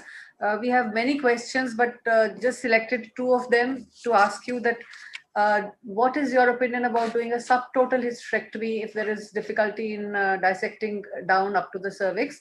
And second, do you have any experience of conservative management, that is leaving the placenta in situ? So that's a good question. The first one, if this is placenta previa, an essential placenta previa, and the placenta is at the line of the cervix, and doing a subtotal is not going to change your blood loss, so it's going to be bad. So I really suggest a good mapping of the placenta before you decide to do the surgery, because if this is a little bit, complete anterior placenta, a little bit around the cervix, yes, you could. But if this is a central placenta is covering entire a low return segment, I suggest don't do that, because your bleeding is going to be much more heavier. For the second question, yes, we do. Right now, we have one case is on our conservative management. That's require lots of requirements. You cannot just say, okay, I'm going to leave this placenta in. The number one, patient shouldn't have any bleeding antenatally. Number one rule. Number two, the patient shouldn't have any bleeding during surgery, a vaginal bleeding, even a drop. I don't do that. Number three, the patient should be a believable individual that can come immediately to the hospital. Because I have one case, I wasn't planning to live in situ, but we were doing an interval hysterectomy. At the 8 weeks, we were planning to do the surgery. And then one day prior, she came and told me that she has some spotting. I said, you need to be in the hospital now. And she refused. She was a nurse. She refused and went home. Next day, she was in NICU and bled 4 liters. And we saved her life, but I don't know what could happen if she would be at home. So there are lots of prerequisites to leave the placenta in. Luc is my good friend from France, and he published this conservative management algorithms or study, but you have to be very careful when you pick your patients. If you pick a correct patient, yes, I suggest, but you have to be very experienced about picking your patients.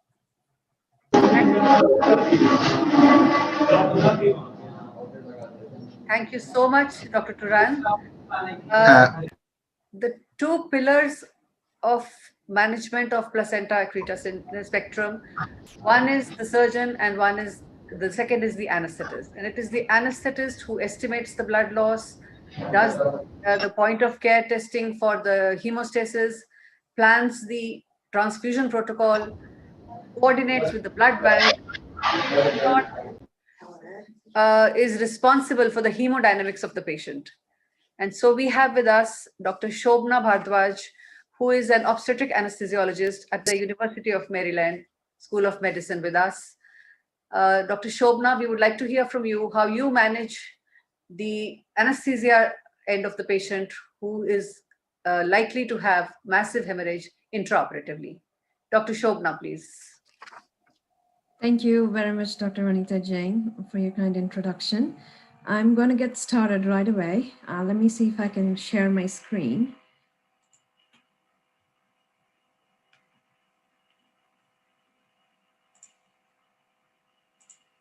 Are you able to see my screen?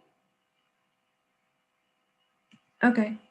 All righty. So the main thing, Dr. Turan talked to you all about the surgical part of it. Now coming over to the anesthesiology part of it. I don't have any conflict of interest, except that I am a team member for the COS program. And what I'm going to talk to you all about is teaming up in tackling these cases, a brief pre-op, intra-op, and post-op considerations from the anesthetic standpoint, a couple of words on massive transfusion and how we did on our anesthesia side, before and after Dr. Turan has developed his unique technique. So having this team is very, very important in managing these cases. And time and again, it's been proven that multidisciplinary approach is excellent compared to a standardized approach for these cases.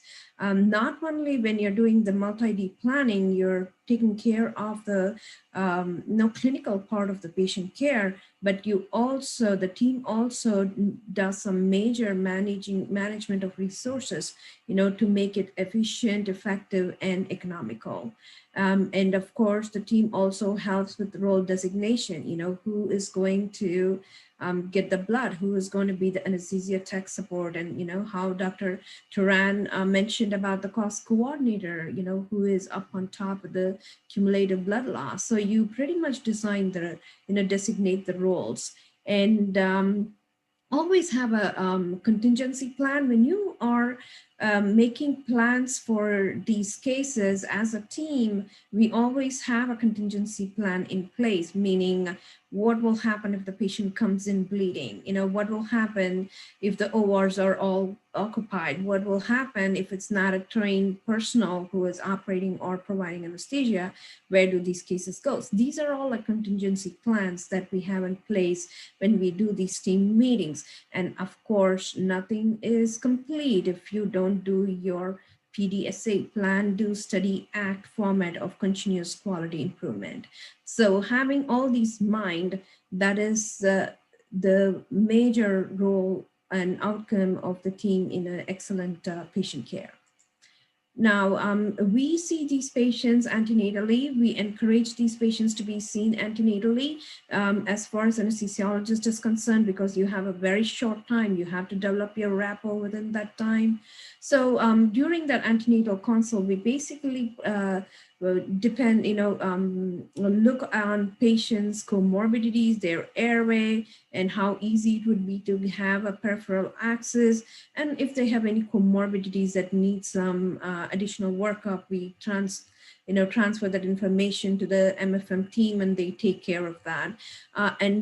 Also, as an anesthesiologist, you should be participating in all these multidisciplinary meetings for any updates, okay? Because these patients are seen by the obstetricians more frequently than we do. So any change, like, how Dr. Turan talked about the cervical length as a determinant of delivery, you get first-hand information. And we type and screen these patients for antibodies, because it is likely that these patients have bled in the past and have gotten transfusion, like the case that Dr. Turan had mentioned. So they may have developed antibodies. It's better to know that, and that will help with your blood ordering. And of course, treat anemia if the patient is low on her hemoglobin. And I think in India we are still working on mobilization of donors. I remember this from my own personal experience. When my dad had a GI bleed, we had to mobilize AB negative, and we scanned the entire city of Chennai to get like 13 donors. So I don't know how things are now, but that would give us time to mobilize donors if that is the hospital practice. And also, you have to give them an informed consent. It's not really to scare them, but it is for them to understand what the situation is and what our thinking is and how well we are going to be prepared for them. So it not only gives them the information, also the reassurance, fetal exposure to GA, and, definitely the transfusion risk. Even though if you're setup is that the obstetricians talk to them about the transfusion, but at that point in time, it's the anesthesiologist who transfuses blood. So it's really important that we talk to them as well about the transfusion risk, not just short term, but also the long term, any kind of invasive lines, if you're choosing on a regional, how the conversion to general anesthesia works, and, recall and post-op mechanical ventilation and ICU stay, and also for, any truncal nerve blocks, risk of any truncal nerve blocks, and the benefits of it for post-op analgesia. You get a baseline labs that should at least at the minimum have a CBC, coags, and also fibrinogen. over the years, we have noticed that there's a huge a range of fibrinogen in pregnant patients, anywhere from like starting fibrinogen being like 230 all the way up to 630. Don't forget your pre-medication. And I wouldn't start these cases if I don't have blood in the OR. So that's how we pretty much go by. It's a totally different scenario if they come in an emergency, but we can talk about that. So now deciding between the two anesthetic, the things that you have to keep in mind is, with the neuraxia anesthesia, there's less exposure of the fetus to the GA. The patients are awake, they're conversing, and also you may have to think about converting the GA in the midway, especially on an airway that may be much more swollen than if she has to come just normally pregnant. And then with general anesthesia, you can get hold of the airway much early on. You don't have to struggle under the drapes. It's more controlled. It's comfortable for the patient, because you're having them deep under, especially when the surgeons are in their hands in the peritoneum. So, they can get a little bit of discomfort. It may be easier to do invasive lines, but you have to be keeping in mind the long induction to delivery time. Now, talking about that part, we published an abstract at the SERB a couple of years ago, looking at the outcome, the neonatal outcome of between general anesthesia and regional anesthesia, especially in the setting of long anesthesia start to delivery time. So in this, we looked at about 136 cases, and then we found that at 5 minutes, the AVGAR scores were not much different, and the umbilical cord pH was not much different. And in fact, it was a little better on the GA side.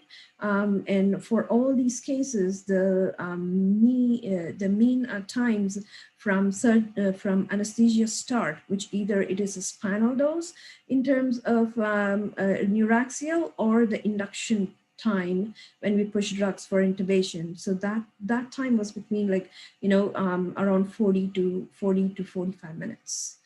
So having said that, if you have a very well-conducted multidisciplinary service, you do have favorable neonatal outcomes regardless of the type of anesthesia. Now, so which comes us to the point, so do I do GA or regional in my patients? But to be honest, I do not have an answer for that. It totally depends on a lot of other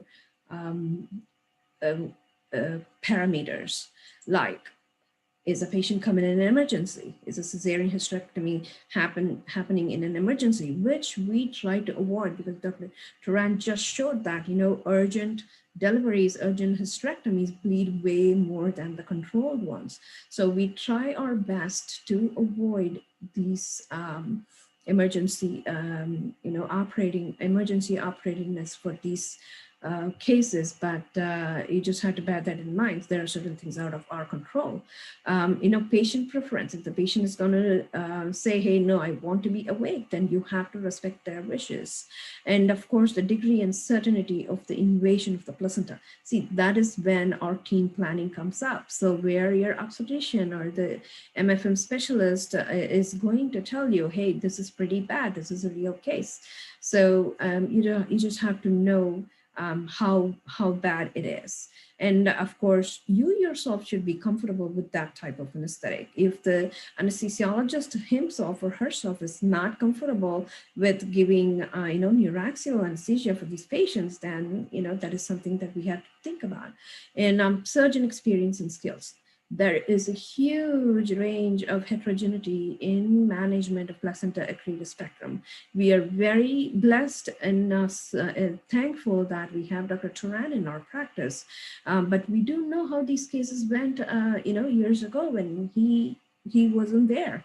So that is one of the major factors is surgeon experience and skills.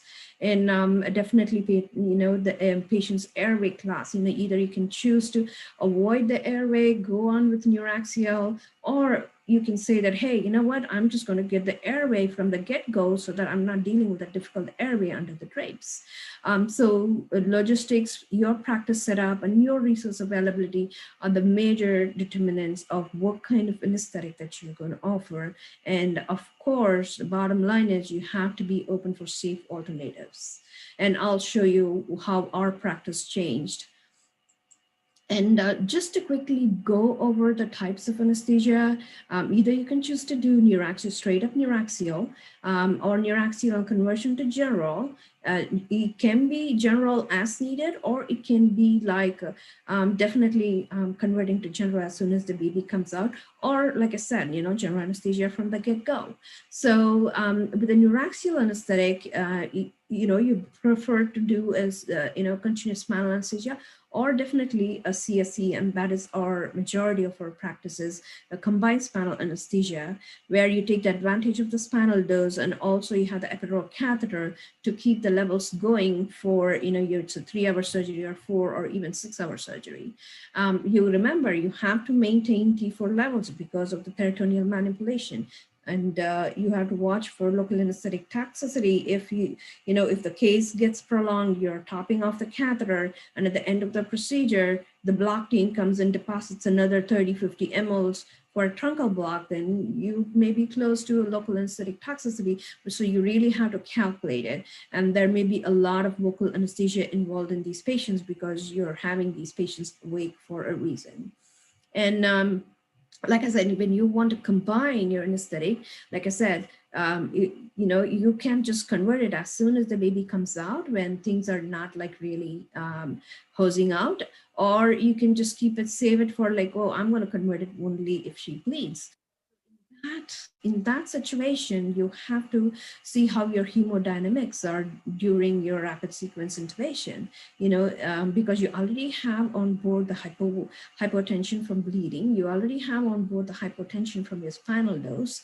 And so you really have to make sure what kind of medications that you choose, how you want to keep the hemodynamics stable, during this conversion. And you're putting the patient under 2 different anesthetics, and also, at least in our institution, these cases are done under lithotomy, where your airway is like a little far away from than usual. So you really have to start the case with the patient in a good position for intubation, because you are going to be intubating under the drapes. And as far as general anesthesia is concerned, you have to optimize the intubating condition from the get-go. It's very, very important that you maintain maternal CO2 level, 28 to 32, we do not overshoot on the CO2, entitled CO2 levels. You have to keep it tight because that's how the fetus sheds its CO2 as well.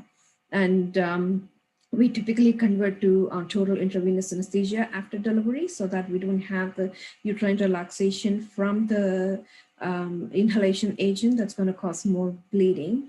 And in these patients, because of the fluid shifts, there's a possibility of post-op mechanical ventilations.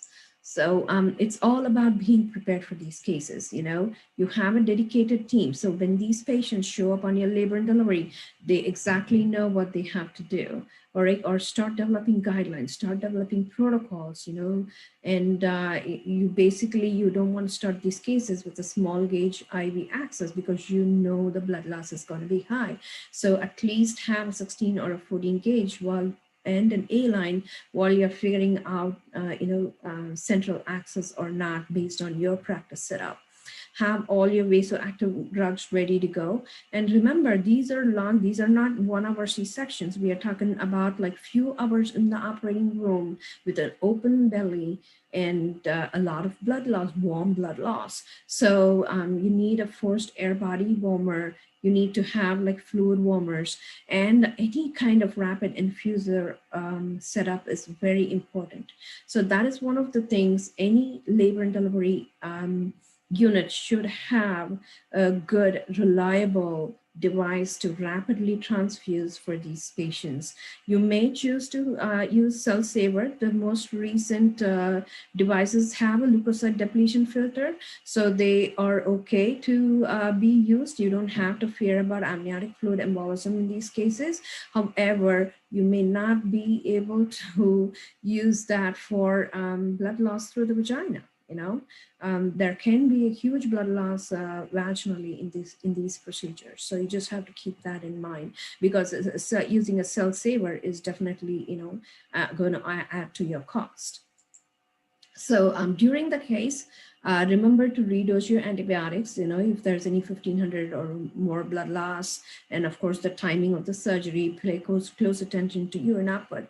They are working very closely with around the urinary structure. So any decrease in urine output, you don't want to assume that they are hypovolemic or they're not resuscitated, but you have to communicate that with the surgeons who are on the field, and go on with the cumulative blood loss. Don't wait for the end of the case to tell you, or don't wait for the patient's hemodynamic instability to tell you how much they have lost, or the labs to tell you how much they have lost. Just have an eye on the field. And then definitely you have to optimize surgical condition, be it positioning of the patient or giving them an optimal anesthetic. You don't want a patient who is moaning and groaning on the table if you're not able to keep up the T4 levels of anesthetic, especially during peritoneal manipulation.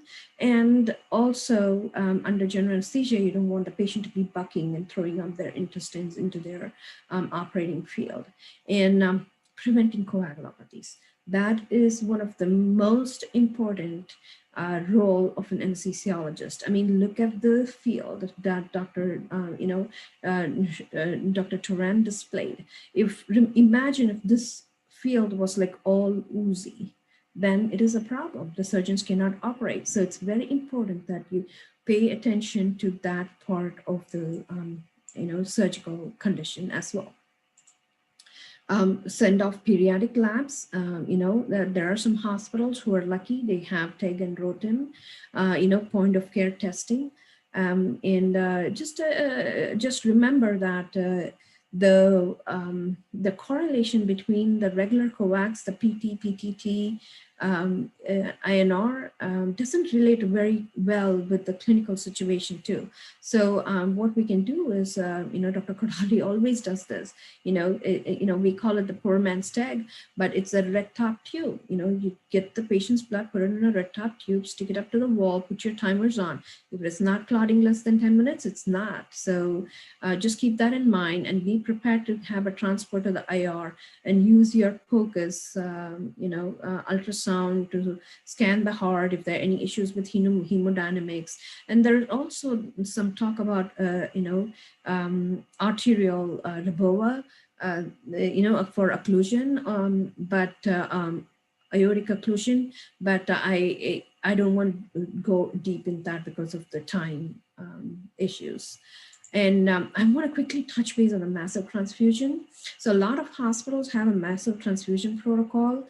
We all know that hemostatic resuscitation rather than just standardized resuscitation improves outcomes. Having an MTP, it ensures timely and continuous supply of all the products. It definitely needs a multidisciplinary approach. That process should also have periodic review, and you can in your own practice preset the ratio. In our hospital it's 6 in 1 and then 10 units of cryo if we initiate the protocol, and there should be clear orders for the blood bank as to when you're starting it and when you're stopping it.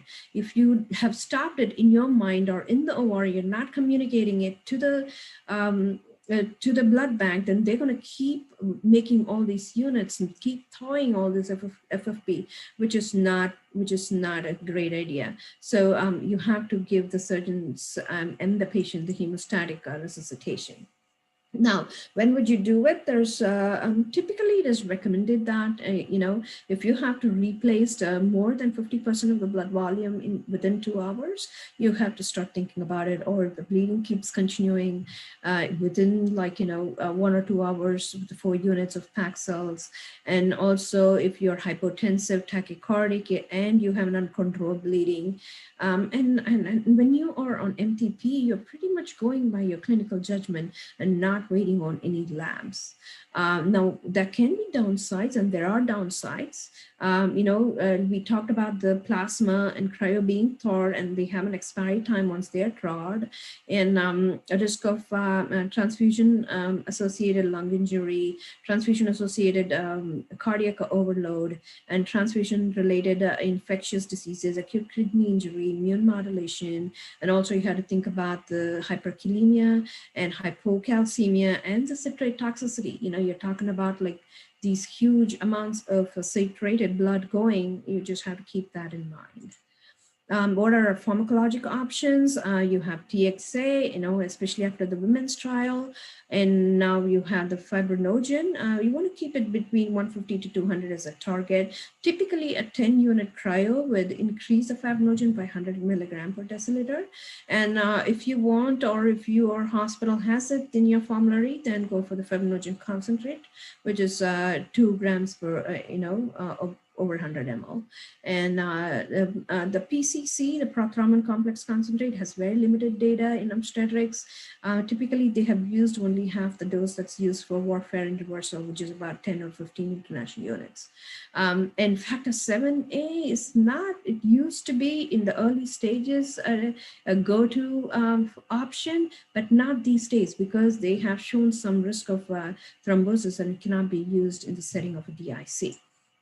Now, out of the OR, you have to see how the patients are doing, close monitoring. Are you going to extubate or keep the patient intubated?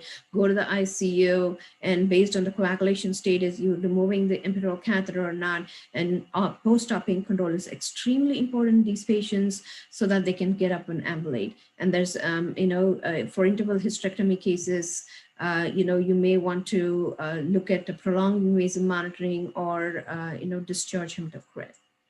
Now, prior to the technique that Dr. Turan had developed, like he said, we were doing all these cases in main OR. All patients had central access. We had 6 and 1 in the room, and all patients had general anesthesia, PCA, and they all went to ICU post-op. On average blood loss was 3,500 with 68% transfusion rate. And once Dr. Turan has developed his technique, all these patients get now an antenatal consult. We are doing it in our L&D. In fact, we have them on an enhanced recovery track. We do not do central lines. We do them all under CSC, and our cumulative blood loss is about 1,100 on an average, and our transfusion has come down to a whopping 18% from all the way to 68%. Now, there are always outliers. Those are the cases that make us humble. So we just learn from all those cases. And so in summary, multiple planning is key for these cases. Choose your anesthetic based on all the factors that I had talked about. Open communication is very, very important, and always be prepared, because failing to prepare is preparing to fail. And this is our complex obstetric surgical team of nurses and obstetricians and MFM specialists and fellows. And this is how we tackle our hemorrhage together. And thanks a lot to the YUVAA FOGSI team, Dr. Kodali and Dr. Turan. Thank you so much, Dr. Shobna, for an extensive description of how to maintain the hemodynamics in difficult situations. For lack of time, I think I'll ask only one question, which is that a delegate wants to know that what is the role of early cryo during the massive transfusion protocol? So as far as any transfusion is concerned, just like how, Dr. Subramaniam had mentioned in his previous discussion panel, you don't want to give it just because you want to give it, but you go by how the fibrinogen falls and also your clinical judgment.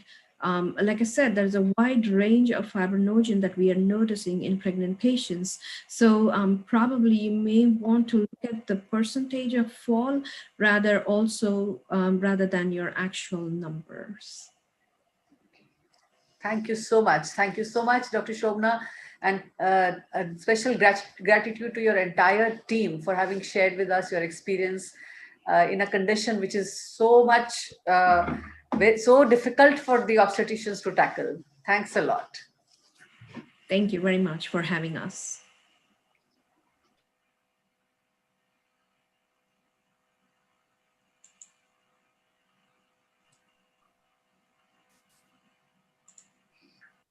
Thank you very much for providing us with pabulum for reflection.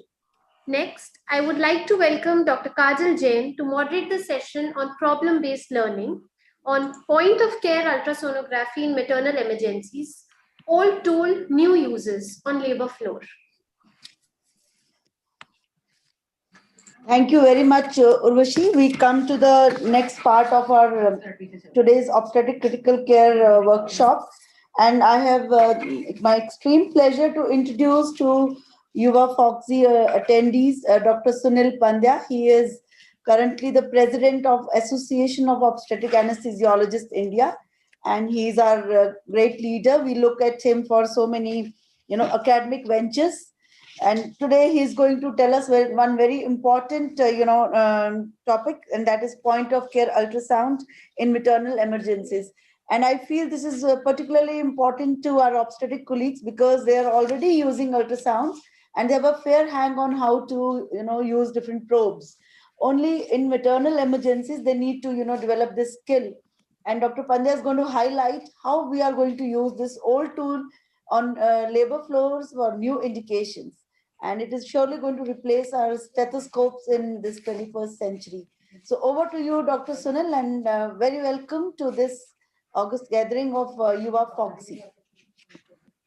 Thank you, Dr. Kajal. Dr. Pandya, can you stop sharing and again share your presentation? You share your mail. I'm sharing my screen, right? Is it visible? Your mailbox is visible. Can you stop the sharing and again share your PPT? My screen is visible, right? Yes, Dr. Pandya, your screen is visible, but your mailbox is visible. You can stop sharing again and again share your PPT. Is it okay now?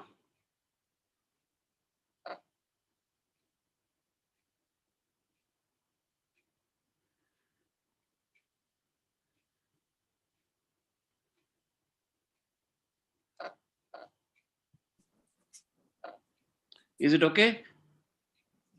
Now it is okay, sir. Yeah. Good evening, one and all. Again, on behalf of AOA, it's my privilege to be here, and I thank Dr. Kajal for the lovely introduction. And again, I thank YUVAA FOGSI North Zone and PGI team for giving me this opportunity. So next 20 minutes, I shall be discussing on the role of FOCUS, the point of care ultrasound in maternal critical care, especially for the obstetricians, keeping obstetricians in mind because you are used to doing ultrasound quite freely in pregnant women. So nil conflict of interest. The machines that have been depicted in my presentation are the ones we use by hospital. I have no personal interest in any of those companies. The demo staff volunteers are volunteers, so they are all normal videos and pictures, no pathology, and all the pathology that is shown is from the literature and internet. And we have followed PCPND protocol during this recording. We have this scan machine in our OT complex and ICU complex, and it's a 4-probe machine, which we use these 3 and these for the obstetricians. So this foresight, like comprehensive perioperative ultrasound examination, is what we have been doing for the past 7-8 years, where we virtually scan from head to toe using ultrasound. But I shall be discussing the topics which I have been asked by the organizers to deal with, like dealing with raised ICP, lung ultrasound, and intravascular fluid volume assessment.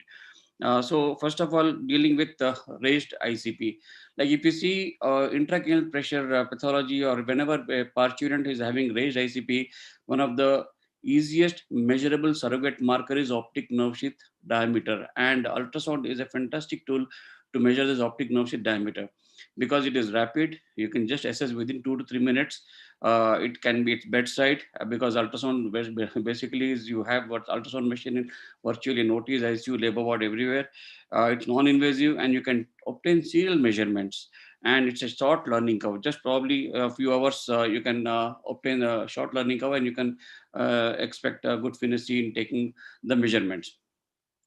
So what are all the conditions in pregnancy where we encounter elevated intracranial pressure and where ONSD measurement is quite useful? Yes, first and foremost is severe preeclampsia, especially when you have severe preeclampsia with CNS features like altered sensorium or CNS irritability or parturients with press syndromes. Unfortunately, if you have intracranial bleeds, that can be also detected, especially if they manifest with raised ICP.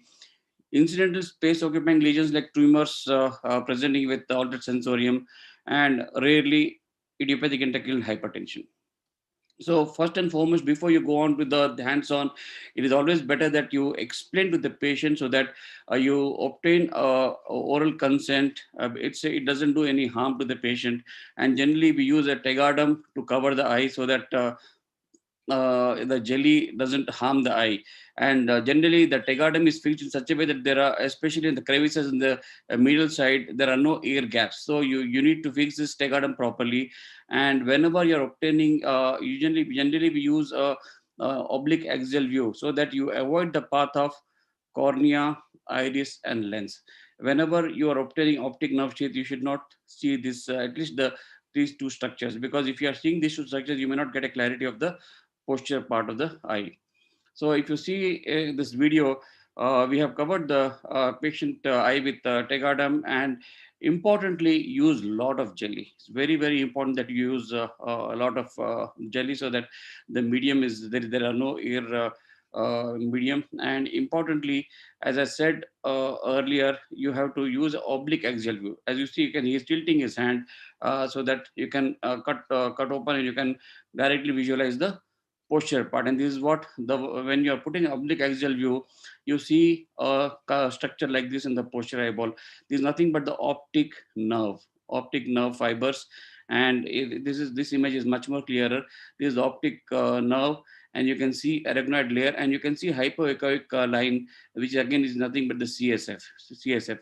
So generally what we do is measurement is 3 down and 5 horizontal, 5 millimeters horizontal. So basically you take the marker scale from the optic disc, go vertically 3 millimeters, and from the dura, like you see the dural end, from here to here vertically, they take a horizontal distance of 5 millimeters, and that is what the diameter of optic nerve sheath is. Generally you see 3 millimeters down and 5 millimeters width, and you see 0.5 to centimeters of 5 millimeter, 550 to 5.2 millimeters, which is normal. So any value more than 5.7 is the cutoff, like 5.7 and above, you consider it as a raised intracranial pressure, and it corresponds to more than 20 millimeters of mercury. So it's a very, very simple test. But one of the things, as I said earlier, do not take the cornea, lens, iris and the lens in the picture, and you can obtain this. Other important thing is, whenever you are seeing it, you can also do Doppler study. Basically, again, obstetricians are very well versed with uterine Dopplers, umbilical artery Dopplers, middle cerebral flow artery Dopplers. So it will be easy for you to calculate. But if you can see end diastolic flow is absent, then it indicates again you can obtain retinal. You can put the probe on the retinal artery, and you can measure the Doppler study. And if you see absent end diastolic flow, then again it indicates a surrogate marker of raised intracranial pressure. And you can corroborate this with, again, transcranial Doppler also. So generally, whenever you have a pathology like this press syndrome, this is a case of severe press syndrome, or patients with intracranial bleed, you can see differential pupillary size, anisocoria is there.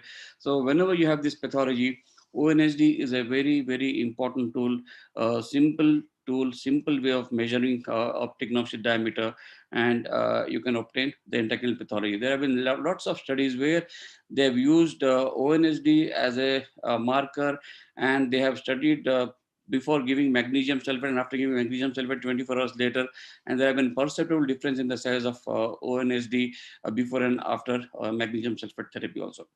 Other important things that you can also see with ocular ultrasound is retinal detachment. And in trauma cases, you can see subluxation of lens and other things also. But importantly, retinal detachment is another thing which can be easily seen. So whenever you have a student presenting with blindness, sometimes you have this occipital blindness, central blindness, or sometimes you have this RD. So just by placing a linear probe on the eyeball, you can obtain, you can see this picture of retinal detachment.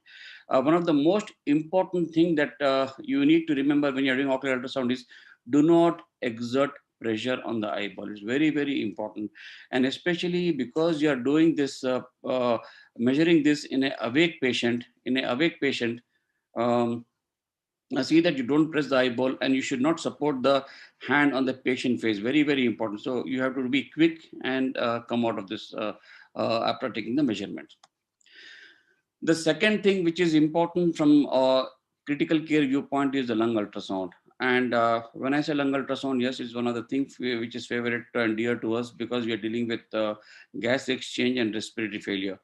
And the common conditions where a participant has respiratory failure in pregnancy, acute pulmonary edema because of hypertensive crisis, because of fluid overload in severe preeclampsia, or it could be cardiogenic pulmonary edema, or sometimes you see pulmonary edema with oxytocics and tocolytics, or sometimes COVID pneumonia presently in the present season. Yes, a lot of patients with, I don't say a lot, but significant number of patients with COVID consolidation and ARDS. And many a times we have seen tuberculosis effusions and massive pleural effusions because of nephrotic syndrome, and very rarely pneumothorax following either intervention, which is very, very rare, or mostly it is because of secondary to trauma. So whenever you are doing lung ultrasound, you can use all three probes. You can use a linear probe, you can use a curvilinear probe, or you can use a sector probe, which is used by phase array probe, which is used by cardiologists for the 2D echo. And the parts of lung that you need to visualize is the anterior part, the lateral part, and the posterior part. And generally, we start from anterior axillary, mid-axillary, mid-clavicular line, and then parasternal border, mid-clavicular line, mid-axillary line, and posterior axillary line. So generally, you see the lungs in either side, both bilaterally in this parameter. Then believe me, it will not take more than 30 to 45 seconds in each zone. So virtually, you can complete the entire lung assessment in less than 3 to 5 minutes, less than 3 to 5 minutes. And as I said, you can use curvilinear probe, you can use phase array probe, or especially if you're seeing for effusions and this thing, you can use curvilinear probe. And the signs that you look for when you're doing lung ultrasound, there are a lot of signs that have been mentioned. One is the bat sign, the lung sliding sign, the A lines, the B lines, the C lines, the seashore sign, the stratosphere sign, the rocket sign, lung point, and sinusoidal sign. I'll be discussing about these things, but more importantly, you have to remember that the bat sign is nothing but a normal lung. So whenever you're putting a linear probe, these are the two rib shadows that you see, and you can see the pleura, the parietal pleura sliding easily. So basically, you should see this sign. That means the pleura is intact, pleura is sliding, and basically lung ultrasound is nothing but the reverberation artifact of the air as well as the tissue. And this lung sliding sign, if you corroborate, and this is the artistic presentation by Lichtenstein, who is the authority on lung ultrasound, is also known as father of lung ultrasound, and he described this pattern of hypoechoic region because of the rib, and the hyperechoic because of the pleura, resembling something like bat. And this is a bat sign that you can visualize in a normal patient.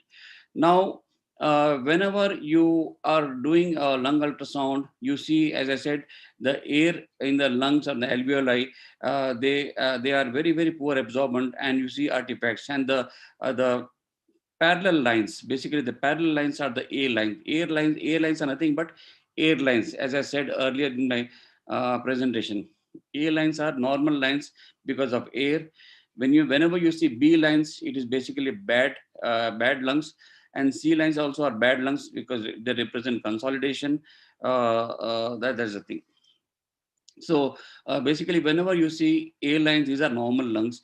And if you are putting a M mode, whenever once you have put in the plural line and you see A lines, you put the M mode, and you can see a classical seashore sign where the pleura is basically seen as the sea touching the shore, and there is a sandy beach appearance. This is a depiction. This is from the article. So basically the sea and the sand and the pleura. So basically in a normal lung, you should see lung sliding sign, you should see A lines, and what you see is a seashore sign on an M mode ultrasound. So I'll just go with a case that we had a couple of years back. I've mentioned this year so that you don't confuse with COVID. A 29-year-old primary care at 23 weeks gestational age presents to triage with cough and breathlessness. She is a known case of CKD on irregular follow-up, and as we typically see in our country, changing hospitals. She already visited 3 hospitals before she came to us. And in the triage, the nurse has taken the vitals, afebrile, mild tachycardia, but blood pressure is quite high, tachypneic, and desaturating. So what do you expect in this patient? So basically, it's a case of chronic hypertension, probably with superimposed severe preeclampsia is what we say. And whenever we have chronic hypertension with superimposed preeclampsia, basically you are nothing but a parturient with reduced diastolic compliance and acute pulmonary edema.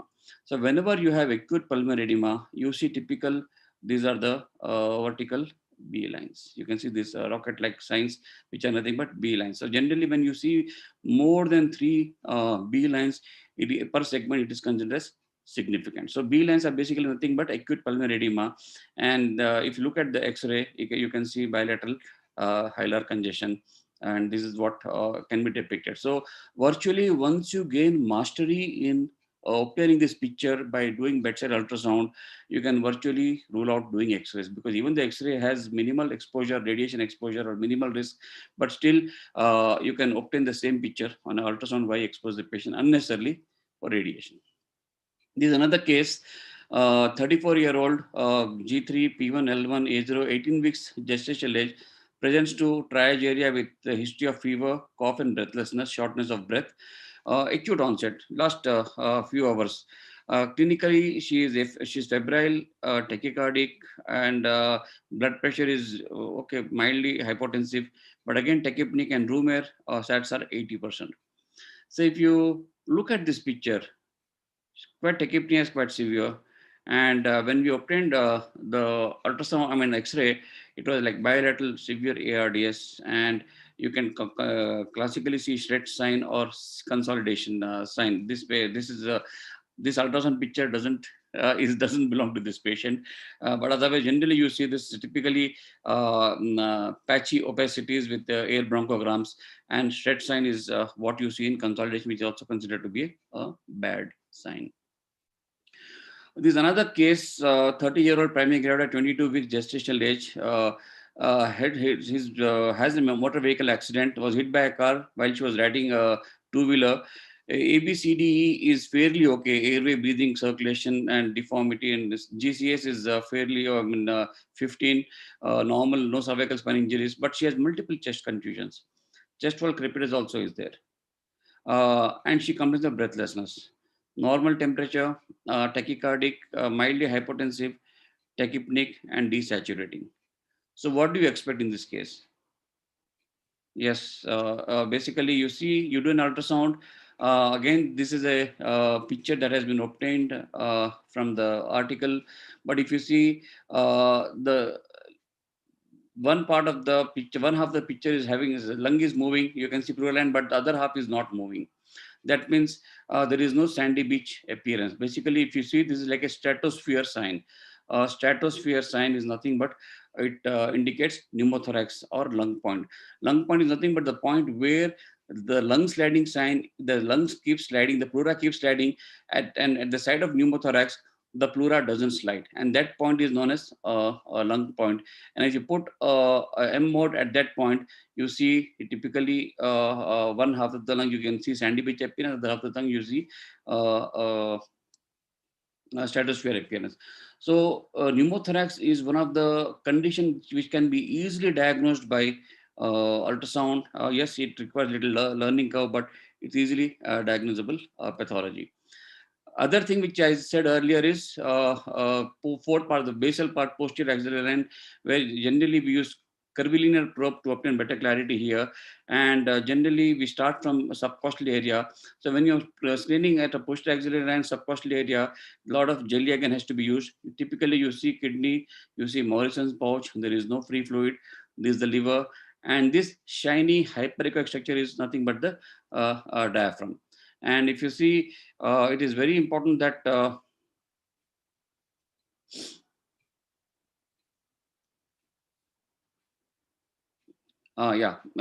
you see, this is the diaphragm, this is the liver, and the mirror artifact, the posterior part of the lung, the basal lung is looks like liver, and there's nothing but the mirror artifact. So suppose if at all there is any pleural effusion in a supine position, it accumulates here, and if you put an M mode at this point, you can see a typical sinusoidal pattern, which again I had described earlier.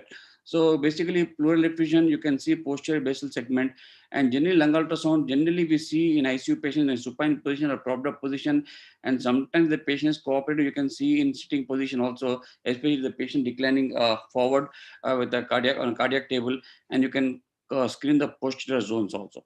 It's very important. There are lots of papers where they have seen lung ultrasound, where they have used lung ultrasound for various pathologies. So the patient presents with this pathology where you have florid pulmonary edema, and patient needed crash intubation because of severe desaturation. What picture do you expect? So whenever you have pathology like this, generally we expect multiple rocket signs, like several B lines, more than 5 or 6 per segment. And this is what is acute pulmonary edema because of either fluid overload, or it could be because of cardiogenic pulmonary edema. We don't know, we need to evaluate. So the problem, the one thing which is very important is whenever you are doing ultrasound examination, be a good clinician also. It is very important on your part to take a proper history, have a mental picture in your mind that, okay, this is the history and this is the pathology, this is a clinical condition, and I may expect this on the ultrasound. Otherwise, you may be blind. So the next thing is volume assessment. So whenever you have volume assessment, ultrasound is an excellent tool for intravascular fluid volume assessment. And generally we do volume assessment in shock in pregnancy, as this has been discussed excellently in the morning skill afternoon skill station, where you had discussed septic shock, and the earlier lecture hemorrhagic shock by Dr. Shobna and Dr. Turan, where they have evaluated and they have emphasized the various parameters of resuscitation. But more importantly, other thing that you have to remember is anaphylaxis shock, hypovolemic or hemorrhagic shock, cardiogenic shock, septic shock, obstructive shock, or neurogenic shock. So whenever you a patient presents to ER in a state of shock, invariably, if you don't have an attendant who is educated, you may not be able to elicit proper history. And if you have an ultrasound, you can differentiate between all these different kinds of shock. So whenever you have to assess volume assessment, again, you can use a phase array probe, which is a cardiac probe, or you can use a curvilinear probe. First and foremost is put the probe in the xiphoid process and go just 1 to 2 centimeters paramedian. And once you put the probe in the xiphoid process, you see both the aorta as well as the IVC. If you turn the probe horizontally, you can see the IVC going into the draining into the right atrium. This picture, obtaining this picture is very, very important. Otherwise, you may confuse with aortic pulsations also sometimes. So it is very important that you need to keep a proper probe, and you need to have trace the IVC into the right atrium. Other thing that is specific to pregnancy, you have to remember that all parturients after 22 weeks, 22 weeks of gestation, they are prone for aortic cable compression, supine hypotension syndrome. So whenever you have this, again, you may not get the collapsibility index of IVC properly. So keep this patient complete left lateral, or at least see that they are semi lateral. There is a weight under the right hip, or they are turned on the left side whenever you are taking these measurements. Very, very important point.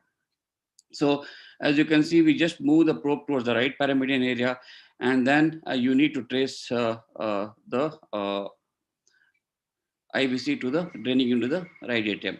And once you obtain the IVC draining into the right atrium, it is very important that you ask the patient to take a deep breath. When the patient takes a deep breath, you can see the IVC walls collapsing. That means the patient is fluid responsive. Suppose if the IVC is distended, IVC is distended more than 2.5 centimeters and doesn't move with respiratory variations, then that means is the IVC plethora is there, and these patients most likely to have a cardiogenic shock or an obstructive shock. Very, very important. So once you obtain a good IVC picture, you freeze the frame, and then you can obtain the diameter of the IVC. You can see in this case probably it's around 1.4 or 1.5 centimeters.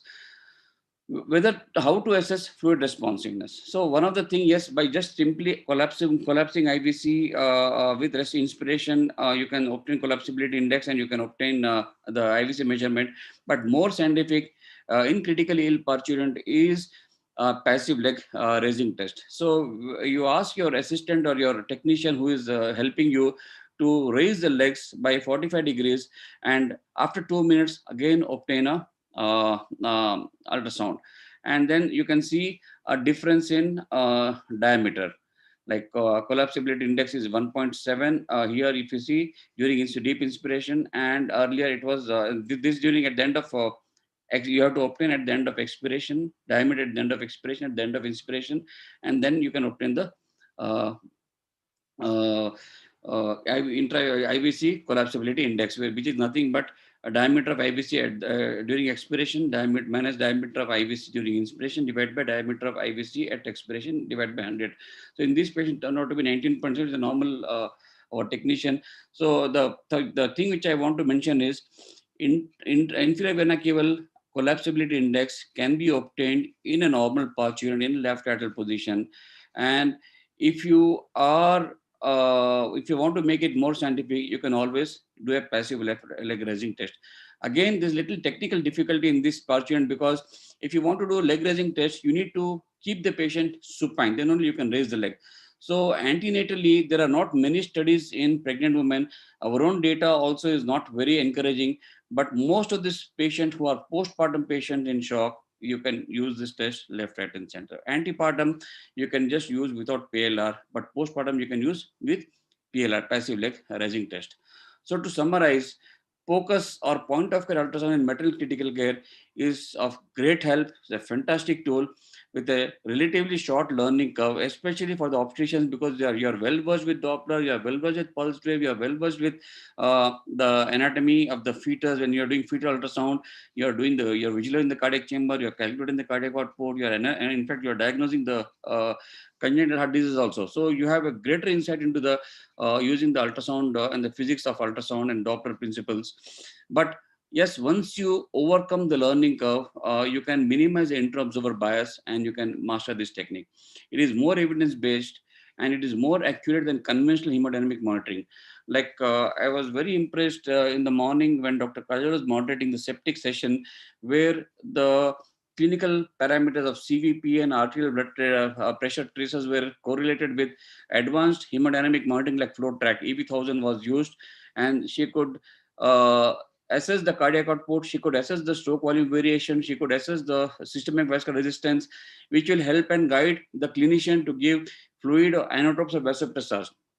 But I must tell you that ultrasound and echo are better monitoring tools compared to flow track. This is my personal experience, because flow track EV1000 requires a patient who is breathing spontaneously, whereas if you see in ICU patients who are on ventilatory support, they may give erroneous results. And importantly, this is a fantastic tool, especially once you are up on the learning curve.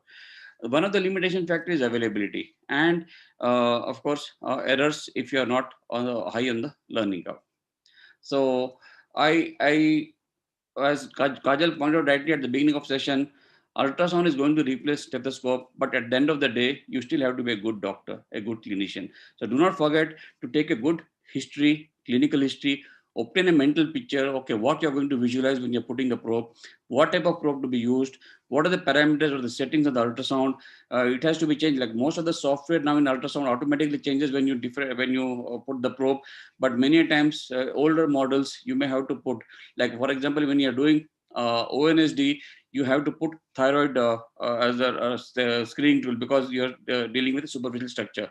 And when you're putting a volume assessment, probably you may have to put abdominal or a cardiac ultrasound, a cardiac tool for taking the metrics and parameters.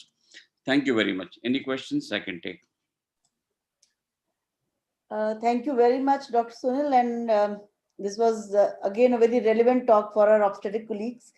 And if you recall, at the beginning of the session, somebody had posed this question that what is the use of ultrasound in preeclampsia? And well, you have highlighted it very well that those women who come with high blood pressures and they are complaining of difficulty in breathing, you can put your linear probe and have a look bilaterally for the B lines. So I'm sure this is one very good tip which you have given. And since all of them are dealing with preeclampsia day in and day out, one thing which they are going to use right away. And I don't think it requires a big learning curve. Absolutely. So, yeah, thank you very much for this enlightening talk. And now I will hand over the session to Dr. Urvashi to give us the concluding, concluding session of the day. Thank you very much for being with us. Thank you very much. Thank you so much for this stimulating session.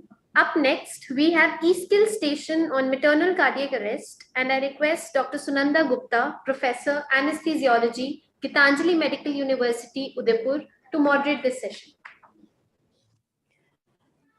Good evening, all the delegates and our esteemed faculty at YUVAA FOGSI. Thank you very much for inviting me, Dr. Vinita and Dr. Kajal. All the talks and e-skill stations have been very interesting with lucid, informative talks, panel discussions which were very animated, and the chat boxes were filling up fast with comments. So this shows how much interest these topics have generated. Now we come to the last e-skill station program, and as you all know, initially the reason for maternal collapse may not be obvious. Therefore, a generic approach to resuscitation may be helpful, and these steps can be augmented with specific treatments along the way as the diagnosis becomes more apparent, and that is provided that the parturient is lucky enough to reach hospitals in spite of the despairing picture that Dr. Anjan had painted there. But of course, it is very true. And so it is important that we have well-defined and rehearsed emergency pathways in each and every obstetric unit. And so we have a hybrid session wherein we have 3 speakers, Dr. Anju, Nidhi, and Ashima. And Dr. Anju is the first speaker, and she is a very prominent feature on the national circuit in anesthesia and comes from Ludhiana. She's a professor there. And she's going to tell us about the latest changes that have been incorporated into the 2020 guidelines. And over to you, Anju, as the first speaker.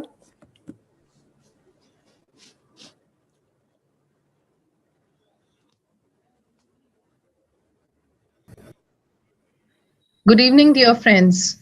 It gives me immense pleasure to talk to you about maternal cardiac arrest, the eSkill station.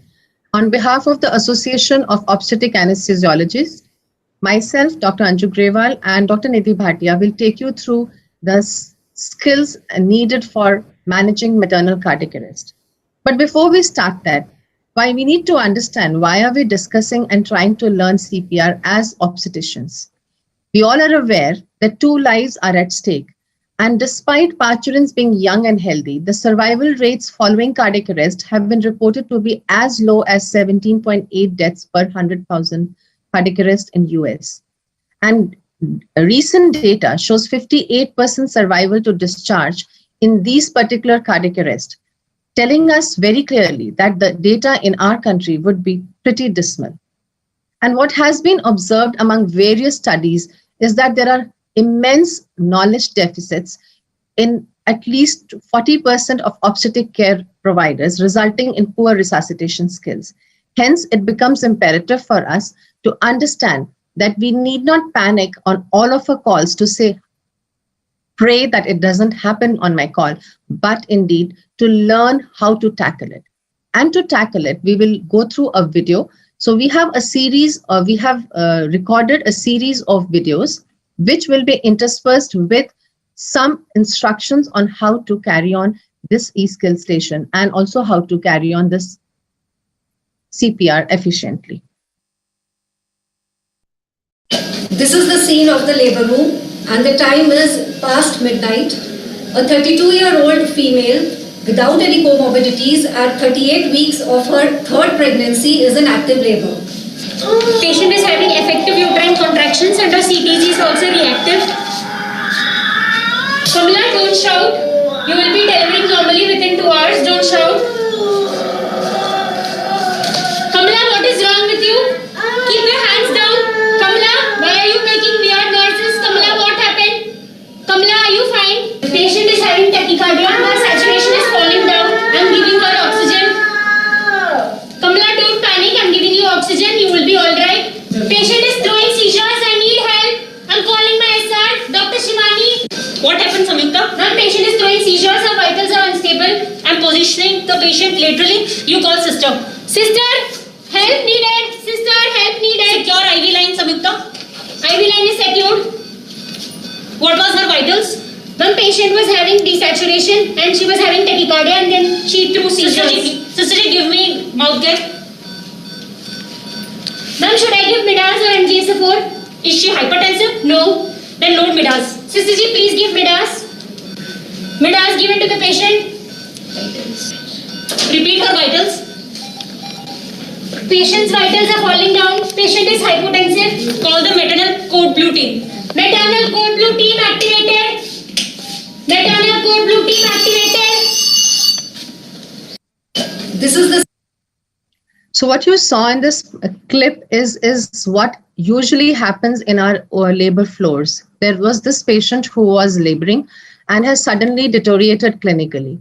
And hence, to combat that, we need to understand that we need to look at our patients more acutely and prevent a clinical deterioration happening. Thereby, maybe we are in a position to prevent a cardiac arrest happening on these labor floors.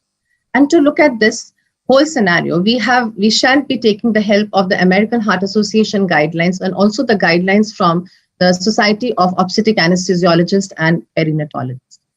Now, if you look at this chain of survival, which has been amply given in 2020 by the AHA, the first link in the chain of survival talks about early recognition and prevention of cardiac arrest, which means thereby that we have mechanisms in our hospital and our systems where we can pick up very early on any signs of clinical deterioration and prevent a cardiac arrest from occurring in these mothers.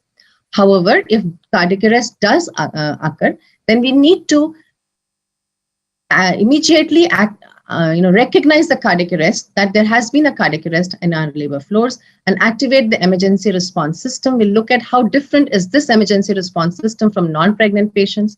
Initiate high quality CPR till the code blue team or the maternal code blue team arrives on scene, and the location staff will also incorporate with high quality CPR steps of early defibrillation with the help of either a defibrillator or an automated external defibrillator device. And then with the help of the maternal code blue team, go on to provide high quality ACLS interventions, post cardiac arrest care if ROSC occurs, and also provide rehabilitation and help in the recovery process of this mother. Now, if we look at the first link in the chain of survival, and that is what we want all of our obstetricians to focus into their labor floors, is to incorporate within their vital monitoring chart this kind of a chart, which is basically a modified early warning score sheet, which is adapted to the obstetric scenario. And in this, we do nothing great, but except that we monitor the vitals, and we have given different scores and color-coded up different parameters of the hemodynamics, the respiratory parameters, the heart rate, the various parameters that we normally do monitor on our labor floors. Now, this will help us to identify a point in time of managing these patients where we can pick up the sick parturient as early as possible, trigger a rapid response team, which is a team that is called in before the maternal code blue team comes in, or maybe is synonymous to the maternal code blue team, and comes in and tries to identify the cause of deterioration of this clinical deterioration in this parturients, thereby preventing the cardiac arrest and happening. Just to name a few interventions that can help all of us to prevent cardiac arrest in our patients is to have all your laboring mothers, especially the full-term laboring mothers who are beyond 20 weeks in left lateral position at all times, to administer 100% oxygen if they do get into respiratory distress or they show signs of desaturation. Have an intravenous access, and when I say an intravenous access, it should be a wide-bore intravenous access at all times, and hence the pink gelcos needs to go away, and the green and the gray gelcos, as the 18 and the 16 gauge gelcos, needs to come in. And they should always be established above the level of the diaphragm. We need to treat hypotension and identify the cause of hypotension and treat it accordingly. Of course, fluid boluses will help in these mothers, and always be on a lookout for reversible causes that are causing the clinical deterioration or causing the mother to become sick and thereby prevent an arrest from happening in them. However, as I said, despite your best efforts, there would be times that your mothers can get into cardiac arrest. And that is the point in time where we need to understand that why is this CPR in this pregnant parturient different from a non-pregnant counterpart. Now, we all understand that beyond 20 weeks, there is an immense amount of aortocaval compression, which decreases the cardiac output by 30 to 50%. And this would be hampered very significantly in the event of a cardiac arrest. In addition to that, we are all aware that there is an increased oxygen demand by the mother and the fetus, and there is an element of physiological anemia further compounding the whole issue. In addition, there is a decrease in the functional residual capacity, which leads to poor oxygen reserves, and we all need to be aware that there is a difficult airway underlying with an increased risk of aspiration lurking behind. All of these have a propensity to make CPR ineffective, and hence priorities of CPR in these pregnant parturient is not only high quality CPR, but to make it really efficient and high quality, we need to relieve the aortocaval compression, and hence we will ensure some measures to relieve this at all times during CPR. We need to ensure that an early definitive airway is in place so that the oxygen requirements of the mother are met. And also we need to evacuate the uterus so that this aortocaval compression is actually relieved very well, and the neonate is also available to us for resuscitation. So to do this on our labor floors where no help has as of now arrived, what do we need to do? We need to remember that in a non-pregnant parturient, while we were doing CPR, there were something called a triangle of resuscitation where 3 providers were mandatory. One was the provider who provided chest compressions. The second provider got the defibrillator and used the defibrillator in case of need. The third was a provider who supported the airway and the breathing. However, in this case, we were in a pregnant parturient. A CPR would require at least 4 of such first responders. When I say first responders, I mean responders on the location. So what does the first member of this 4-member team do? The first member would check responsiveness, will shout for help, and then would at the same time simultaneously start to check pulse and breathing for a minimum of 5 and not a maximum of 10 seconds, and will initiate high quality chest compressions. The second member who has actually responded to the help would activate the maternal code blue team. Now this maternal code blue team essentially encompasses of the basic code blue team that is going to respond to all cardiac arrest across the hospital. And in addition to that would include a team of obstetricians, neonatologists and anesthesiologists who would help in perimortem cesarean delivery. And this is also the time where this member would note the time of cardiac arrest, because this would help us to respond and initiate PMCD timely. Also, after they have activated the code blue, maternal code blue, and noted the time, this member would get in the defibrillator or an automated external defibrillator device, and get it and attach it to the patient and deliver the shock if needed. Now we have two members, one doing a role of a compressor, the one in the red, and the one in the blue is the one who would be doing the role of a defibrillator on the monitor. The third member now needs to come in as fast as possible and perform a continuous manual left uterine displacement so that the aortocaval compression is relieved at all times while a high quality CPR is going on. And the fourth member would now come on to the airway and breathing side, will take up the bag and mask device from the crash cart, attach oxygen to it, and we should be delivering 100% oxygen during cardiac arrest, and would be ready to deliver 2 breaths after 30 chest compression. If this fourth member happens to be an experienced or an expert airway provider, then this member can proceed to put in a definitive airway. Of course, a more easier definitive airway in this particular scenario on the labor floor by an obstetrician would be a second generation laryngeal mask airway. Now we'll just have a look at how this team proceeded in case of a further deterioration in the status of their mother. What was her TB finding, Samantha? Patient was 6 cm dilated 10 minutes back, ma'am. Maternal cold team has arrived. What is the matter? And she is third drive, the uncomplicated term pregnancy. Suddenly throwing the scissors. Okay, let us all wear our gloves and masks. What is her name? Kamla. Kamla, open your eyes. Kamla, आंखें खोलो, जवाब दो. She's unresponsive. Pooja, yes, can you note the time and get the crash cart and defibrillator attached and let me know. Okay, ma'am. Now, what you see here in this scenario is that the code blue team has indeed arrived, and indeed the location providers haven't done anything except for activating the maternal code blue team. And they were lucky enough to have the maternal code blue team arriving in time.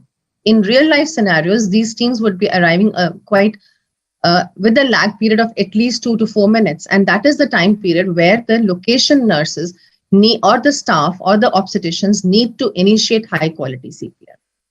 So this is what you see now is that the team has arrived and the team leader is now allocating rules as per. Get the crash cart and defibrillator attached and let me know. Okay, ma'am. Are you noting the message? Yes, ma'am.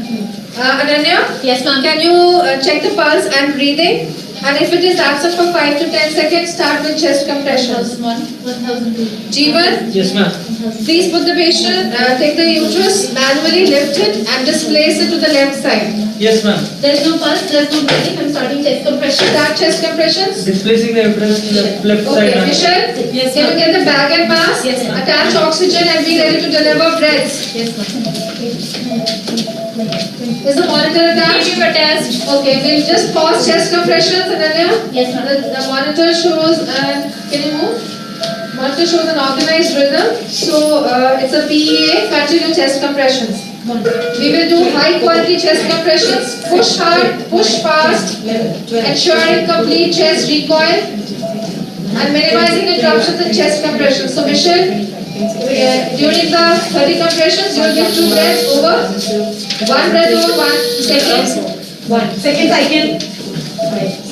Keep counting the cycles. You will also start recording. Yes, Pooja. And you will also tell me when the 2-minute time is up. So we will call the PNCD and the maternal PNCD team and the gynecologist. Okay, ma'am. 3, 4, 5, 6, 7, 8, 9, 10. To have Tanuja in the team. Tanuja, can you go to the IV, check the IV is working and prepare 1 milligram of epinephrine.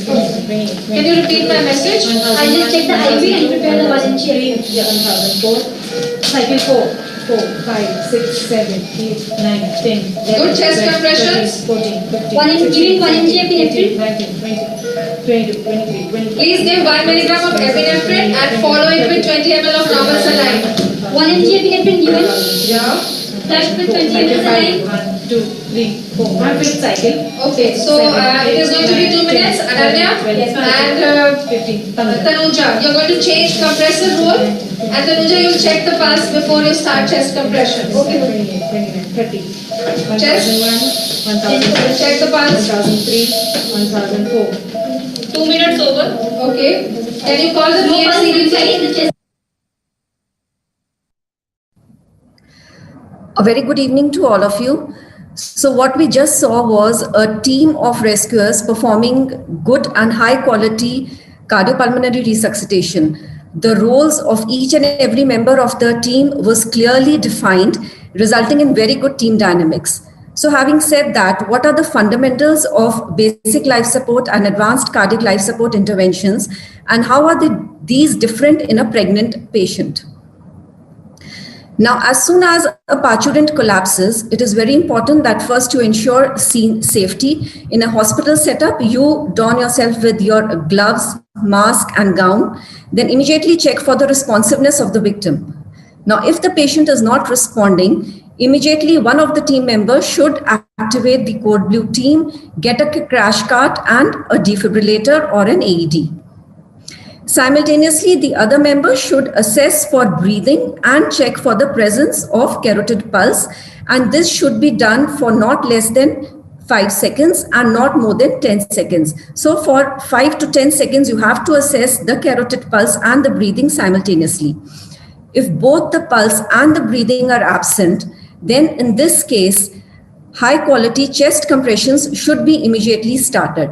Now, it is very important to keep in mind that during all this time, one person has to at all times manually displace the uterus towards the left side. Once 30 chest compressions are given, then the person who is at the airway will open the airway and deliver 2 breaths. Each breath is to be delivered over a period of 1 second. And always remember to attach oxygen and give 100% oxygen whenever this is available. So this 30 compressions to 2 breaths constitutes 1 cycle. After 5 cycles or 2 minutes of CPR, again the pulse is checked, and if it's again absent, then the same chest compressions or 30 chest compressions and 2 breaths, you continue doing this. At the same time, it is important that as soon as the defibrillator arrives, the shock is delivered to the victim if the patient has a shockable rhythm. The idea is to defibrillate as soon as possible in cases of a shockable rhythm, and the maternal code blue team should aim for a uterine incision at less than 5 minutes from cardiac arrest. Now, during CPR, the most important thing is providing high quality chest compressions. What do we mean by high quality chest compressions? This includes pushing hard, that is compressing at the depth of 5 to 6 centimeters, pushing fast at the rate of 100 to 120 per minute, allowing complete time for chest recoil, and minimizing interruptions in chest compressions. Whenever the chest compressions have to be interrupted, these interruptions should be of less than 10 seconds. Then in a pregnant patient, there is no change in hand location, and the hands have to be placed in the lower half of the sternum to give compressions. Always monitor your CPR quality with feedback devices and end-tidal CO2 if this is available. So if your ET CO2 is available and if you have put in an advanced airway, this can act as a good guide to tell you whether your CPR is or your chest compressions are of good quality or no. So at all times during chest compressions, if your end-tidal CO2 is more than 10 mm of mercury, it indicates that your compressions are of good quality. At all times, it is very important that you ensure excellent team dynamics, minimize interruptions in chest compressions, and always ensure high chest compression fraction of at least 80%. And always remember to rotate compressor every 2 minutes. Now, having said that, in a pregnant patient, it is very important to remember one thing, that when a pregnant patient is lying supine, the gravid uterus, it tends to compress the aorta and the inferior vena cava, as a result of which there is a decrease in cardiac output. And this results in a fall in blood pressure. So during chest compressions, if you keep this patient supine, then only 10% of the cardiac output is generated as against 30% in a non-pregnant adult, thus limiting the effectiveness of chest compressions and adversely affecting the maternal hemodynamics and the fetal oxygenation. So it is very important that the uterus be always displaced towards the left side manually during your entire cardiopulmonary resuscitation. This relieves your aortocaval compression during chest compressions. So the manual left uterine displacement can be done by either a two-hand technique or a one-hand technique. The two-hand technique is definitely better than the one-hand technique. In this, the manual left uterine displacement is performed using two hands from the left side, and the designated provider pulls the uterus leftwards and upwards. The other technique, as I said, is by pushing the uterus from the right side using your one hand towards the left. So the two-hand technique is definitely better, and during the entire process of cardiopulmonary resuscitation, I'm again emphasizing the left uterine displacement should always be maintained. Now, initially it was said that the table can also be tilted towards the left. However, this is to be discouraged and it should not be done, because when we are tilting the table, it results in your chest compressions becoming less effective. And further, if you place a wedge below the table so as to tilt it by 27 to 30 degree, again, your chest compressions are ineffective. And further, there is evidence that this actually does not relieve the aortic compression. So now once the chest compressions have been given, you give 30 compressions and you ventilate, give 2 breaths. Now, like Dr. Anju also mentioned, your pregnant patient is one indication to take an advanced airway early. So in a pregnant patient, as soon as possible, you should place a definitive airway device, which could be an endotracheal tube or a second generation supraglottic airway device. So always remember, try to minimize interruptions in chest compressions whenever you are placing a definitive airway, and always ventilate with 100% oxygen. Now, a pregnant airway is always considered to be a difficult airway. So whenever you are attempting to put in a definitive airway, one of the most experienced providers should always do it and take a maximum of 2 good attempts at intubation. If you are not able to achieve intubation within 2 attempts, the best is to put in a second generation laryngeal mask airway and secure the airway. Now, once a definitive airway is in place, it is important that you confirm its placement by an end-tidal CO2 monitoring. And once a definitive airway is in place, we no longer follow a 30:2 compression to ventilation ratio. After a definitive airway is placed, the breaths and the compressions, they become asynchronous. So the person who is giving compressions continues to do so at the rate of 100 to 120 per minute. And the person who is giving breaths continues to give breath at the rate of 10 breaths per minute. Now, what are the other ACLS modifications in a pregnant patient? One is you need to identify the rhythm, and if it is a shockable rhythm, the usual doses of defibrillation, like we do in a normal non-pregnant patient, they apply. That is, you give 200 joules of defibrillatory shock in case if it's a biphasic defibrillator, and 360 joules if it's a monophasic defibrillator. Then always remember to remove your fetal monitors, and if the adhesive pads are available, they are preferred over the paddles. Then AEDs may be considered in hospital settings to facilitate early defibrillation. AEDs, the basic goal is to deliver shock as soon as possible, ideally within 3 minutes of collapse.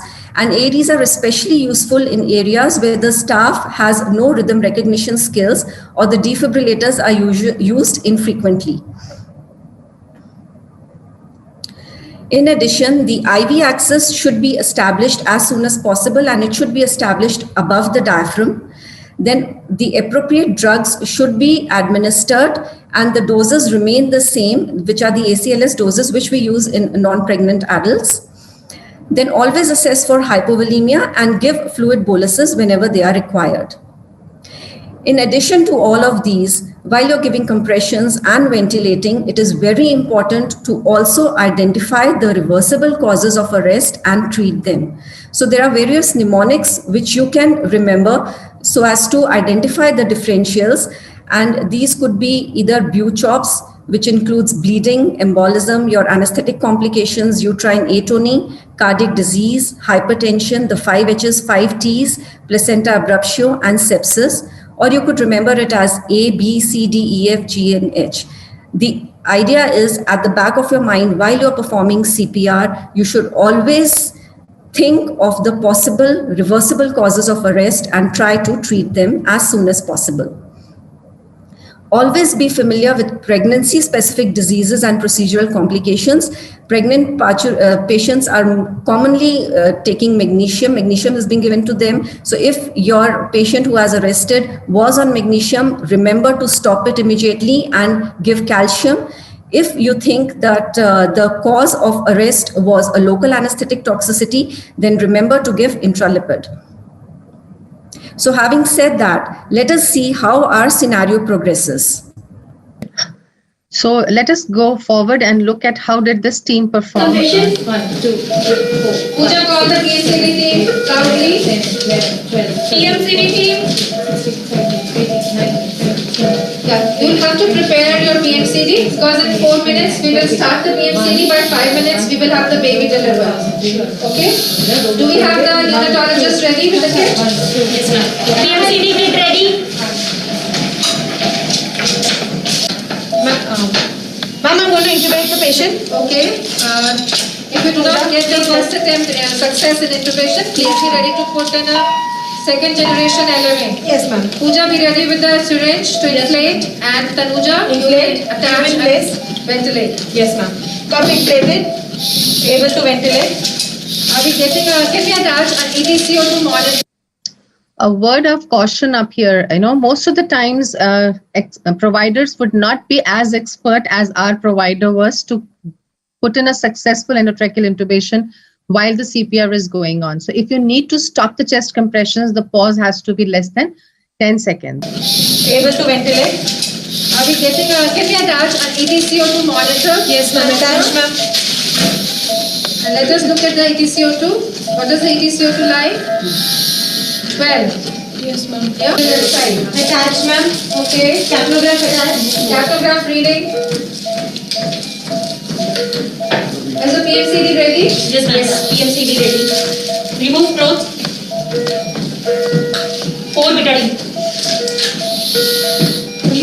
We still have the manual left hip and displacement. We are getting good chest compressions. Our ETCO2 is 16. Good. It should stay above 10. 5 cycles done. Okay. PMCD in process.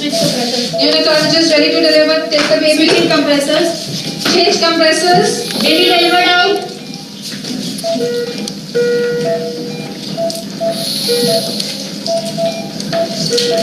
Continue high quality chest compressions.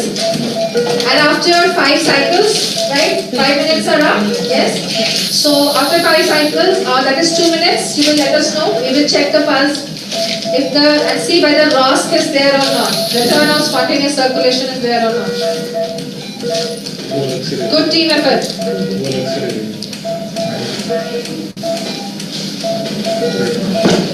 Which cycle, Michelle? 4th cycle, ma'am. Okay. So, Michelle, now that we have a definitive airway, we will continue to give chest compressions continuously for 2 minutes. Yes. So, Pooja is monitoring the time. And you will give breaths at the rate of 5 cycles 10 breaths per minute. 5 cycles over, 2 minutes. 2 minutes over, not 5 cycles. Let us check the pulse, Tanuja first. Tanuja, the chest, the ETCO2 has risen to 44. Yes, ma'am. Can we check the pulse and the breathing? Yes, Count for 5 to 10 seconds. checking for pulse. 1001, 1002, 1003, 1004, 1005. I can feel a feeble pulse. Yeah. Tanuja, can you check the blood pressure? Okay, I'm pressing the blood pressure. Blood pressure is 90 by 60. Good. We continue post-resuscitation care and plan to shift the patient to ICU. Yes, yes, Michelle? Yeah. So what you saw here is a prototype of ACLS interventions blended with high quality BLS interventions. And what is important for us to remember that a best outcome is achieved with good teamwork. Teamwork includes a lot of elements, especially having clear messages getting across, having clear roles and responsibilities allotted to each member of the team, having good closed-loop communication, to name a few of the good elements of team dynamics. At the same time, what you also saw during this team effort is the perimortem cesarean delivery being done. Now, what I want to highlight from our end is that this PMCD, which is also now known as the resuscitative hysterotomy, is indeed a part of CPR, and therefore We shouldn't be shifting these patients to OR and needs to be performed simultaneously to a high quality CPR so that the maternal resuscitation is optimized further by uterine evacuation. So our target here is that a PMCD needs to be done, initiated at the very site of maternal cardiac arrest where a CPR is going, with a target to empty the uterus. And as I said, this would help not only in better maternal hemodynamics and respiratory mechanics, will make the CPR more efficient, hence improve the chances of maternal survival. In addition, it gives access to neonate for resuscitation.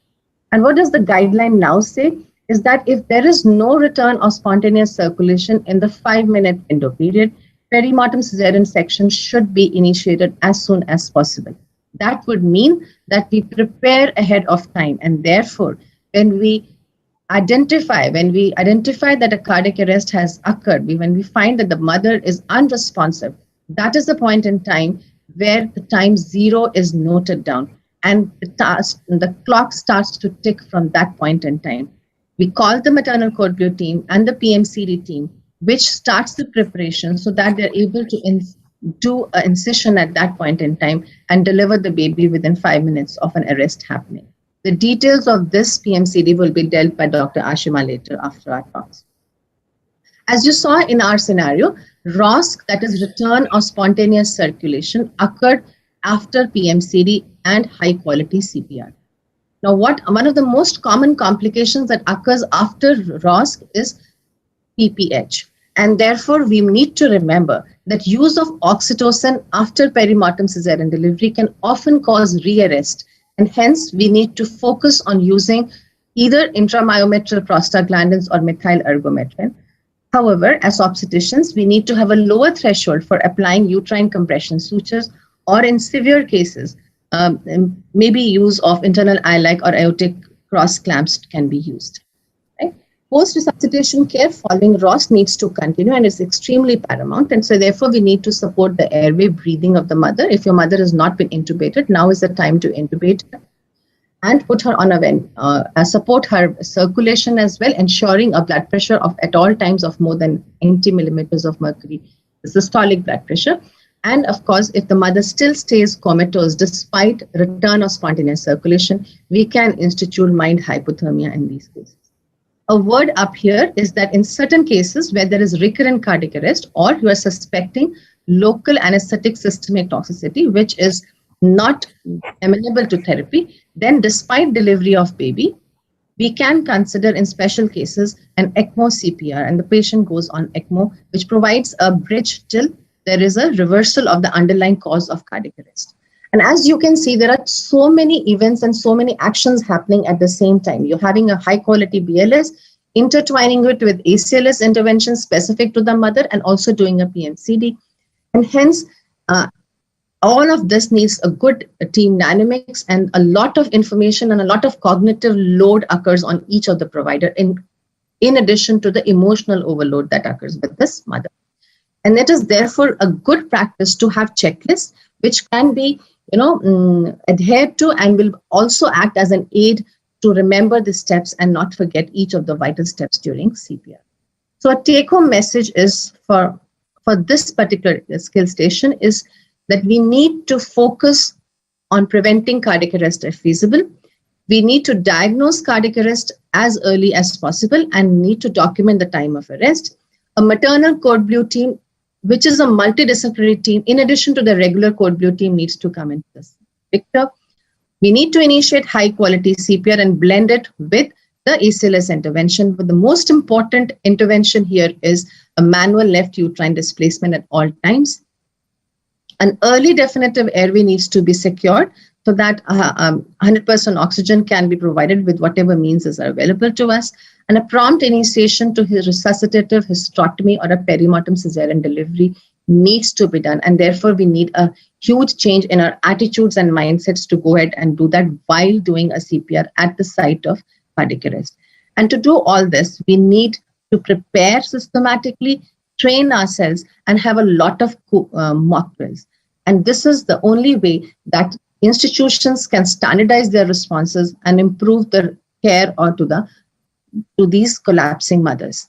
At this point in time, we would like to thank, both of us would like to thank our entire team, the team from the OB-GYN led by Dr. Ashima and her vibrant team of residents up there, and Dr. Kajal, Dr. Nidhi from PGIMR Chandigarh with their team of enthusiastic providers from anesthesia, and of course a word of thanks to Ladal, Mr. Karamveer and his associate for providing us with the SimMom and helping us and shoot these videos and present to you and this particular maternal cardiac arrest management to all of you. Thank you so much. Thank you so much.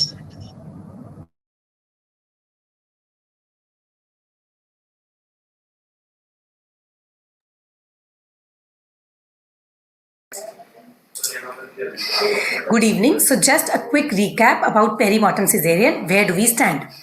PMCD is any cesarean that is done after a CPR has been initiated in a pregnant lady. We'll discuss today what is the rationale behind it, when, where, how to do it, the legal and ethical aspects, and the recommendations from various international bodies. To understand the rationale, it is simple. Effective chest compressions produce approximately 30% of normal cardiac output in the best of circumstances. However, with a mother lying flat on her back, cardiac output is reduced by another 60%. Stroke volume, as we know, in a healthy woman at term in supine position is 30% that of a non-pregnant. Therefore, chest compressions at best will produce 10% of normal cardiac output. Simply, for effective CPR, iotocaval compression has to be relieved. This is the primary intervention. You can do it in any of the ways, by tilting the patient, manual displacement of uterus, or emptying the uterus.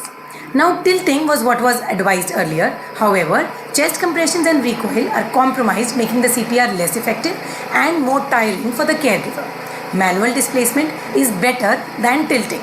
But the most effective method is emptying the uterus.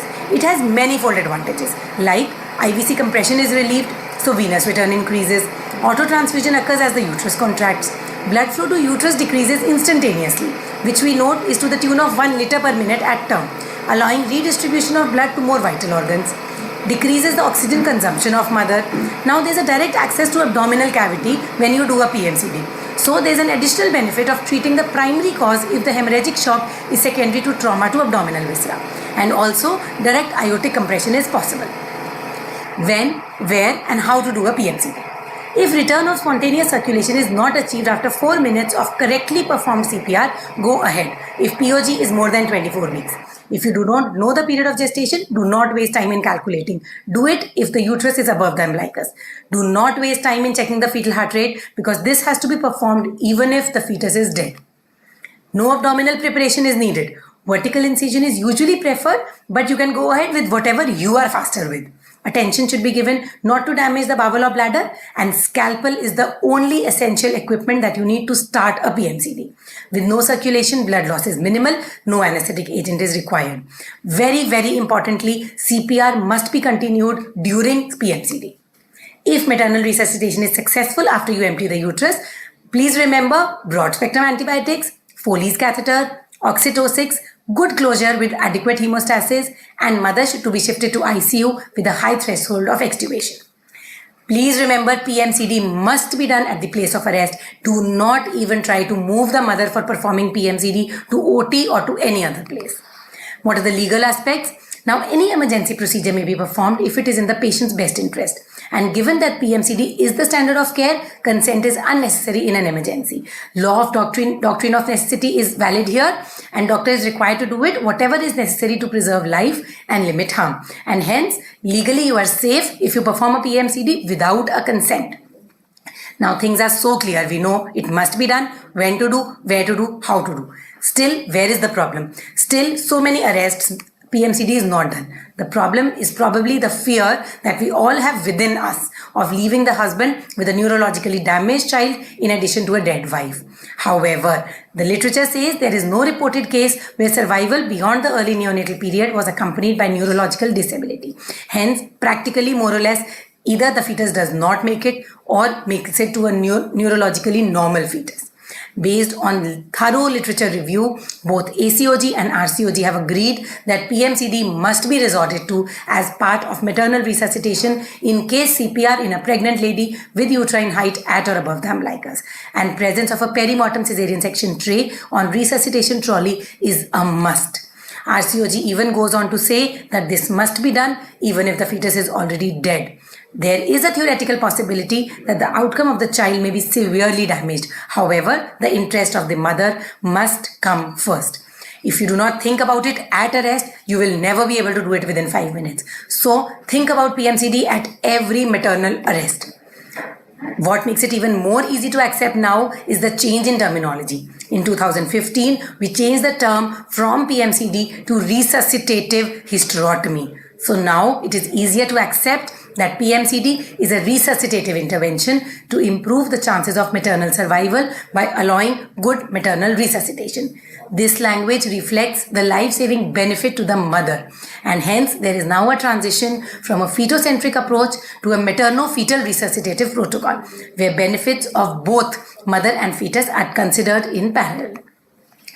Just to sum up what we did today, if there's any maternal collapse, you start CPR, please call for help, call for the Code Blue team, the obstetric surgeons, the neonatologists, everything. If there is no return of spontaneous circulation with CPR, please go ahead with PMCD. Please remember to ignore the consent. Please do not waste time in sterility and the technique. No time wastage in the catheterization. And after emptying the uterus, if successful resuscitation is done, remember to have a meticulous hemostasis, layered closure, uterotonics must be administered, antibiotics must be given. And hence, let's pledge today for maternal safety, because women are not dying because the diseases we cannot treat. They are dying because societies have yet to make the decision that their lives are worth saving. Today, let's pledge for this. Thank you.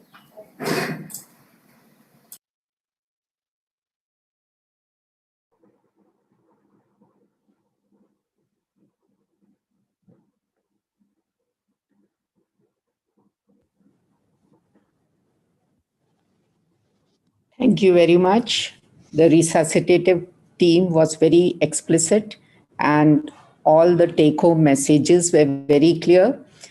So since there are no questions in the chat box, I think I'll ask one question each from all of you.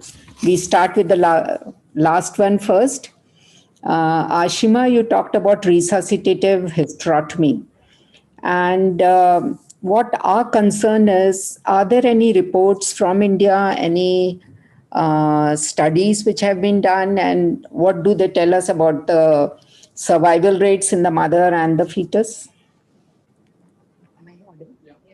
Ma'am, there can obviously not be any studies, but yes, reports are there. We recently met the critical care team from Fernandez who had performed 5 resuscitative hysterotomies, and the 4 out of the 5 mothers could be revived after the emptying of the uterus. They have reported it also. The causes were obviously good, causes like embolism, in which the chances of maternal resuscitation were better rather than causes like sepsis. So only from Fernandez we have reported cases from India. Otherwise, there are no studies reported from anywhere. There was a depressing study which came out from the Dutch people from Netherlands. And once MOITS was instituted in Netherlands, they found that about 83% of maternal deaths occurred and 55% of fetal mortality occurred. And the major reason they said was that resuscitative hysterotomy did not take place within the 5 minutes. Yes. So it is so very important that this occurs within the 5-minute time frame. Unless we do it within that time frame, we are really not able to, make the child and the mother survive. And the yes. And the only 2 things that have been associated with good outcome is the time lag and the place. Means one thing is that we should be fast with it, and the second thing is we should not be shifting the patient to OT for conducting a PMCD. These are the only 2 things which affect the survival the most.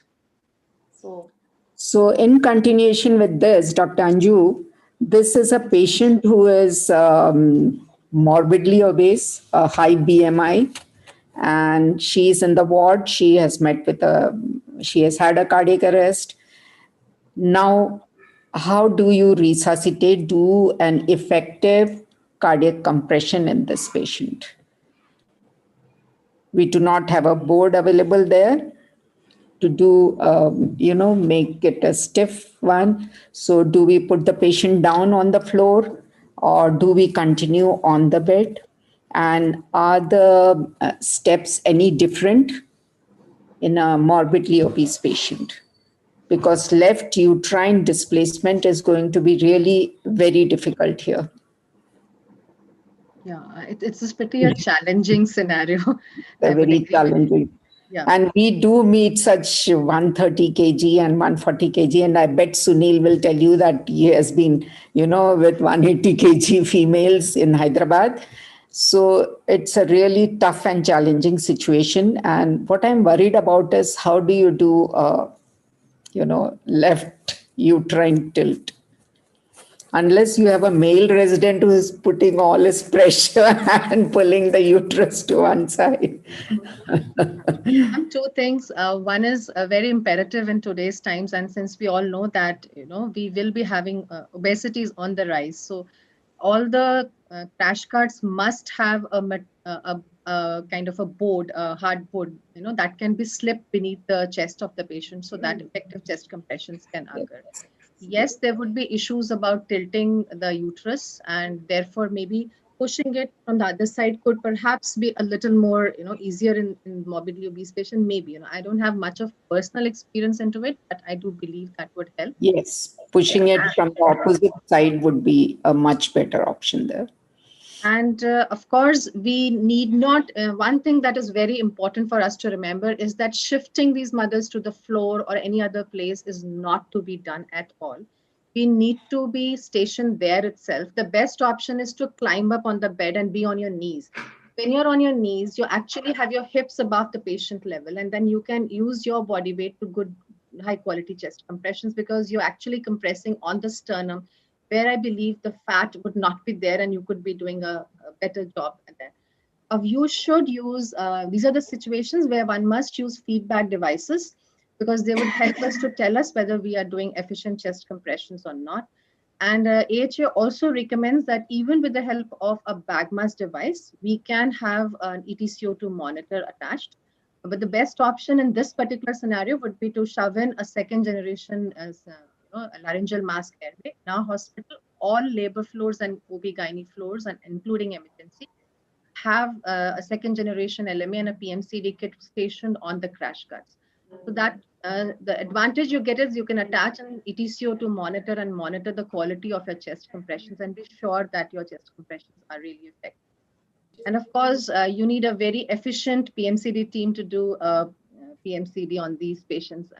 That's very important. Yeah. Ma'am, So can I add something? Yes, sure. Yeah, according to the recent 2020 guidelines, actually, initially it was never emphasized, but in 2020 guidelines, they've actually emphasized this point that the patient should never be shifted on the floor. So this emphasis has been done in the recent guidelines. So like ma'am also said, Dr. Anju, that you should never shift the patient on the floor and try to do where the patient is. Another thing which can be done is you can use mechanical compression devices in patients who are very obese. Yeah, that can also be used. But then, yeah, you're right. And these devices have to be indeed in place for, if you are anticipating a cardiac arrest, and they have to be already there because the time to put them on is going to be creating a lot of timeline. Yes. Another thing that I wanted to highlight here is that in the 2020 guidelines, the AHA recommends use of two things. One is a CPR coach.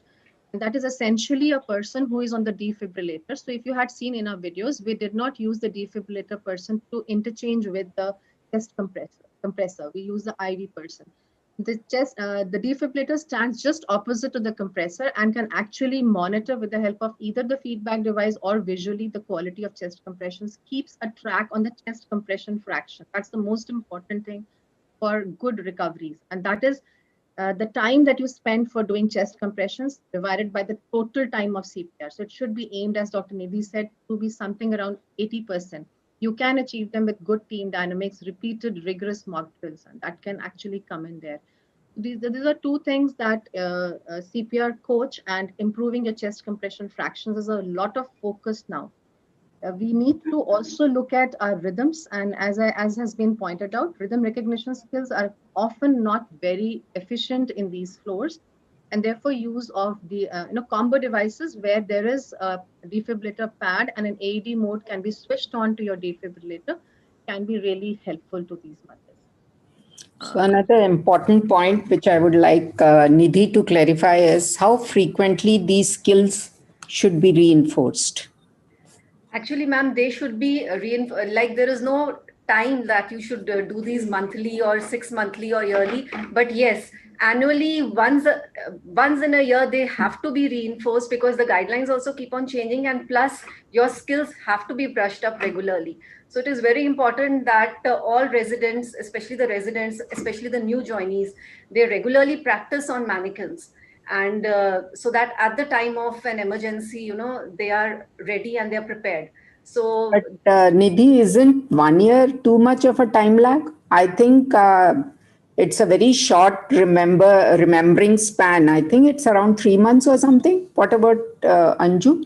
What do they say? Ma'am, there are no specific timelines given. AHA recommends, renewing your card every 2 years.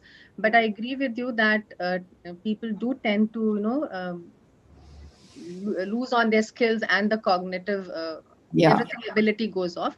So, in our hospital, what we do as a part of NABH initiative, we have a monthly code blue event analysis. And we also mandatorily have now shifted to doing at least 2 mock drills. Of course, they're not on maternal code blues. They're code blues across the entire hospital. Yeah. So we choose every floor, each floor of the hospital sequentially. It does help you, but it is indeed difficult to getting all of them going through. So I believe a more doable is an annual one. Of course, if we can do it biannually or more frequently, that would be.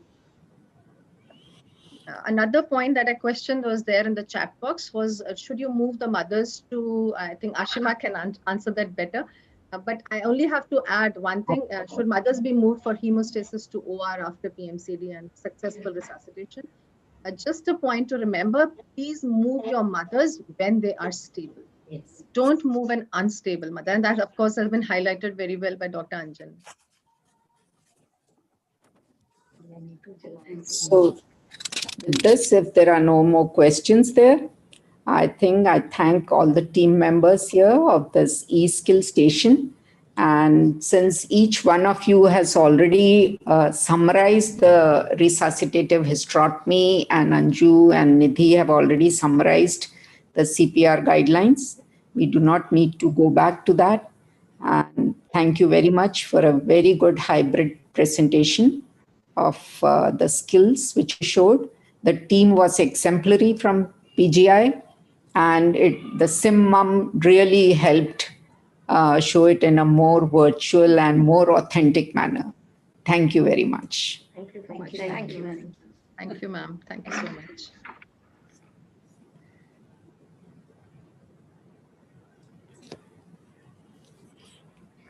Thank you so much for this insightful session. Now I invite Dr. Ashima Arora, Associate Professor, Department of Obstetrics and Gynecology, PGI MER Chandigarh, to propose a vote of thanks for today's workshop. Good evening, though I know we are getting late. On behalf of the entire crew of the Obstetric Critical Care e-workshop, I extend a very hearty vote of thanks to everyone who has in some way contributed for the success of this academic event. And this day has really been a day of collaboration between obstetricians and anesthetists, collaboration between East and West, collaboration between the experienced and the YUVAA. We really had a day of stronger collaborations. On behalf of FOGSI and PGI Chandigarh, I'm really grateful to the team from Maryland University, USA. And because of you people, we could hear the thoughts from across the globe. And equally sincere gratitude to all the clinicians from all over India who graced the occasion in spite of their busy schedule. And this type of event is obviously it doesn't occur overnight.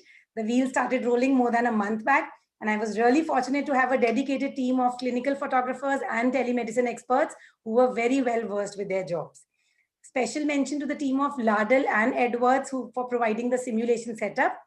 And lastly, I would like to thank the residents and faculty of the Department of OBG PGI Chandigarh who worked on screen and behind the screen for making this day a success. Let's hope the academic feast continues for the next 2 days and see you all tomorrow. Thank you.